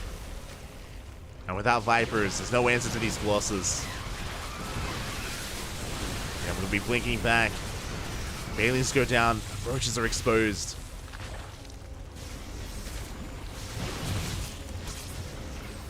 We need those Lings to buffer. We need them to support. Without them, these are expensive trades for Solar. Does take down a couple more Stalkers, but we blink forward. We dive on the army. Oh my god, there are so many slots. We're up to 4 Colossus, by the way. 4 Colossi. We're wreaking just havoc. We're pushing forward, forcing back the army. The base has to be given up. There's no saving it. The Vipers arrive, but they need more time. They have 1 abduct each. But Hero, he got what he wanted. Now he can rotate around, and he can threaten this triangular 3rd base instead. Now, we do have those Vipers. We can yoink the Colossus. We have potential. Solar, he does have potential with this army. Oh. If he's able to get past the Stalkers at least. Here they come. Yeah, we have the abductions. 1. We do get a 2nd Colossus as well, and a 3rd. Every single Colossus gets abducted, and we will take them all down. But doesn't matter. There are so many Stalkers. Too many Stalkers. It was a bait. It was never about the Colossus. It was all about the Immortals. Kappa. Solar, he is forcing this back. He's trading well. I mean, I say that. He did lose all of his roaches. And one Ravager made it out alive. Hero, he can keep on pushing. Disruptors make it in. And they connect with the Queens. Hero, he may have lost all of his Colossi, but now he has Disruptors to reinforce. 5th base on the way. Queens are going down. Thankfully, the Vipers survived, and they're going to be able to yoink that Disruptor once again.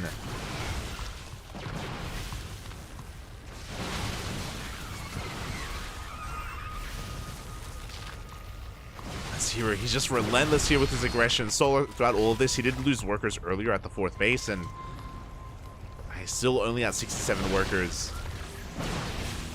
Never goes off, doesn't connect. Solar, he's holding.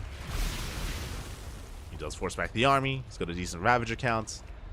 Hive is done. Do we have Adrenal? We do have Adrenal Glands.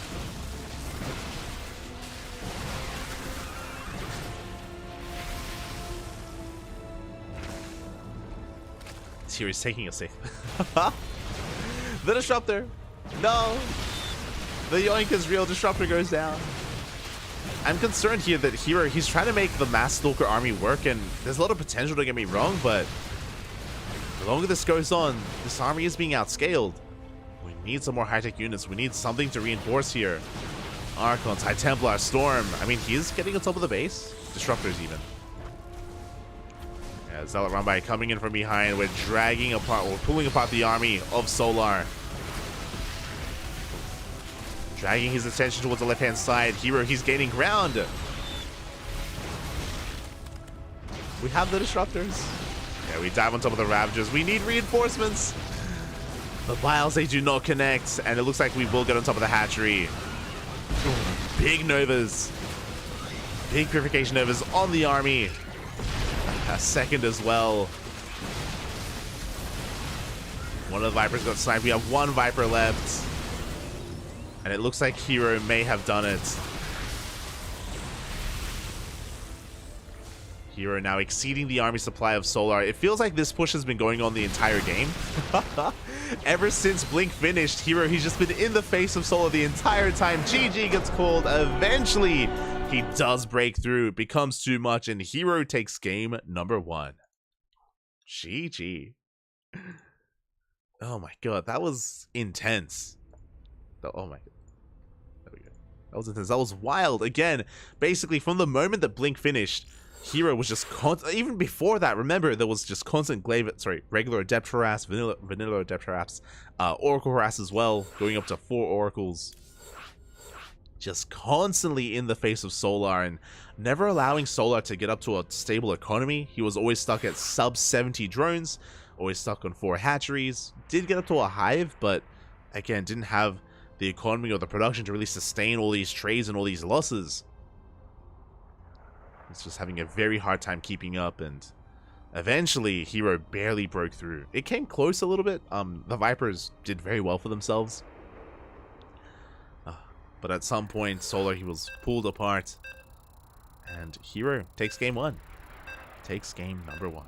Oh my god.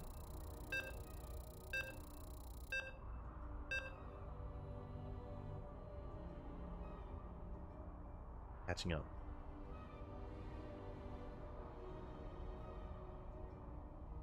420 E-Bucks on my boy Hero. I mean, Hero's been looking really terrifying, specifically in this matchup. I feel like his PvZ is always scary, just because, as we just saw, he's not a very standard player. Like, he can play macro, he can play normal, don't get me wrong. Hero, he can play normal, but he loves being just hyper aggressive, and it can be so difficult for Zerg players to keep up with him. And here we go, spawning in the top right hand corner of our Kiona, we have the South Korean Protoss player representing Dragon Kaizi Gaming, leading the series 1-0. It is Hero.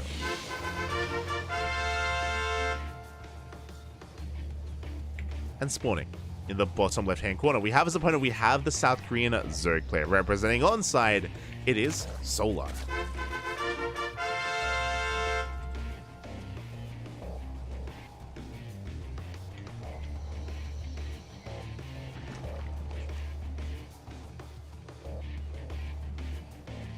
Again, the other scary thing about Hero is we do have a Hatch Gas Pool Opener, standard opener from Solar.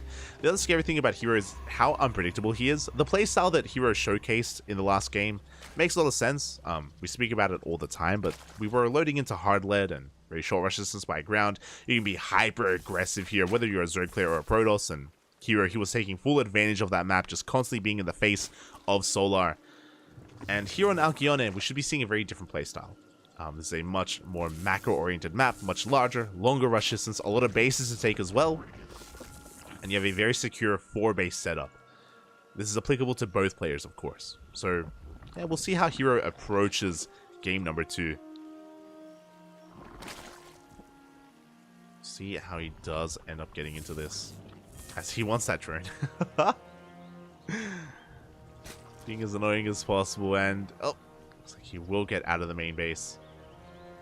I spoke too soon. He wants it. As he is forced out. Back at home, Hero is just going for a gate expand into the Cyber Core. Should be getting into a Stargate.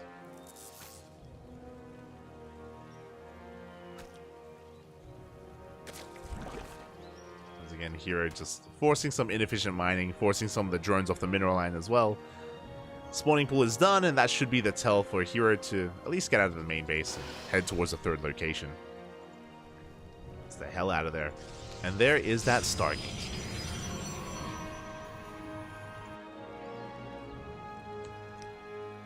Now again, if there were ever to be a game or a map where Solar can get into a stable 4-base economy, this would be the place to do it. As the probe does avoid the Lings! No! The probe delays the 3rd base. The Lings, they come back. Pylon is thrown down. Adept is coming across the map as well. The goal here to just buy time for the Adept. As we do force a cancel. Oh no! And there was potential, but the drone does morph into the 3rd just in time. Adept was not able to delay. As we shade into the main base, we don't quite get a drone.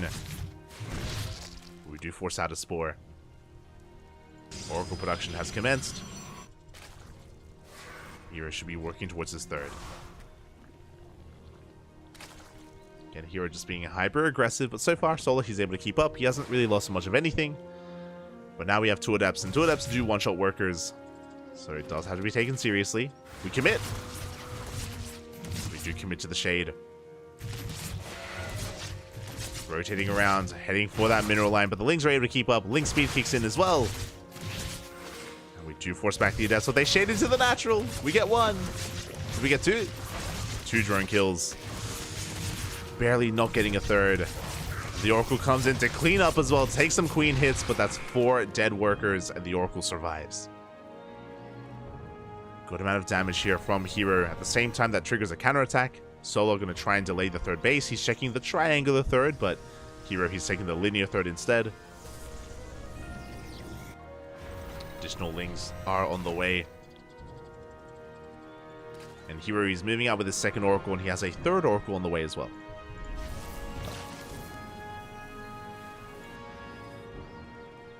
And the Adepts, they warp in just in time. And Hero should be able to defend back at home. Across the map, he doesn't get much done either. Gets 1 worker. But Hero has preserved his units. It's going to be a scary moment here. We have 3 Oracles and 2 Adepts. Hero, he wants more drone damage. He wants it all. Doesn't commit.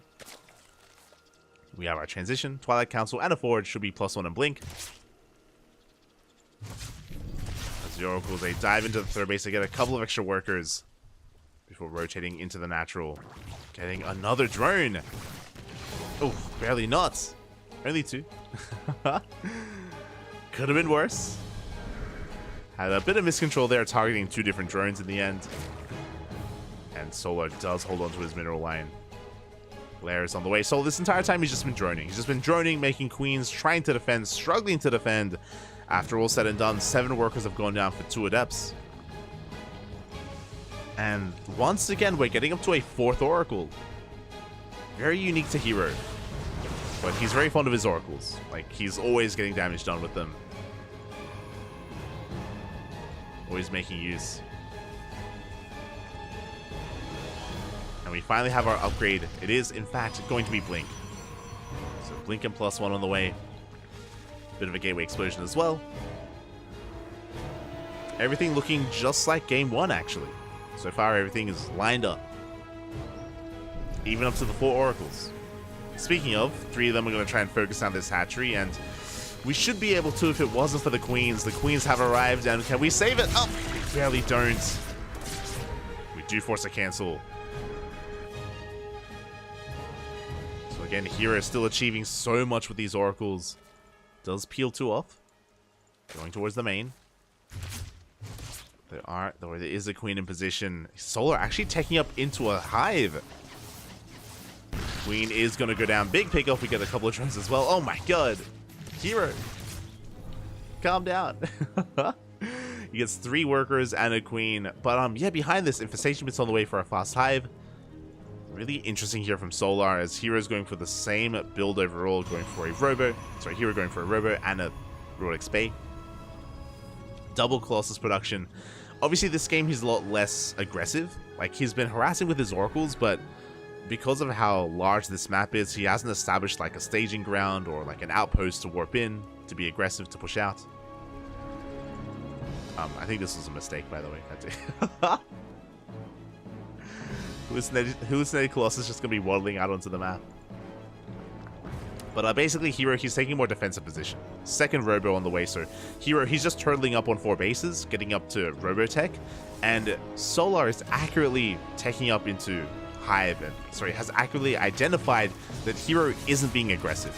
He's harassing, yes, but Hero isn't pushing anytime soon. So Solar, he's getting away with a fast Hive, which should lead into Vipers, Hydras, and Lurkers. I'm a little bit surprised that we don't. Oh, there we go. I was like, do we have a Hydra Den? There it is. Hydra Den is done. Lurker Den is on the way. So as I said before, Hydra, Lurker, Viper is what Solar can rush into, and he's going to be 1 step ahead. Lurkers are ideal against anything ground-based. Now, it's going to be on Hero to realize what's going on. He sees the Hive. He does spot the Hive. That should be a tell for Hero to start thinking about Sky Toss. As he's pushing out with his Stalkers. Oh my god. Prism is done. And has he caught Solar droning? So far, Stasis Trap goes off. Oracles are going down. How many Stalkers? 21 Stalkers. Interesting. Hero, he hasn't made anything from his Robos. He's just doubling down here on Stalkers instead. He realizes that Solar he's taking up. He realizes how vulnerable he is. 8-gating instead. 3-base all in. Hero, he needs to kill Solar here and now. It's all or nothing. He knows he cannot let Solar get away with those Lurkers. +2 upgrades still on the way. Pushing forward. Roaches are going down. And he's just continuing to just warp in the face of Solar. He knows that if he waits any longer, then he will just be outscaled in this game. We have 2 Lurkers in production. And Solar, he droned up to 80. He droned up to 80 workers. He thought he was safe to do so. I thought he was safe to do so. But he's losing too much. The roaches go down. The Hydras are exposed. 2 Lurkers have arrived. But we have the revelation. Can Hero get on top of this? Can he get on? He can! 1 Lurker goes down. The second as well. He unburrowed at the wrong time. Unfortunate for Solar. Unburrows, loses his Lurkers, and that's all he had. That is all he had. We just dive on top of the army, and Solar gets caught with his pants down. GG gets called. Hero takes the series 2-0, advancing on to the grand finals. GG. Oh my god. That was crazy. I've never seen a Protoss play. This is what makes Hero so unique. I love what just happened. Hero, again, he was taking up. Things were looking to go into a longer game. He was working towards a 4th base. Went double Robo production, double Forge as well into Robotics Bay, and everything screams, okay, we're just turtling up and we're just taking up. And that's why Solar also went into a Hive. That's why Solar believed that it was safe enough to take into Lurkers. And usually that would be the case. But Hero, upon recognizing what was happening, upon scouting the Hive tech and the Hydra Den as well, he's like, he recognized, okay, look, I could go into a 4th and take up into Sky Toss and go into a late game. But I got somewhere to be, you know. And he recognized how vulnerable Solo would be. So instead, I mean, he has all this tech. He doesn't make anything out of the robots. He makes a prism, gets up to 8 gateways, just goes for a massive Stalker army, and just goes for an all-in. GG. Just goes for the kill move. And yeah, Solo was just not ready for it. Why would he? Why would he be ready for it? You know, everything screamed that Hero was taking. And just like that, Solo, he gets caught out. GG gets called. Hero advances on to the grand finals. That was beautiful. That was it's I think why I'm so excited about that is because no other Protoss player would do that. Just especially because they've already, like, so many Protoss players like MaxPax or Showtime or Classic or Creator, like, they've already invested into these robots. So they're gonna use them, right? They're gonna, like, they've already decided on their plan. They're gonna commit typically. Usually the transition there, if you scout a fast hive, it is to throw down a fleet beacon. You throw down a fleet beacon, throw down some stargates, get into a longer game. But Hero, he has that killer instinct. It was yeah, it was great. He has that killer instinct and he just goes for it, mate. He has the control as well to make it work, and yeah, really well done. GG, well played. We have our finals. We have our grand finals, and we need to get ready for it.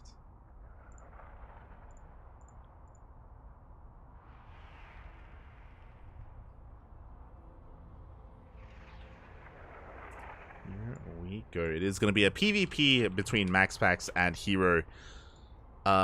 It's a rematch. Fun fact. These two players faced off, I believe, in last week's KungFu Cup, if I'm not mistaken. Let me just double check that. But yeah, we have casted these two in the finals before. KungFu Cup number 8. Yep, I thought so. So this is a rematch from last week's finals, mate. Hero and MaxPax, the Protoss, back-to-back finals every single time. And Hero was looking powerful. He was looking damn powerful in that last series. Fun fact, last week Hero won. He did defeat MaxPax in the finals. We'll see if MaxPax can get his revenge. Someone pointed out earlier that MaxPax was on a losing streak against Clem, and he turned it around here today for the first time in a long time. He beat Clem in a best-of series. Is today his day? Can he get his revenge not just on Clem, but also on Hero? We are here to find out.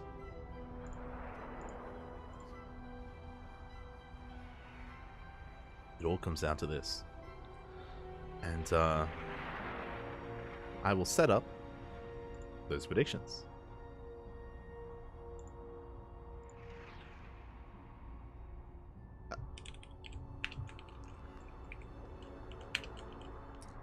Here we go. Predictions are on the way. Vetoes are underway as well. And if you're in the chat, predictions are now open. They're going to be open for the next minute and a half, so place your bets on who you think is going to be this week's champion. Will it be our Korean Protoss or our Danish Protoss instead? Here we go again. Last week it did go all the way to the ace match, did go all the way to game 5. Now, if you remember, for those of you that weren't here last week, the only games that Hero lost were games that led into Phoenix versus Phoenix, if you remember.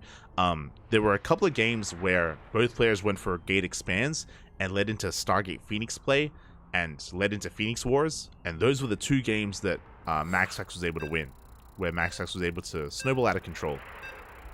It was every other game that Hero was able to take instead, whether it came to early game aggression, stalker play. So we'll see if that continues to be the trend, or again, if MaxPax can fight back.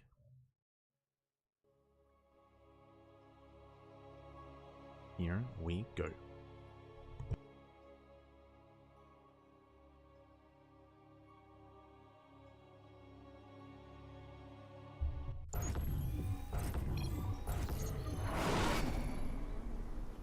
And spawning in the bottom left-hand corner of Alkione, we have our first finalists. We have our red Protoss player from the land of Denmark representing Storm Gaming. It is MaxPax. And spawning In the top right-hand corner, we have his opponent. We have the South Korean Protoss player representing KranKy Gaming. It is Hero.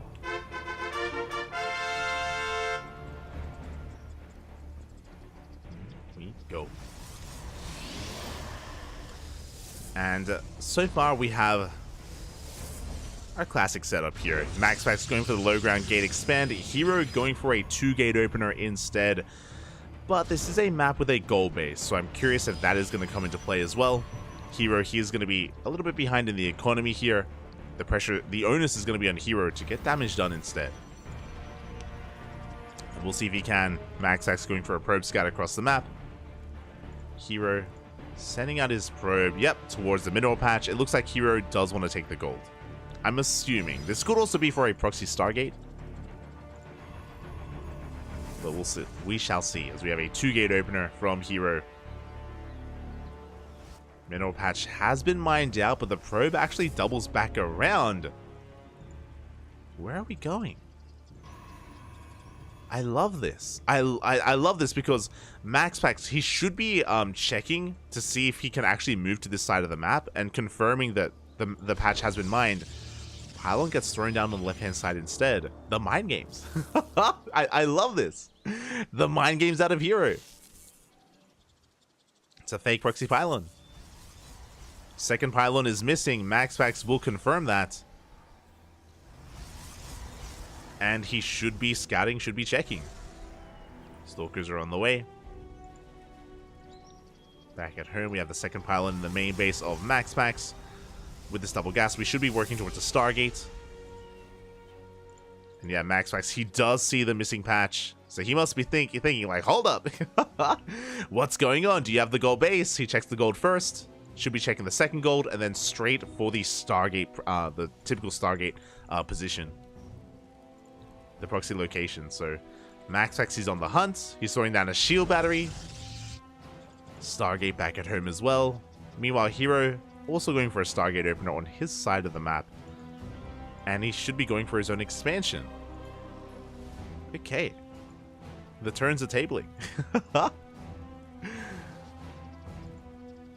MaxPax just double checking, making sure that he's aware of everything that's going on. No shot. Okay. I'm like, are we going for a ninja base? We should be taking our natural, right? We have the money for it. Yeah, okay. Our natural base has been taken. Void Ray is on the way. MaxPax, he's convinced that aggression is coming out. This Void Ray is typically designed to be defensive. We even have a forge. Oh my god, for cannons. Second shield. Oh, MaxPax, he's convinced. He's convinced that he's being all-in. Second shield battery on the way. Adept comes in, and MaxPax, he does finally get eyes on the expansion. Even getting into the main base. Phoenix is revealed. MaxPax, the jig is up. He now knows. And there we go. He cancels the shield battery. He's where he doesn't need it. Again, things were going crazy, and MaxPax was kind of terrified for a while there. And he's also getting into his own Phoenix production. I'm concerned. Remember what I said before. The only games that MaxPax won against Hero last time was when he went into Phoenixes. That's kind of what we're seeing here. Phoenix versus Phoenix. Adepts are on the way. We do have a probe in position to wall off.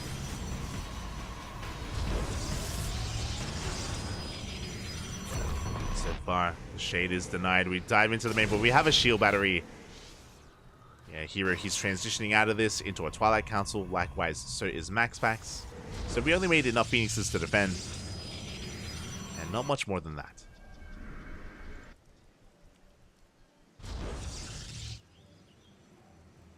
As we are just going to be settling into things.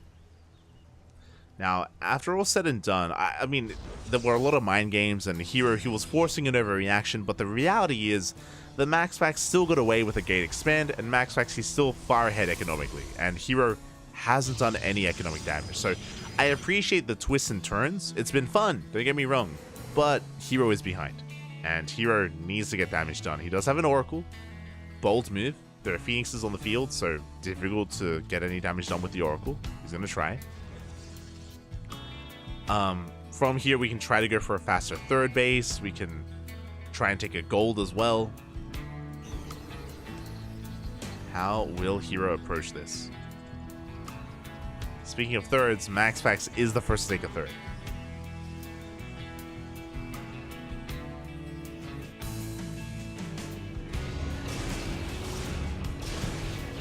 Adepts have been revealed. Oracle goes in. But there are Stalkers in position. The Oracle will not find any damage. The Void Ray as well. Oh, the Oracle goes down, and Hero, he's in a lot of trouble. He's down in bases, down in economy, down in army. Yeah, this is it. This, like, we need to come back in some way. The way to do it is the gold. But this gold feels so late. Ay. Feels like such a late gold here from Hero, but he's going for it. Phoenix is going to back up. MaxPax hasn't scouted. He's not aware of the gold. But the reality is that Hero is one step behind. One step behind in this game. He'll be pushing forward. Threatening a dive. And he will just dive on in. Goes straight for the Void Ray, straight for the Stalkers as well. Hero, he does have a Stalker advantage. Is it going to be enough? Boys are being pulled. Phoenixes are being focused down as well. The concave is real. And MaxPax will shut Hero down. Now, Hero did trade relatively well. Like, he killed all the Phoenixes, killed the Void Ray. He wasn't able to break this space, and MaxPax still maintains his economic lead. Hero also lost all of his own Stalkers in the process as well. Observer confirms the goal base, and MaxPax is pushing. He is moving out. A bit of an awkward fight. But again, MaxPax, he does have the Stalker lead. He has the better concave as well. Again, an awkward fight here for Hero. Behind this, he's setting up a proxy gateway. The Immortal has arrived, and MaxPax, he's just bullying Hero back. And especially with this Immortal, there's just nothing that Hero can do. Forces the overcharge. He dives on the Immortal. The boys have been pulled. Hero, he can maybe take a fight here. It's going to cost him some probes. Going to cost him a lot of workers, but he is going to be able to take this fight. No, at last... Oh, God. The reinforcements come in, and this is still so costly for Hero. The probes go down. The army as well. Hero reinforcing with a couple of Stalkers. He will force this back. Oh, just barely.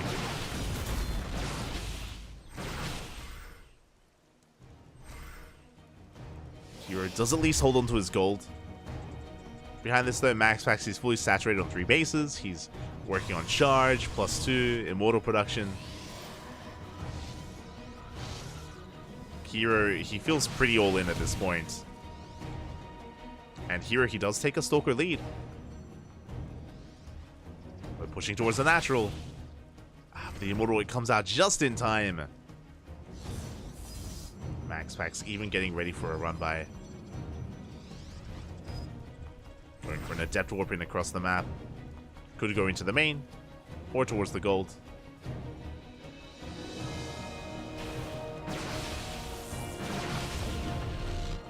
Hero is still trying to stabilize behind the economy, but has he outpositioned MaxPax? He doesn't dive in.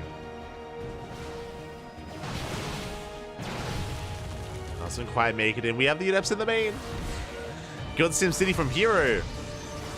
And it will force a recall. Stalkers, they race back home. They shut down the Adepts. But now Hero, he has to keep Stalkers at home. Good size on the 4th. MaxPax even going for a Dark Shrine. He doesn't need to, but DT is going to be on the way for MaxPax. And this has just been MaxPax's ideal game, where his opponent more or less played standard. Like, sure, we saw a lot of twists and turns, but it all led into standard play for Hero. MaxPax, he was able to keep up, enjoy his economic lead from the early game. and just skyrocket ahead.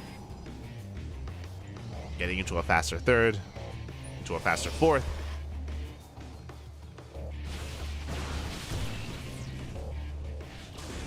War Prism is going to be recalled, but we have another counterattack towards the natural base.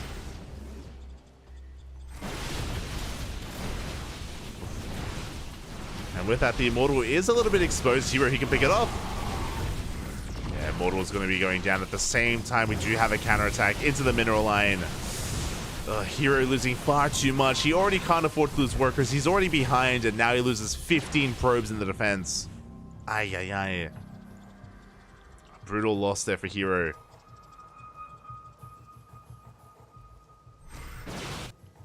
And if he wasn't all in before, he still is now. He's working on +1, working his own Immortals. Hero trying to recover.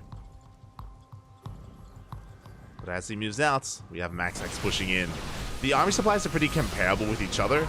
We do have the overcharge. Overcharge is popped. DTs are coming in. We don't have detection. The Robo's depowered. Big pick off from MaxX. He gets into the mineral lines. Workers are going down. GG gets called. The DTs being the nail in the coffin, and MaxX will take game number 1. GG. GG, well played. Again, MaxX ahead in the economy from the beginning of the game. Hero, he had to do something crazy to come back. His answer was the gold base, but the gold, it felt very late, and even when he tried to take it, he was taking some rough trades, losing so many workers in the process. MaxX maintained his economic lead and snowballed into a win. Into that win. GG. And with that, he does take the first game, but it's the best of 5. It's the best of 5. We have plenty more games ahead of us. I'm ready for it. I'm ready for some Side Delta.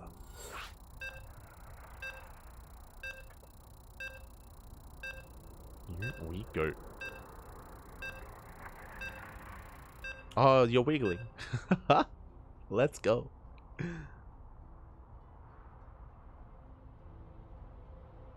Under the spotlight. What about the other Ducklings? I mean, I think I said this the other day, but Yaku, he's graduating. He's graduating soon, TM. He's wrapping up with his studies. He's been, of course, a full-time student for the past couple of years, which is why Yaku hasn't been casting as often with me as he used to. But he is soon to graduate. He's almost done. Almost finished. It's beautiful. I think it's like his last couple of weeks. Last couple of assignments. So exciting times, exciting times. But here we go. Speaking of exciting, spawning in the bottom right-hand corner of Side Delta, we have the Danish Protoss player, the red Protoss representing Storm Gaming, leading the series 1-0. It is MaxX. And spawning in the top left-hand corner, we have his opponent. We have the South Korean Protoss representing KungFu Gaming. It is Hero.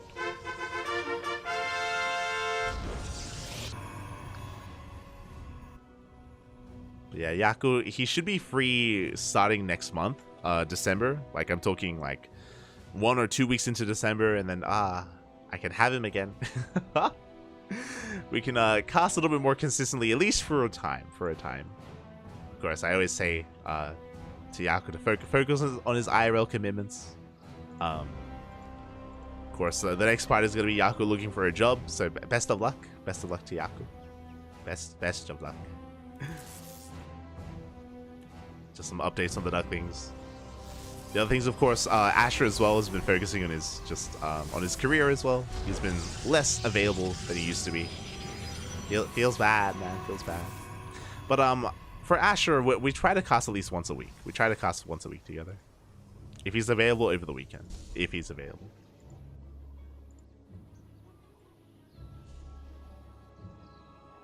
But yeah, for now, we're just getting into our openers. Because we're loading into Side Delta, this is one of the only maps that has a ramp leading into the natural. Hero, he goes for a single gas opener, so he goes for a faster expansion. MaxX went double gas, so he is going to be going for a Stargate first into a Nexus.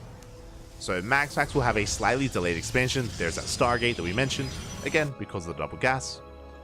So Hero will be slightly ahead in the economy, MaxPax will be slightly behind, but he will have that Stargate to make up for it. Oh, as the pylon is still just being so annoying. Oh my god. A big delay here on the expansion.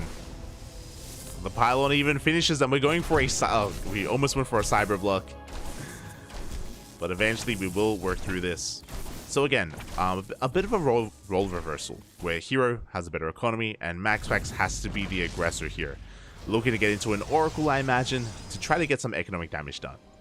There it is, Oracle is on the way. Now, Hero did see the Stargate. He knows, he's aware. He's still pushing out with his Stalkers, though. Full wall off back at home, doesn't have to worry about the Adept.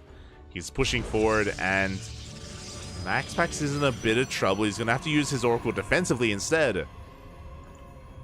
Base is under attack. So far, good movement here from Hero. Oracle does arrive. Good kiting as well. Again, forcing energy to be wasted. Oracle has to ignore it. Has to keep pushing, and that means we bust into the natural. But we get the surround. Zealot's going to go down. Shield battery should finish up just in time. Ooh, Stalker falls. Yeah, MaxPax he will hold. Meanwhile, across the map, do we have anything in the main base? Do we have a shield battery? Do you have a shield battery in position? The Oracle doesn't find any damage. Is going to get forced back.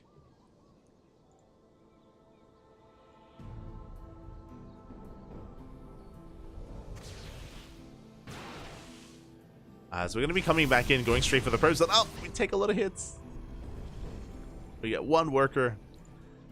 And MaxPax is going to be pushing with his Void Ray as well. Again, a bit of a chaotic start to the game. We have a little bit of everything out on the map. We have Oracles, Phoenixes. Sorry, Phoenixes? We have Oracles, Sentries, Void Rays.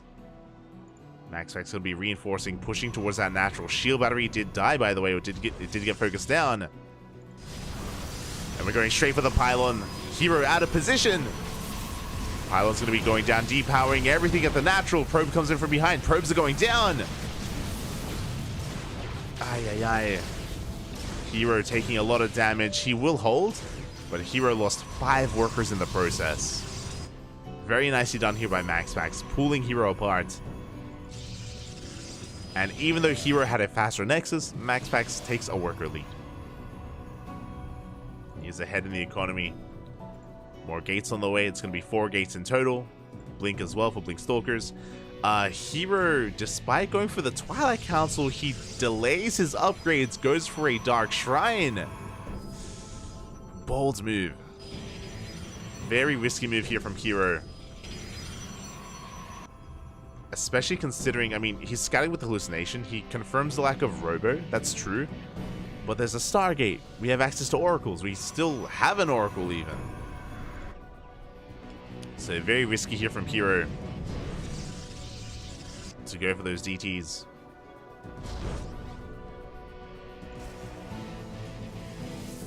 Stalkers are moving out.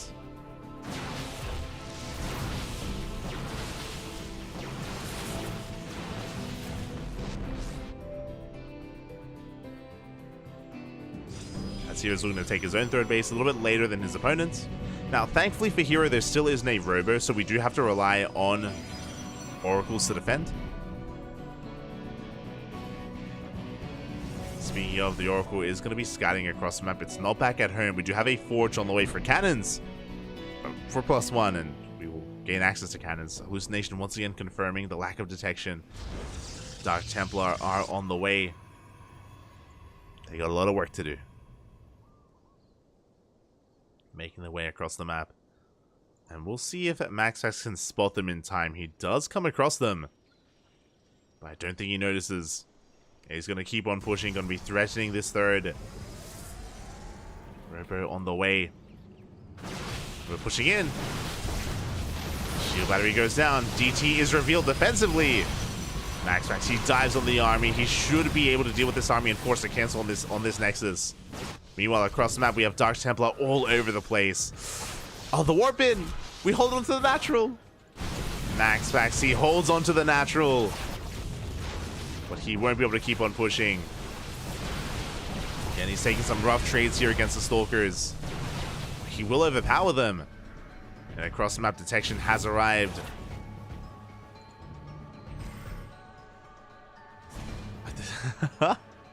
There's still DTs everywhere, but essentially, MaxPax, he saved his workers at the third. Was able to wall off at the natural. Didn't lose anything. And he now has detection. Meanwhile, across the map, Hero at least holds onto his third base. He does defend. He does hold. And the game will progress from here. And I still have to give the edge to MaxPax. MaxPax still has a slight worker lead. He's about to kick in with +1. Forge just now on the way for Hero.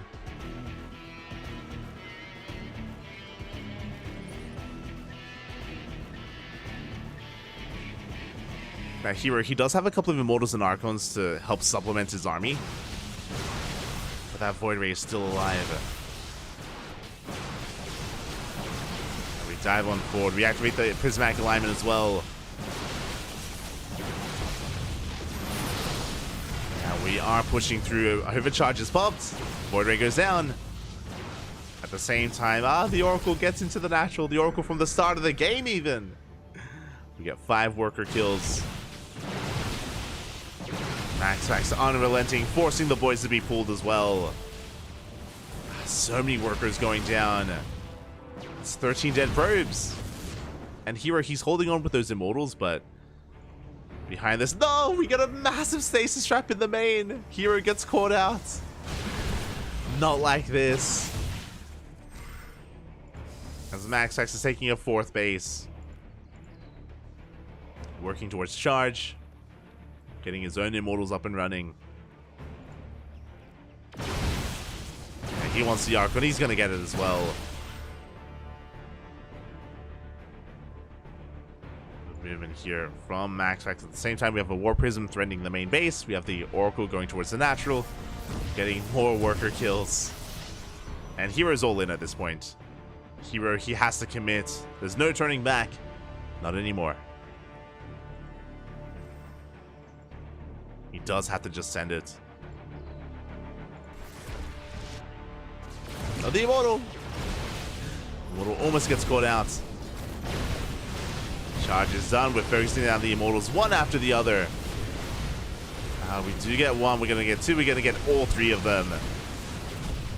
And that's essentially the army of Hero. At the same time, he goes for a DT counterattack. The cannon does go down. This is going to force MaxPax to respect this and turn back around for a moment. Yeah, GG gets called. There's nothing else left. And MaxPax will take a 2-0 lead in this series. GG.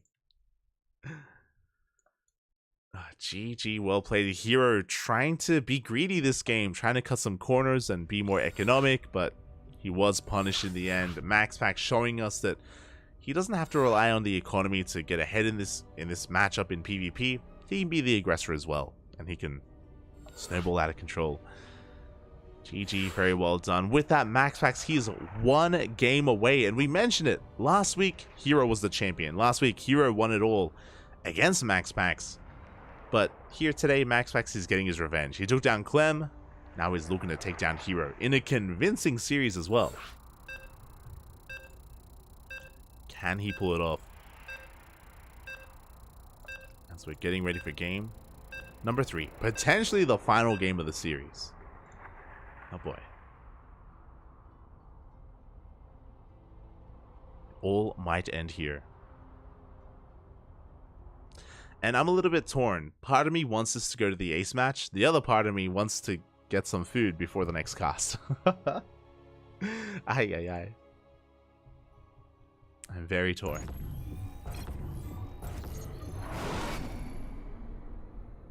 As spawning in the top left-hand corner of Golden Aura, we have our Danish Protoss player leading the series 2-0, 1 game away from becoming this week's KungFu Cup champion. Representing Sidestorm Gaming, it is MaxPax. And spawning in the bottom right-hand corner, we have his opponents. We have the South Korean Protoss down in the series, 1 game away from being eliminated. He has to fight back here and now to have a chance at the ace match. Representing Dragon Kaizi Gaming, it is Hero.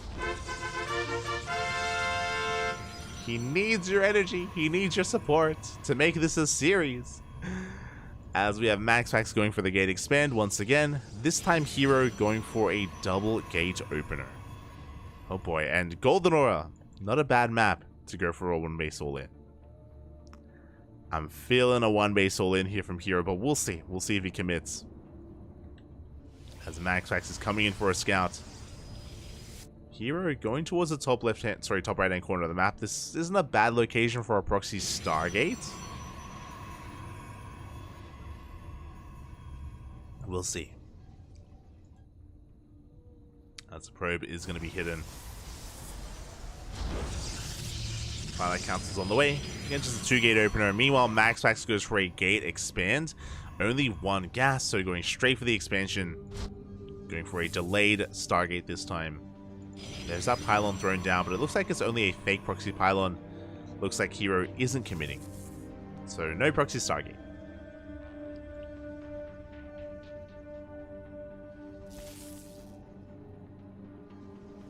He's just going to keep it hidden in the end.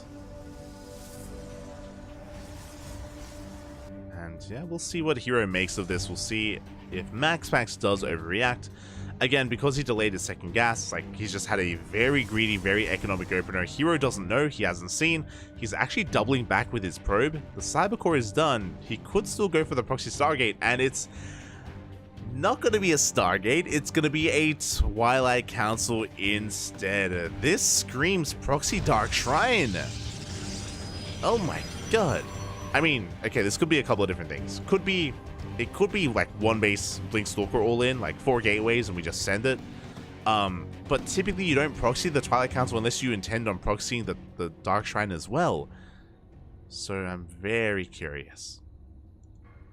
We do see MaxPax, he's checking the goal base, scouting bottom left. We do have a probe scouting the top right as well.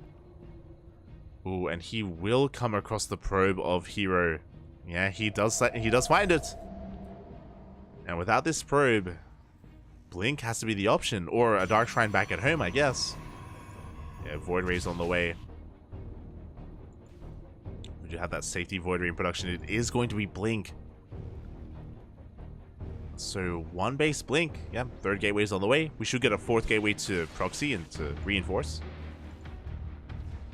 So, Hero's going for the one base all in. MaxPax has identified that he's in danger. 2nd shield battery. Void Ray in production. We have a shield battery in the main as well. Like MaxPax, he's always so secure here and so quick to get ready for potentially a defense in the main. There's our proxy pylon. Should be for a 4th gateway. So, one base, 4-gate Blink from Hero. And we'll see if he can pull this off. Now, fun fact, Firefly did actually take maps and take games off of MaxPax yesterday in ESL Americas with this build as well. Did execute it in a different way, and it was on Equilibrium, but did manage to beat MaxPax. Did manage to take some games. Can he do the same? Can Hero do the same? As we up to 2 Void Rays. 2nd pylon to make sure everything stays powered. Hero doesn't have high ground vision, but if he warps in a sentry, he can hallucination. You can get high ground vision and dive into the main. Cannon on the way.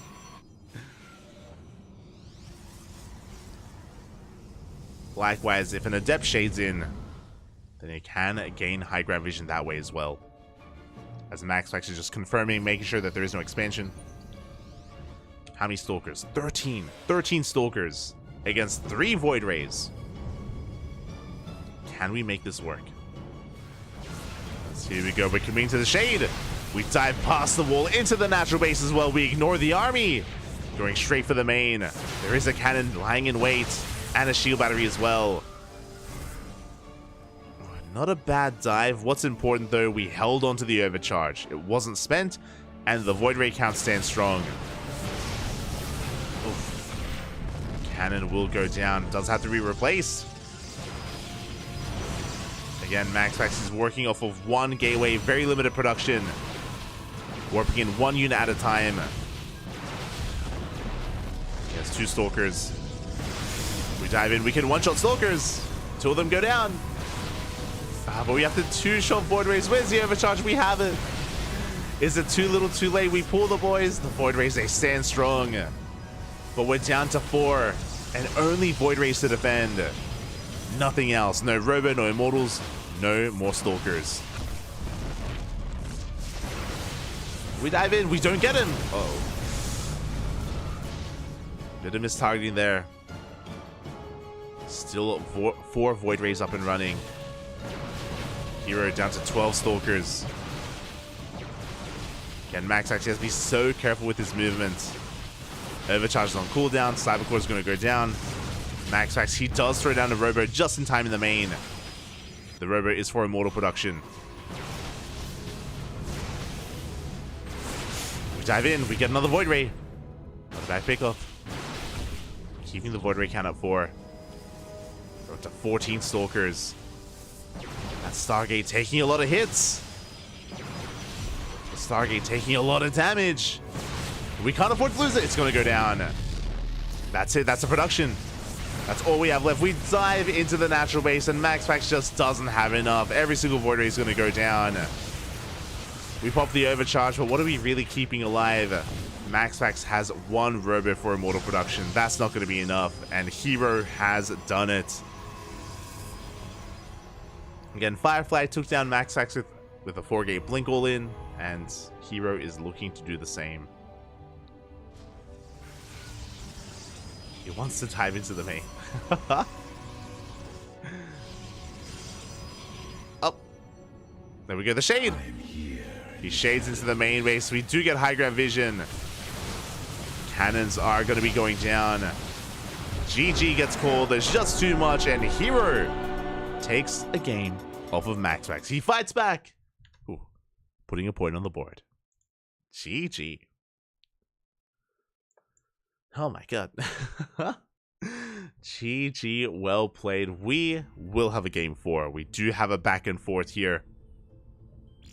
Again, Golden Aura, one of those maps with a very short rush distance, ideal for 1-base all-ins. We assumed it would be the case coming into this, and Max just had a very hard time defending there, losing his production one after the other, unable to snowball out of control with his Void Ray count either. And with that, we're getting into game 4. Hero, he gets a bit of momentum here. Can he keep this going? He goes up next. We're loading in to Hecate. Also not a bad map for proxies. It's very large, very wide open. We've seen many a proxy robo on this map. I'm ready for it.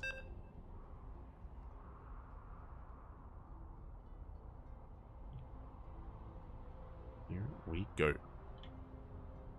Do those stalkers get vision when they jump up the cliff for half a second? Well, they got vision because of the shade. There was an adept. An adept shaded up into the main base, which did grant high ground vision. But visually, it looked like there was a bit of a bug there, where it looked like one of the stalkers was like glitching onto the pillar there. I don't know if you noticed, but I don't think that was giving high ground vision. As we're getting into game number 4 and spawning in the top right hand corner of Hecate, we have the Danish Protoss player representing Sidestorm Gaming, still one game away from becoming this week's champion. It is Max. And spawning in the bottom left hand corner, we have his opponent. We have the South Korean Protoss representing KranKy Gaming. It is Hero. Here we go.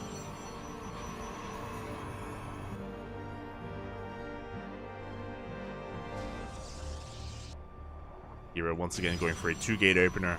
Max going for a gate expand. Once again, everything looking as it should. Max being economic, and Hero will have the option to go for a 1-base all-in once again. Here we go.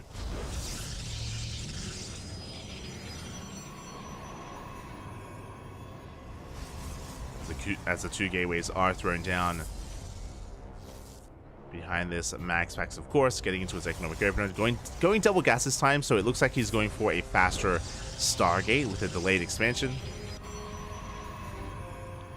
a safer opener this time from MaxPax. If you remember last time, he was a little greedier with a faster expansion. This time, going to be safe. Zealot is on the way.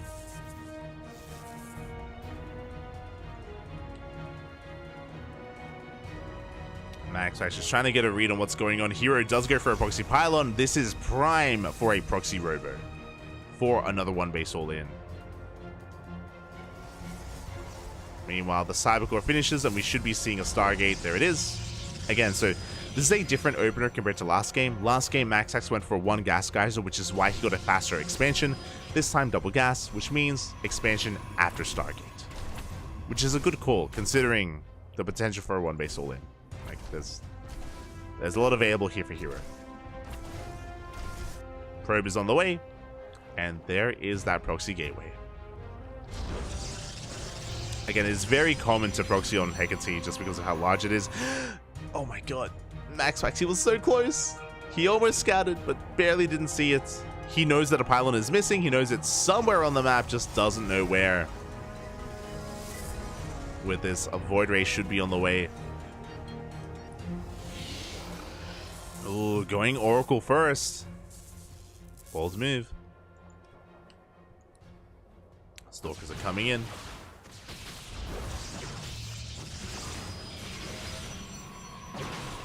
Yeah.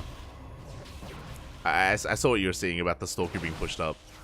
But regardless, I don't think... I think that's maybe a visual glitch. I don't know if that was actually giving high ground vision. Like, Hero still had to rely on that on the Adept to shade up the ramp. But for now, we're doubling down here. We're going to be able to pump out 3 Stalkers at a time. Already applying a lot of pressure at the same time. MaxPax getting across the map with that Oracle. Looking to cripple the economy of Hero. He does have a shield battery. Probes are going down. That's going to be 5 dead workers. 6. Oh my god, 7 dead workers. Hero's economy in shambles. He has to keep pushing, but the Void Ray comes out just in time. 1 Stalker, 2 Stalkers go down. Hero losing too much momentum. He loses his economy and his army as well. At the same time, 2 Adepts do shade in. Hero, he does slip into the main. And he is doing a lot of counter damage. MaxPax is hurting. Now, to be fair, MaxPax, he can afford to lose some workers.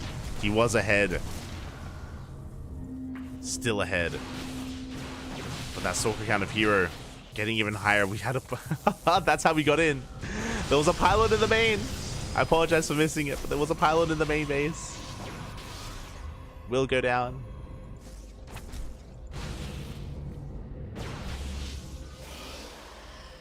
Hero continues to apply pressure. MaxPax confirming the lack of expansion. Hero is still committed. The Adepts, they shade in. This time doesn't have to warp into the main, but will shade in nonetheless. He commits. He goes right for the workers. More probes are going down. MaxPax being pulled apart here. As I say that, he still gets 3 probes across the map. Still gets 3 workers. MaxPax going for a full wall. Building up that Void Ray count. MaxPax still up in probes.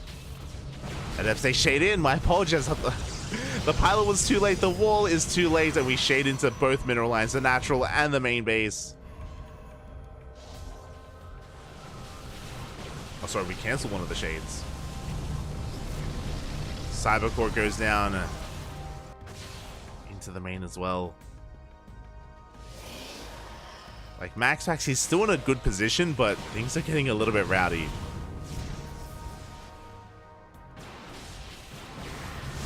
So he shades into the natural. More probes going down. The gateways are under threat. Gateway should go down. We get another 3 workers. Oh my god, we just keep getting them. The Adepts, they're getting out of control. So many probes have gone down so far. We get another 5. And at the same time, we get a Void Ray as well. We've got 10 Stalkers to Hero's name. Trying to wait out that prismatic alignment.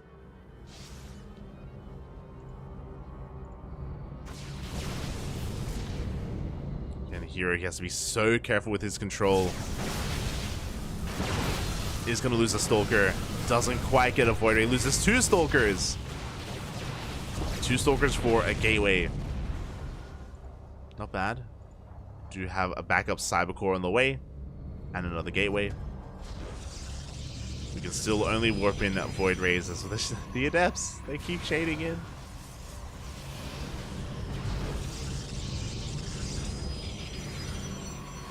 Continue to threaten those shades.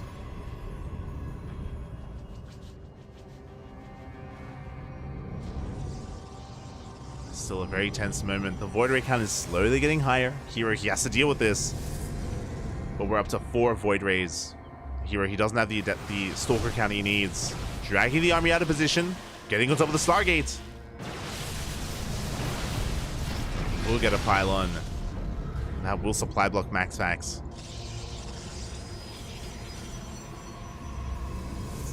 But it feels like Max Fax is held at this point. He is holding on. Behind this hero, he's going for a Twilight Council, Blink, and a Dark Shrine on the way. But it feels like it may just take too long. It's going to take so long to get into these DTs. And the problem is that the Robo's done. We have an Immortal out, or Immortal on the way. We're going to have access to Observers as well. Hero does see the Robo.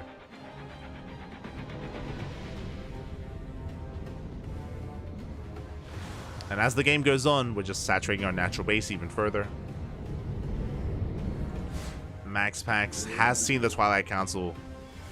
He should be aware of the potential for Dark Templar. But he doesn't have any detection yet. But there we go. Observer's on the way. And that should be the nail in the coffin. Hero, he almost did it.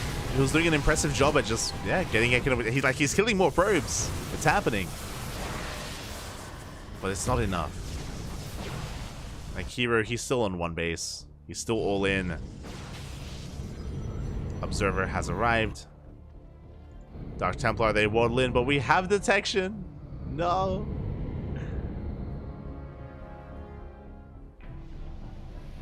That was our chance. That was our opportunity. We're morphing in some Archons. But we are up to 7 Void Rays. Alright, here we go. We're diving in. We have plenty of shield batteries. Immortals as well. 1 Void Ray goes down. A 2nd Void Ray. We pop the overcharge. We shut down the entire army. And Max Pax is looking to take this series. GG gets called. Max Pax defends against the 1 base all in. And he will be this week's Kung Fu Cup champion. GG. GG. Well played. Max Pax does it. He gets his revenge. Last week, Hero was our champion over Max Pax being the runner-up. This week, the reverse. This week, Max Pax, he doesn't just take down Hero, he also breaks his curse against Clem as well. And he wins it all. Congratulations. GG, well played. Max Pax looking strong, at least this week. And, yeah, is able to run away with it. My condolences to Hero, but I mean, 2nd place is still damn strong. And I mean, Hero, his road to 2nd place was not an easy one. Was not an easy one, as Hero, he took down so many big names in the process. He took down Solar, he took down Shin, Spirit, and DRG. A lot of Zerg players. Again, so Hero, he's been looking damn strong in PvZ. And even took down Spirit on his road to the finals. And yeah, we had an amazing tournament here today. If you're tuning in a little bit later, I highly recommend checking out the VODs. We casted Lambert versus Bjorn. Lambert versus Bjorn was beautiful. It was insane. It was crazy. The upsets were insane, and it was the highlight of the night for me. Bjorn versus Lambert was everything you'd ever want out of ZVT. Nightmare versus Lambert afterwards wasn't too bad either. In a very different way, for a very different reason. It was a lot of fun. But regardless, like, Beyond versus Lambert was beautiful, and I highly recommend checking out the VODs if you missed it. Otherwise, thank you so much. Thank you so much for tuning in, everyone. We appreciate the support. We had a lot of raids, we had a lot of subs as well. Thank you. Do appreciate it. And yeah, with that, we are wrapping up for the time being. This is not our only broadcast today. It is 3 a.m. here in Australia, and at 4 a.m. in 1 hour, we're going to be live with another broadcast. We're going to be live with the House Open Cup. If you're wondering what that is, of course a Polish-only tournament. It is a Polish bi-weekly. So if you're interested in players like Spirit, like Alazer, Mana, Christiana, Geralt, Papi, and many others, Rodzin, Ziomek, Snoxta, I can just name everyone. But yeah, if you're interested in some Polish StarCraft, we got you covered in 1 hour's time. That is, of course, an event funded by a gaming bar. There's a gaming bar in the capital of Poland, and they've been hosting some StarCraft events. It's been really cool. They held a LAN a couple of months ago, and they're holding another LAN at the end of the year as well. And we're going to be covering it. We're going to be covering the LAN when it comes upon us. Going to be casting it in English, and they also host bi-weeklies. The bi-weeklies aren't offline, only, you know, the major LAN event is, but they're doing their best to support the local scene. It's great to see. It's really cool to see the Polish StarCraft scene come together once again. It used to be very big and vibrant pre-COVID, and COVID, for a lot of StarCraft, did kind of put an end to these offline events, but they're slowly coming back. It is amazing to see. And yeah, that's going to be here on this channel in 1 hour's time. Other than that, though, thank you so much for watching. Thank you so much. Hope you all enjoyed this night of StarCraft. Hope you all enjoyed the casting. I'm gonna go get some food, and my throat is parched. I'm gonna go get some food, I'm gonna get some water, and prepare myself for our next broadcast. I might be joined by Kuro. Kuro may join me later on in the tournament, maybe for the semis and the finals, if she becomes available. Otherwise, I'll just be solo casting. I'll get through it on my own. It'll be fine, Bobby. It'll be fine. But yeah, with that, thank you so much. Thank you so much for tuning in, everyone. Hope everyone had a great time. Hope everyone enjoyed themselves. If you want to support us, you can do so as we do pay out the predictions. One moment. There we go. If you want to support us, you can do so by following us on all of our social medias: Twitter, Facebook, Instagram, YouTube, Discord. We have a Mastodon, we have a Blue Sky, we got a YouTube channel, we got a Patreon, all things CranKy Ducklings. So you can follow us. You'll be notified when we go live. Again, if you're a subscriber in the chat, I recommend checking out our Discord server, because we do send out replay packs. And I should very quickly mention that if you want your hands on these replays, on some Beyond, Lambo, Max Packs, Hero, Solar, Nightmare, all these players, the replays are available for our subscribers. We do send out plenty of replay packs. We cast a lot of StarCraft on the channel, and as a result, we send out a lot of replay packs. So if you want to learn how to play, or if you want to emulate these players, or watch them yourselves, or even cast them yourselves, we got you covered. We got you covered with those replays. Otherwise, thank you. Thank you so much for watching. Thank you so much for your support. We appreciate it. We're going to be giving another StarCraft streamer a raid. Not too sure who, but we'll give someone out there a raid. So give them some love and support. And we'll be back in 1 hour's time with some more StarCraft. So mark your calendars, set an alarm. We'll see you then. We will see you then. Otherwise, thank you so much for watching. We'll see you then. We'll see you in an hour. Hasta luego. Bye. Hasta luego.